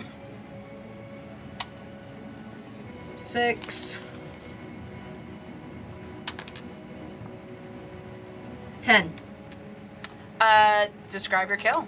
He, all 3 darts go in, and they all go to the chest, and this, like, fracturing light, like, splinters over the, over the monster, kind of like in the, like, the Scooby-Doo live-action movie, whenever they're, like, at the end of it, and then they, like, they sparkle and then explode. That's what happens to this creature, is it just looks like it has, like, this, like, purple, like, fractured sparkling, like, all through its body, and then it just explodes into shards of purple sparkles. Fantastic. And then okay. she sees that, and even poisoned, she just goes, All right. Yeah, it explodes off of him. He flops to the ground, shuddering. Fantastic. Almost as though, but after you shoot out this magic, the illumination from it suddenly lights up and reveals a creature you didn't even somehow notice. He must have snuck up behind you guys. You didn't even notice him as he's running up behind Ned. And you see another one of these creatures as it appears behind Ned, running up, and it attacks him. Look at your brothers and sisters. It's not gonna end well. They hungry. He was down. He's got 3 fresh bodies to eat. Oh, 2. That is going to be a 15, so I do believe that just hits. Sure it is. He does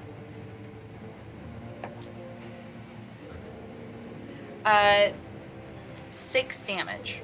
6. Oof. 6 damage. Oof. That hurts. Yeah, it does. Yeah. And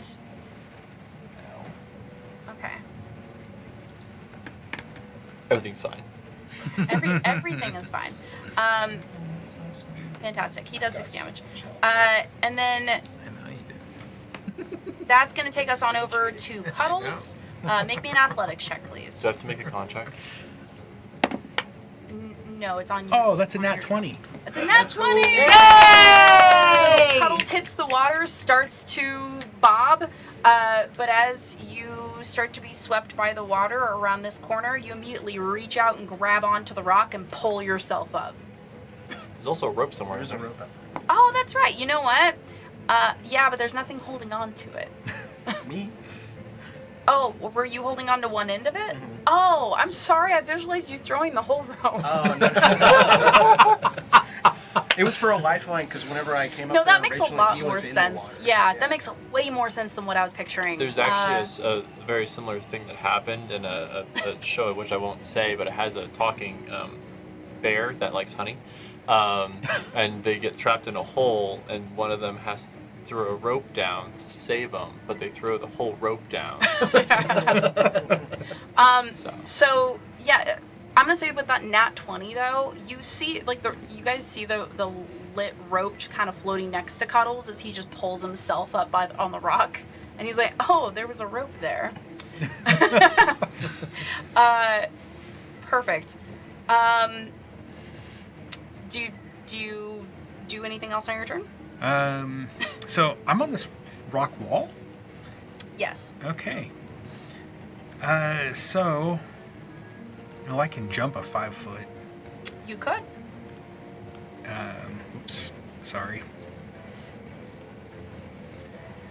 So yeah, I'll jump over here. I'm assuming that climbing up onto the wall took a lot of my movement or action. I don't know which. I would say the fighting to get out of the current and pulling yourself up would have been an action. Okay. But I didn't know if you had any bonus actions or anything you wanted to do. No, I just want to get as close to this fight as I can. Absolutely. I'm gonna say you can make it another 5 feet. Okay, so I'm gonna be here. By the way, Lester or Maeve, could one of you change your color at some point? Because both of you have a very similar color on my screen, and it makes it really confusing for me. Change our color?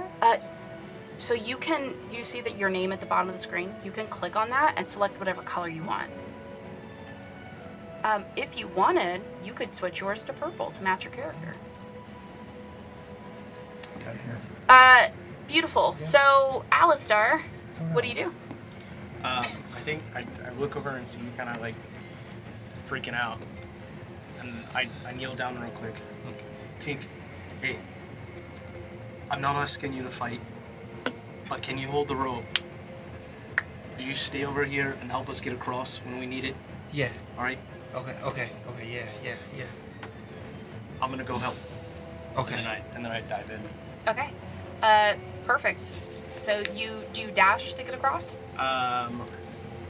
Yeah. Okay. Perfect. Great. And if you want me to move you somewhere else, that's fine. I was just putting you there. Shara, I think I did it, but I'm Oh, not I forgot sure. you have your laptop. You can move yourself. I'm so Yeah. sorry. Yeah. No, Never mind. Sorry. What'd you say, Maeve? I think I changed my color. So, next to your name is the little box with a color. For you, it's like a light blue right now. There should also be an arrow. You can click on that tiny arrow. So Anyway. regular movement should basically just get me to the edge, right? If they're Yeah. essentially 10-foot squares Sorry. for the water. 20, 25. Yeah, it should get you right here. With, Okay. yeah, you're right. Sorry, with regular movement. Okay. And then Because you were standing so close. I will.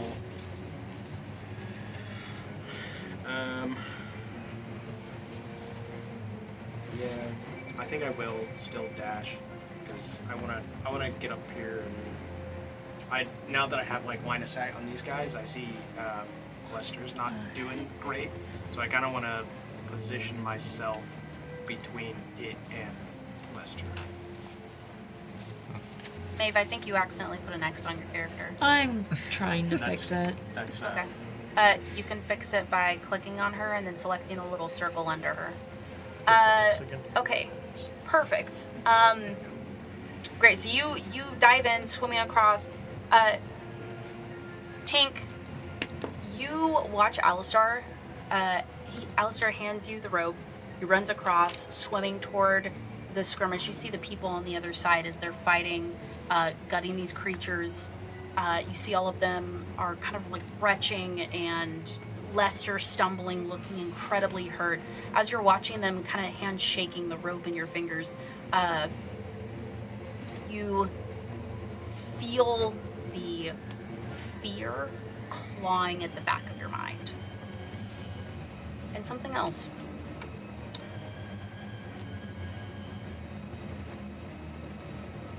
This would be the perfect moment. You could just take the rope with you and go. Leave them here to die in this hole. No. Wouldn't it be so funny? Wouldn't it be so funny? No, it wouldn't. No. What if? Please don't do that. What if? Please don't do that. What if you attacked them from behind? They would never see it coming. No, The come little on. plushie, he's right over the water. You could just shove him in. With that mage hand, you just grab him and throw him back in the water. Please not them. Please not them. It'd be so funny. No, it wouldn't. Please don't do that. You're just being so boring. Do you do anything on your turn? No, I think he just holds onto this rope. Okay. Beautiful. This, around the corner, runs another little guy. Oh no. You guys are making So a many lot guys. of noise out here. And I think at this point you guys are noticing they're coming from some kind of a tunnel over here. You guys are making noise and drawing clearly some guys that were in there out. He comes running up to you, Alistar, fresh meat, and he's gonna attack you. That is going to be another 15, which I believe also just hits. That will hit. Just hits. You will take 5 slashing damage as it rakes one of its claws out at you. Lose my temp. My 1 temp. I'm actually going to have it run over here where it's standing in the water when it does this.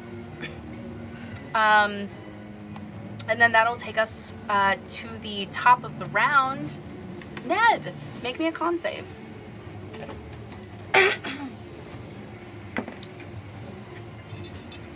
That is cocked. As cocked as it gets. Okay. That is a dirty 20. Whew, nice. Okay, you inhaling the stench off of this creature as it runs up to you. You gag, but just kind of hold your breath, and you are not poisoned. Okay. What do you do on your turn? Your out attire looks. Does it look like screaming of nobility? It screams of someone who's lived in definitely the higher end of society. They're name brand clothes. They are Okay. like he, in the way he also just is about it. It does scream something of nobility. They do look, I wouldn't say extremely worn, but it does look like they are very, like you've been doing a lot of magic to keep them clean, Yeah. but it like seams are starting to fray. Yeah. Like these clothes were not meant for travel, No. and they're not taking it well. So from my like experience with people of that You've class, seen these kind of like does people like that. he look as though he's like of that group of people? I mean, either he is or he's pretending to be one, Okay. but Okay. he certainly acts the part. Yeah. Okay. Still uncertain.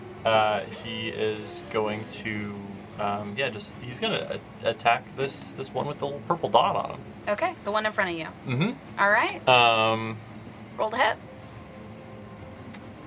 You know what? No, it's fighting him. So he's actually going to swing around, and he's gonna jump over the river. Opportunity attack. Yep. And he's gonna try attacking this one. That was not a hit. Okay.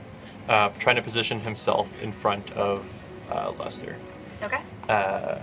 And he's gonna, right before he does it, and like he jumps over the river, he's gonna put his arm back and like try pulling you back a little bit before he puts his hand back on his sword, and that is probably a miss of a solid 11. That hits. Okay, great. Y'all are level 2, okay? I don't know where we're pulling out these 25s to hit. Attack rolls. I can't do that. What? I said I can't do that. Not even if I crit. Oh, 13 damage. Describe your kill. He, as he puts his arm back, his hand back on his sword, he swings it over his head and tries to just go for like lopping off Yeah. the head. You lop his head straight off. It hits the ground. Actually, it hits the stream behind him with a sploosh, and the current takes it. Okay, great. I'm then going to yell out, we should retreat. We should go back. I think that's a good idea. We got to get out of here. Your heart is racing right now, but with excitement. You're being a real hero right now. You're doing it. I'm keeping them safe. Yeah. Yeah. Lester, what do you do? I disengage. Make me a con save, Lester. That is a 12. Delightful. Wonderful. Okay, I cough a little bit. It's like a little. I've got it all out of. There's nothing left, and so it's just a little bit of like one of those dry heave. Oh. Yeah. And then I quickly run, disengage, and run 30. I'm running back, There's a rope for you. and yeah, I'll got a grab rope? I'll grab the rope. Oh, Yeah, you see Tink. Like, Tink, what does he see when he runs up and you're holding the rope? What does Tink see? What does Lester see when he runs up and sees you across? The rope. He like just vibrating, like holding this shimmering rope as it's like shaking. Oh, he in his looks hand. in bad shape. He looks like he's so hurt. This would be so perfect. Okay, when he grabs the rope, you're gonna be the one pulling him over. Are you ready? You're gonna be such a good friend, Tink. They're gonna depend on you. He's depending on you. What are you doing? What are you doing? You What are you doing? I'm pulling the rope. So you grab the rope. don't What do you normally do? Okay, talk like Tink. this. I don't. Over here. Yeah. Pull me Yeah. in. Okay. Pull him in. Okay. And he starts pulling him in. Wonderful. We'll get to that. Maeve. We're still in initiative, guys. I would like to. No, don't do that. Okay. Whew. Alrighty. I'm gonna move myself just a little bit. I'm gonna move to right about here. Actually, no, I'm not. I'm gonna stay right here because I think this will work. I would like to launch. I would like to take a rock from on the ground, and I would like to launch catapult to close off the path that those creatures are coming from. Okay. Like to have it hit and have rocks fall so they don't keep coming. The path that you cannot see from where you are right now. You can't see the path. It's like around this corner. You can see the edge. Basically, what you see on the map there is what Maeve sees. Like, you see the edge of rock that seems to curve, but that you don't see what's on the other side of that. If there is a passage, Maeve cannot see it from where she is. I could move, and if I moved to... You would need to be, like, over here to see it.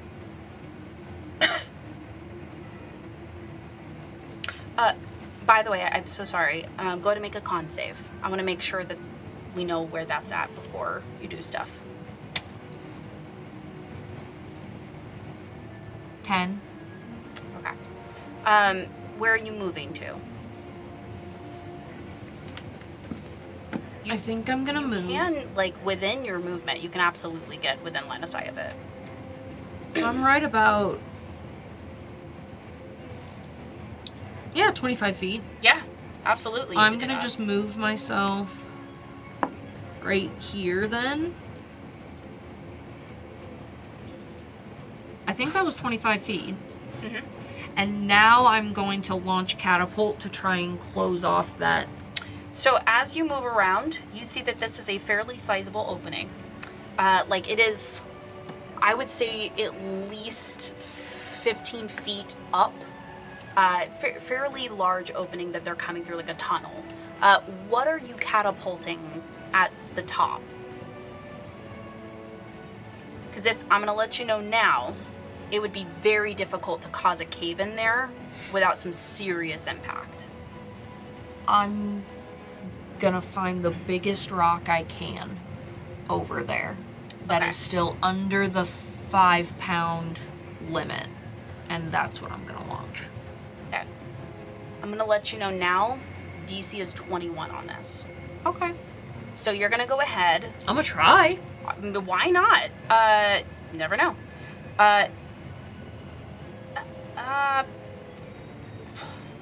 Because what would be the... We're gonna, yeah, I know, I'm trying to think of what kind of roll this would be. Let's say...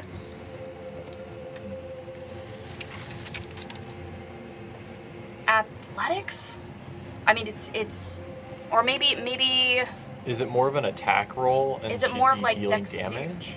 Well, if it's a spell. It's a spell, though. Usually It's a dex save. it's a dex save, but the wall can't make a dex Yep. save. It I has think a it's 0 damage, dex. right? Yeah. How much? Would it be health does Constitution? Because it's like Actually, how... let's take away the roll here because technically this is a save. So we'll do something else. If you are able to roll what's the max damage for catapult? It's like 3 times 8, 24. Right? Like 24. If you can roll over a 20 damage, sure. So roll your catapult. Roll the damage. That's the roll, the 3d8. 3d8? Okay. Which one was the... It's like 2 pyramids. Is this... This one's like It looks like a D10. Yeah. Okay, like, so it's 3d8. it's like 2d4s squished together. So... 2...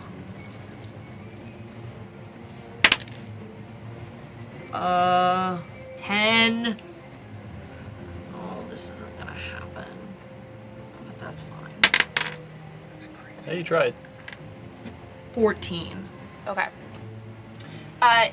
You managed to, so like catapulting, like magically catapulting the rocks into a spot where you feel like you can kind of see some loose stone there. I would say you feel as though if you put more time, like if you spent another round just wailing on this, you might be able to dislodge some rocks and get them to fall. But I'm going to be super transparent with you. This is the kind of thing, like, it's like if you're looking at a cave wall and there's like a rock cropping overhead, and we're trying to make that rock cropping dislodge from the rest of the cave wall, right? You could spend more time doing it. It would probably take at least another round or 2. It's a great idea. I love it. I'm just letting you know it's really hard to like damage a cave wall. Okay. Okay. So, at least like with throwing like a rock, right? Okay. So this last creature here, it's gonna go ahead. Seeing you guys completely disembowel its friends very quickly, it's actually going to run away. So it's gonna take the disengage action. Seeing all of these bodies out here, because at this point there's like 4 or 5 bodies out here, it's gonna run this way. Yeah, buddy, read the room. Buddy, read the room. The room. It, like, as you're attacking, you see it startle and kind of duck as you're hitting the wall above it. Fearful, it still runs in like a creature into a burrow. So it has chosen to leave initiative. Okay. So with that being said, I'm going to say in this moment we're out of initiative unless it gets re-engaged. So, Maeve, do you continue, like, now that you're out of initiative, do you want to continue attacking the overhang? Okay. I'm out of spell slots anyway. So. Okay.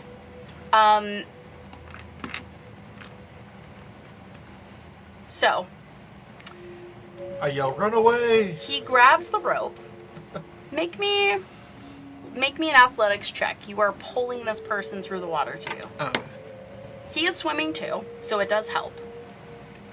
That's not a 7. I got a nat 1. That is so How fitting. many have we gotten to? I love that. way too. So he jumps into the water.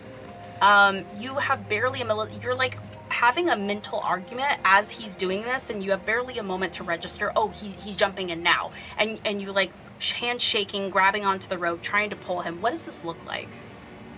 What do you think that one looks like? Well, I don't know how to ask this question. You can message me. Yeah, I can message you. Tink! Tink! Over here, buddy! Retreat! Pull it! Pull it! You have cantrips. You could absolutely use those if you want to. And you guys are out of initiative now, so. Yeah, I mean, I don't see how it's gonna help.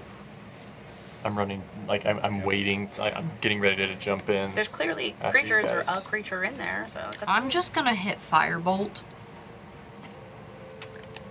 down that chute. Okay. Okay, great.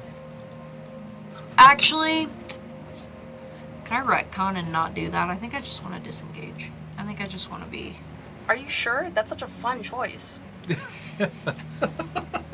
Hey, I haven't got to kill Hey, anything I yet. smile still when like it's in it. your guys' favor too. I just want to preface, I'm not always smiling when it's bad. Sometimes I'm You just know, like, that's I'm fun. I mean, I'm it'll stop gonna them from I'm gonna returning. shoot some fire down that hallway. Sure. Love that. Yeah. Great. Okay, we'll get to that. We have some healthy combatants that can Oh. go up. Tag us out. Yeah, Yeah. momentarily, just for a blip. Oh, okay. It Okay. depends on what's happening over here. Right. So you see Tink like hands shaking, like, no, I don't. And then he just goes like,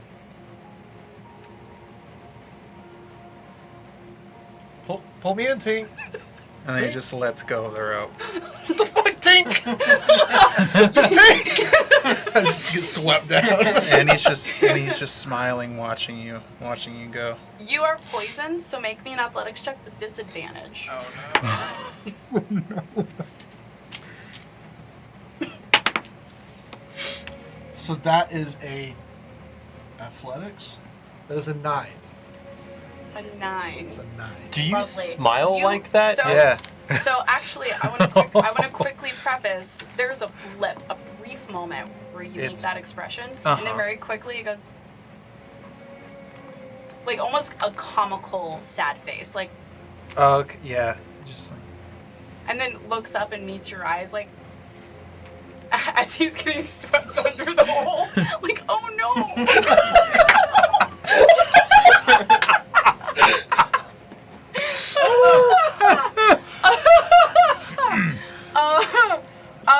Yeah, you just get swept on through, Lester. I don't have a torch. It's dark in here. Hey, the The light from the rope. The at rope least, is yeah. light. That's good. I can see a little bit. Okay. Yeah, Lester goes down the way. Meanwhile, Maeve, you're throwing fire. I'm just gonna let you know now. You're throwing these fire bolts down the hole. You're like, fuck, I can't make this thing cave in. So you're throwing these fire bolts. At first, you just see the fire like arcing down a long dark tunnel. Brief illumination as it travels, and then you see like shapes beyond. You see one of the like what you think's the silhouette of one of those creatures within the tunnel, like freaking out and running around, panicking, and then. At some point, it might be on the 4th or 5th fireball you throw down there, something gets ignited inside. And you watch as there's a up the wall in like down that hall within an inner cavern that's much larger on the inside. And you watch as an entire area on the far end goes up in flames and starts burning. Make me a perception check.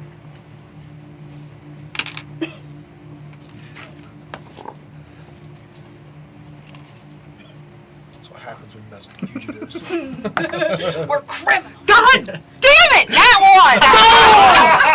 one! Another one. Have to get some sage One, and two, like three. hit it. I literally was sitting there and I was literally Googling earlier, what's the Greek god of board games? Because I was like, I will be making an offering with sage and I'm putting my dice on my table This is and your night for the critical failures. I love it.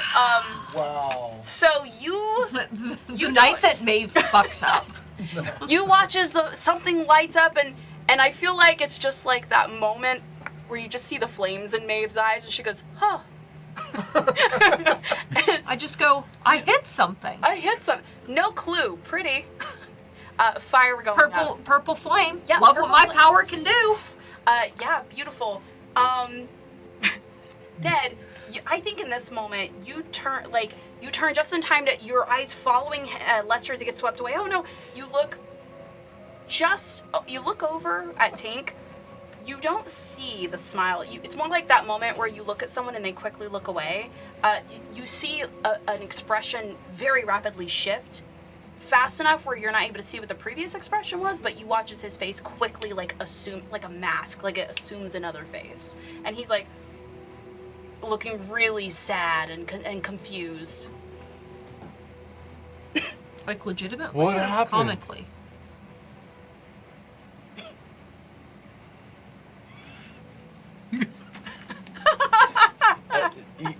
He's. You can hear Lester's screams coming down. I gesture to.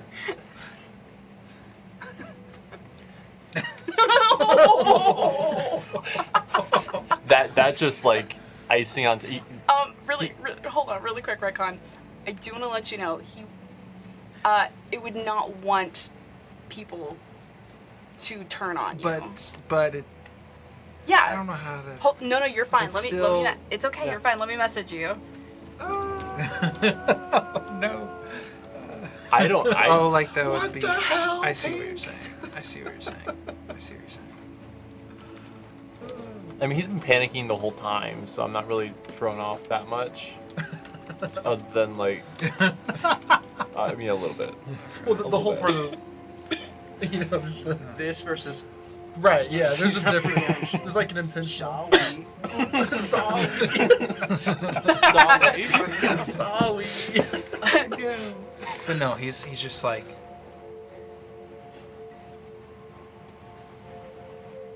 What happened? I don't know.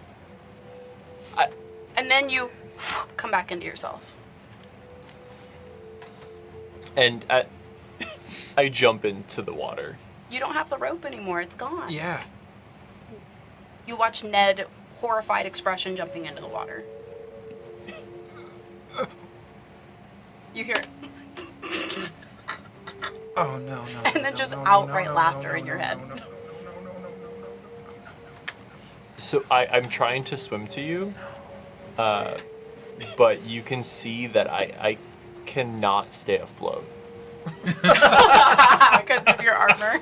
So like it's more of like I'm trying to like, somebody who can't swim attempt to I'm to trying save to like you. stop myself. I Lester, don't. Yeah.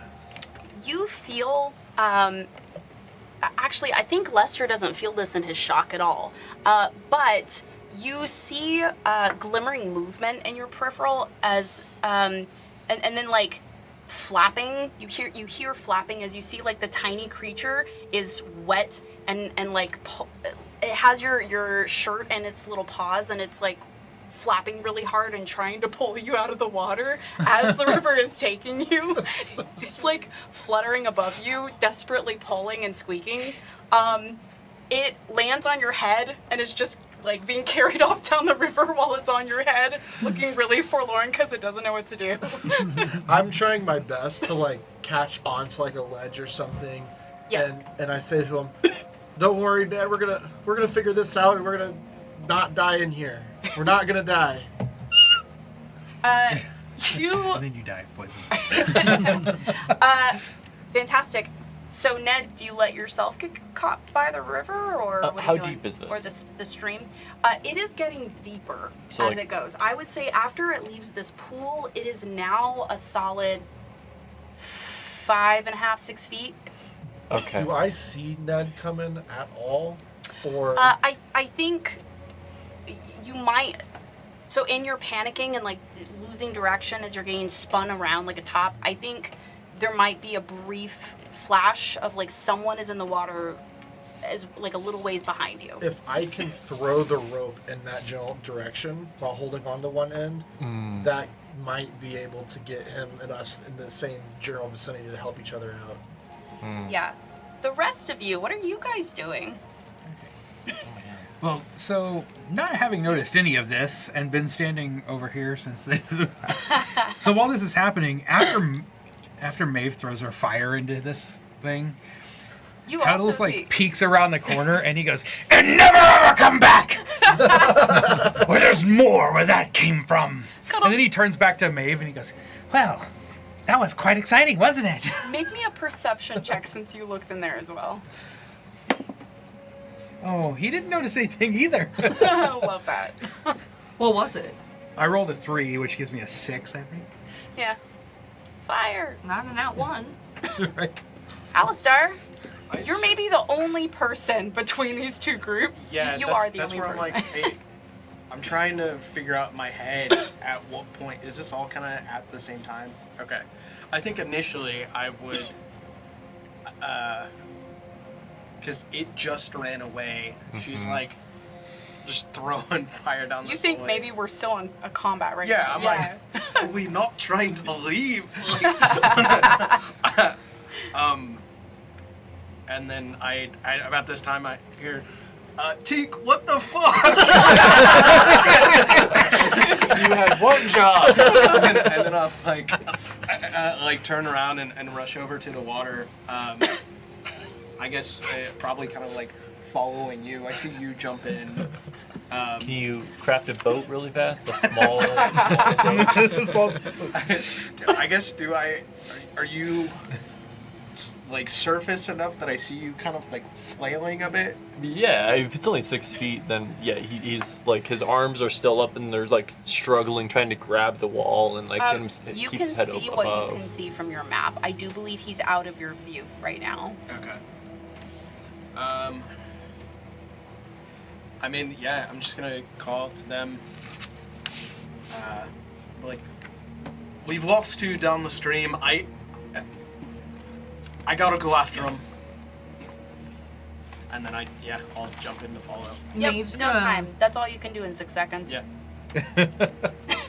Maeve's gonna Gotta run down make and a choice. follow behind and Okay. jump into the stream. But she's gonna get to the edge. She's gonna get on the ground. She's gonna pack her wheelchair up in the box. She's gonna put the box in Okay. like her pocket. I like how everyone's diving in. It's too bad you can't just float downstream like you did down the stairs. Yeah, that would be great. That would be great, and it's a potential upgrade for this combat chair later. Yes. But not right now. So, I need to upgrade my steed. I am curious, yes. Tink. Do you follow? Or do you stay where you are? That's a good question. Oh, they're all gonna drown. We should, we could go downriver and collect what's left. Do you know the way to get there? We could just take the stairs. The way you were gonna go. That seems pretty logical. But I That do actually also does. really like swimming. No. Stairs is fine. Stairs is fine. Swimming could be fun. Everyone else is doing it. No, I think we should do the I stairs. want to do it. I don't think we should. Let's do it. No, Tink, please. swim. I'm not a good swimmer. You know I'm not a good swimmer. Please, can can we swim. take the stairs? I can swim really well. I can't swim really well. I'll do it. No, don't! And he jumps in the water.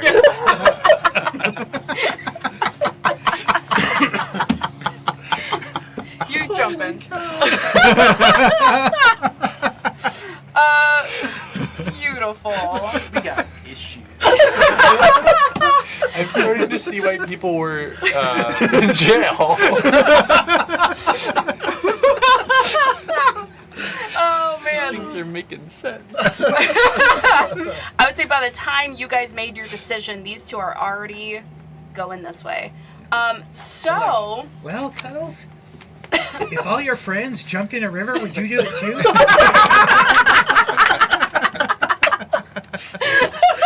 The answer is yes. you've already done it like 4 times. So True. You weigh more than Do 3 you? pounds now, I feel like, because of all the Because of all the water. Oh yeah, I absolutely do. love it. No looting what was behind. Jump in the water. Perfect. Okay. So, Lester, I'm gonna say more than 6 seconds have passed, so I will let you make one more con save to see if you're still poisoned. Okay. And as I've been going, I was trained in survival camp, like owlbear camp. Whenever you're going down a river, you always keep your legs in front of you and forward, or else there's a chance to get trapped underneath a rock, and then the current puts you face down. Yeah. So always float with your feet. That's what they taught us at camp. I got a. Oh, that's good. That's good. I got 16. 16. Okay. You manage. You don't know it yet, but your body is ridding itself of the poison. But you hear a of a waterfall as, I remember that now. as you hit this very loud waterfall. That could kill me. That could kill me. And as you're going in, yes, Ned? I'm trying to, like, get my bearings, but, like, also holding this rope, trying to pull him closer to me. Mm-hmm. Can I be closer during this fall? I'm gonna say, so he had I just wanna say really quick, guys, I've been playing it really nice. Yeah, for sure. Yeah. Rivers and currents actually take you a lot farther per 6 seconds. You should have already been over the waterfall. I'm doing this for narrative here. Okay. But I like where your mind's going. I will say yes, you can be close to where he is, but as far as like being able to pull him out or like pull him toward you, Yeah. with how far you technically were behind him,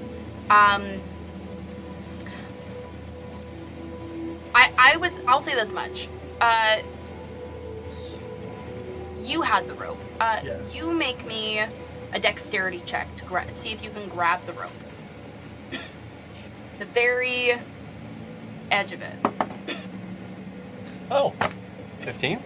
15. You grab onto the edge of the rope, and right as you pull on it, like pulling him around to where he's facing you, he's like, and you watch as he starts to go over the waterfall. I hold on to that rope. Holding on to it though, yeah. You go over the waterfall, and Ned follows.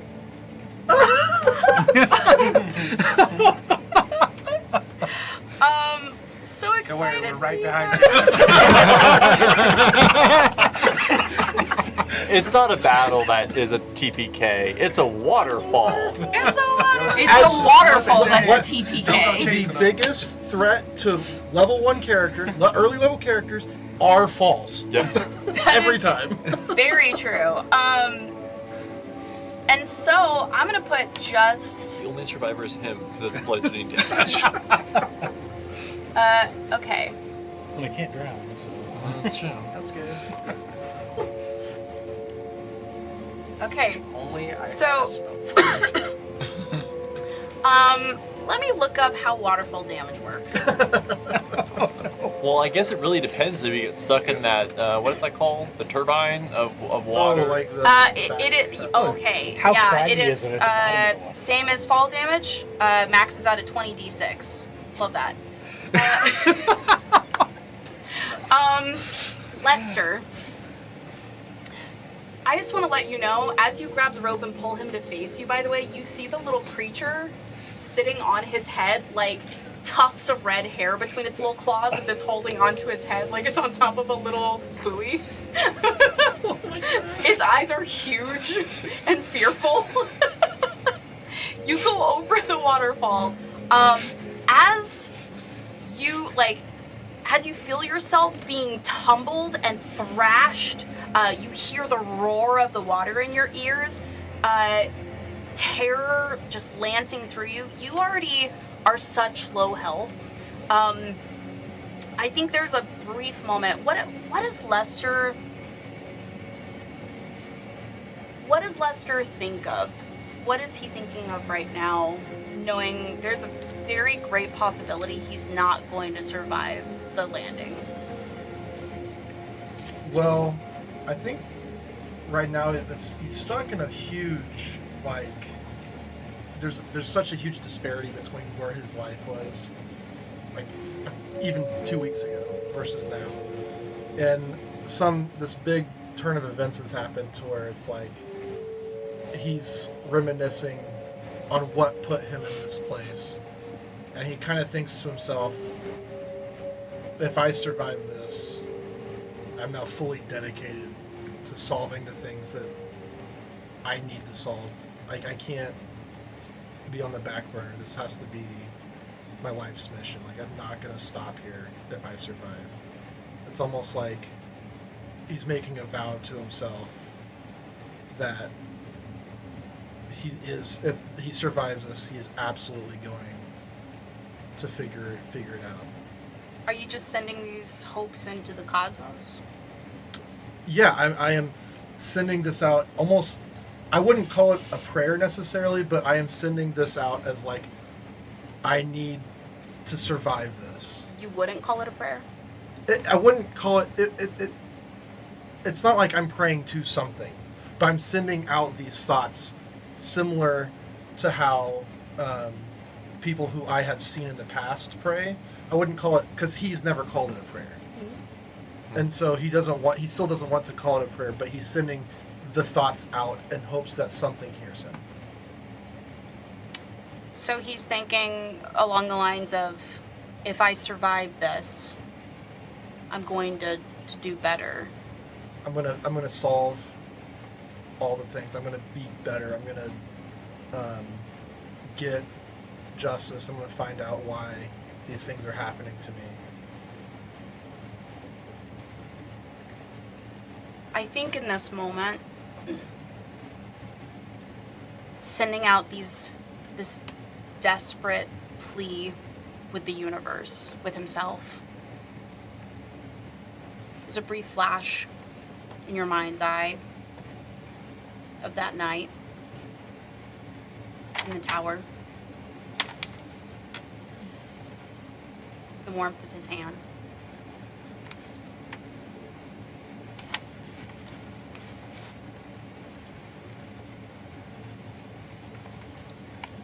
And as you go over the waterfall,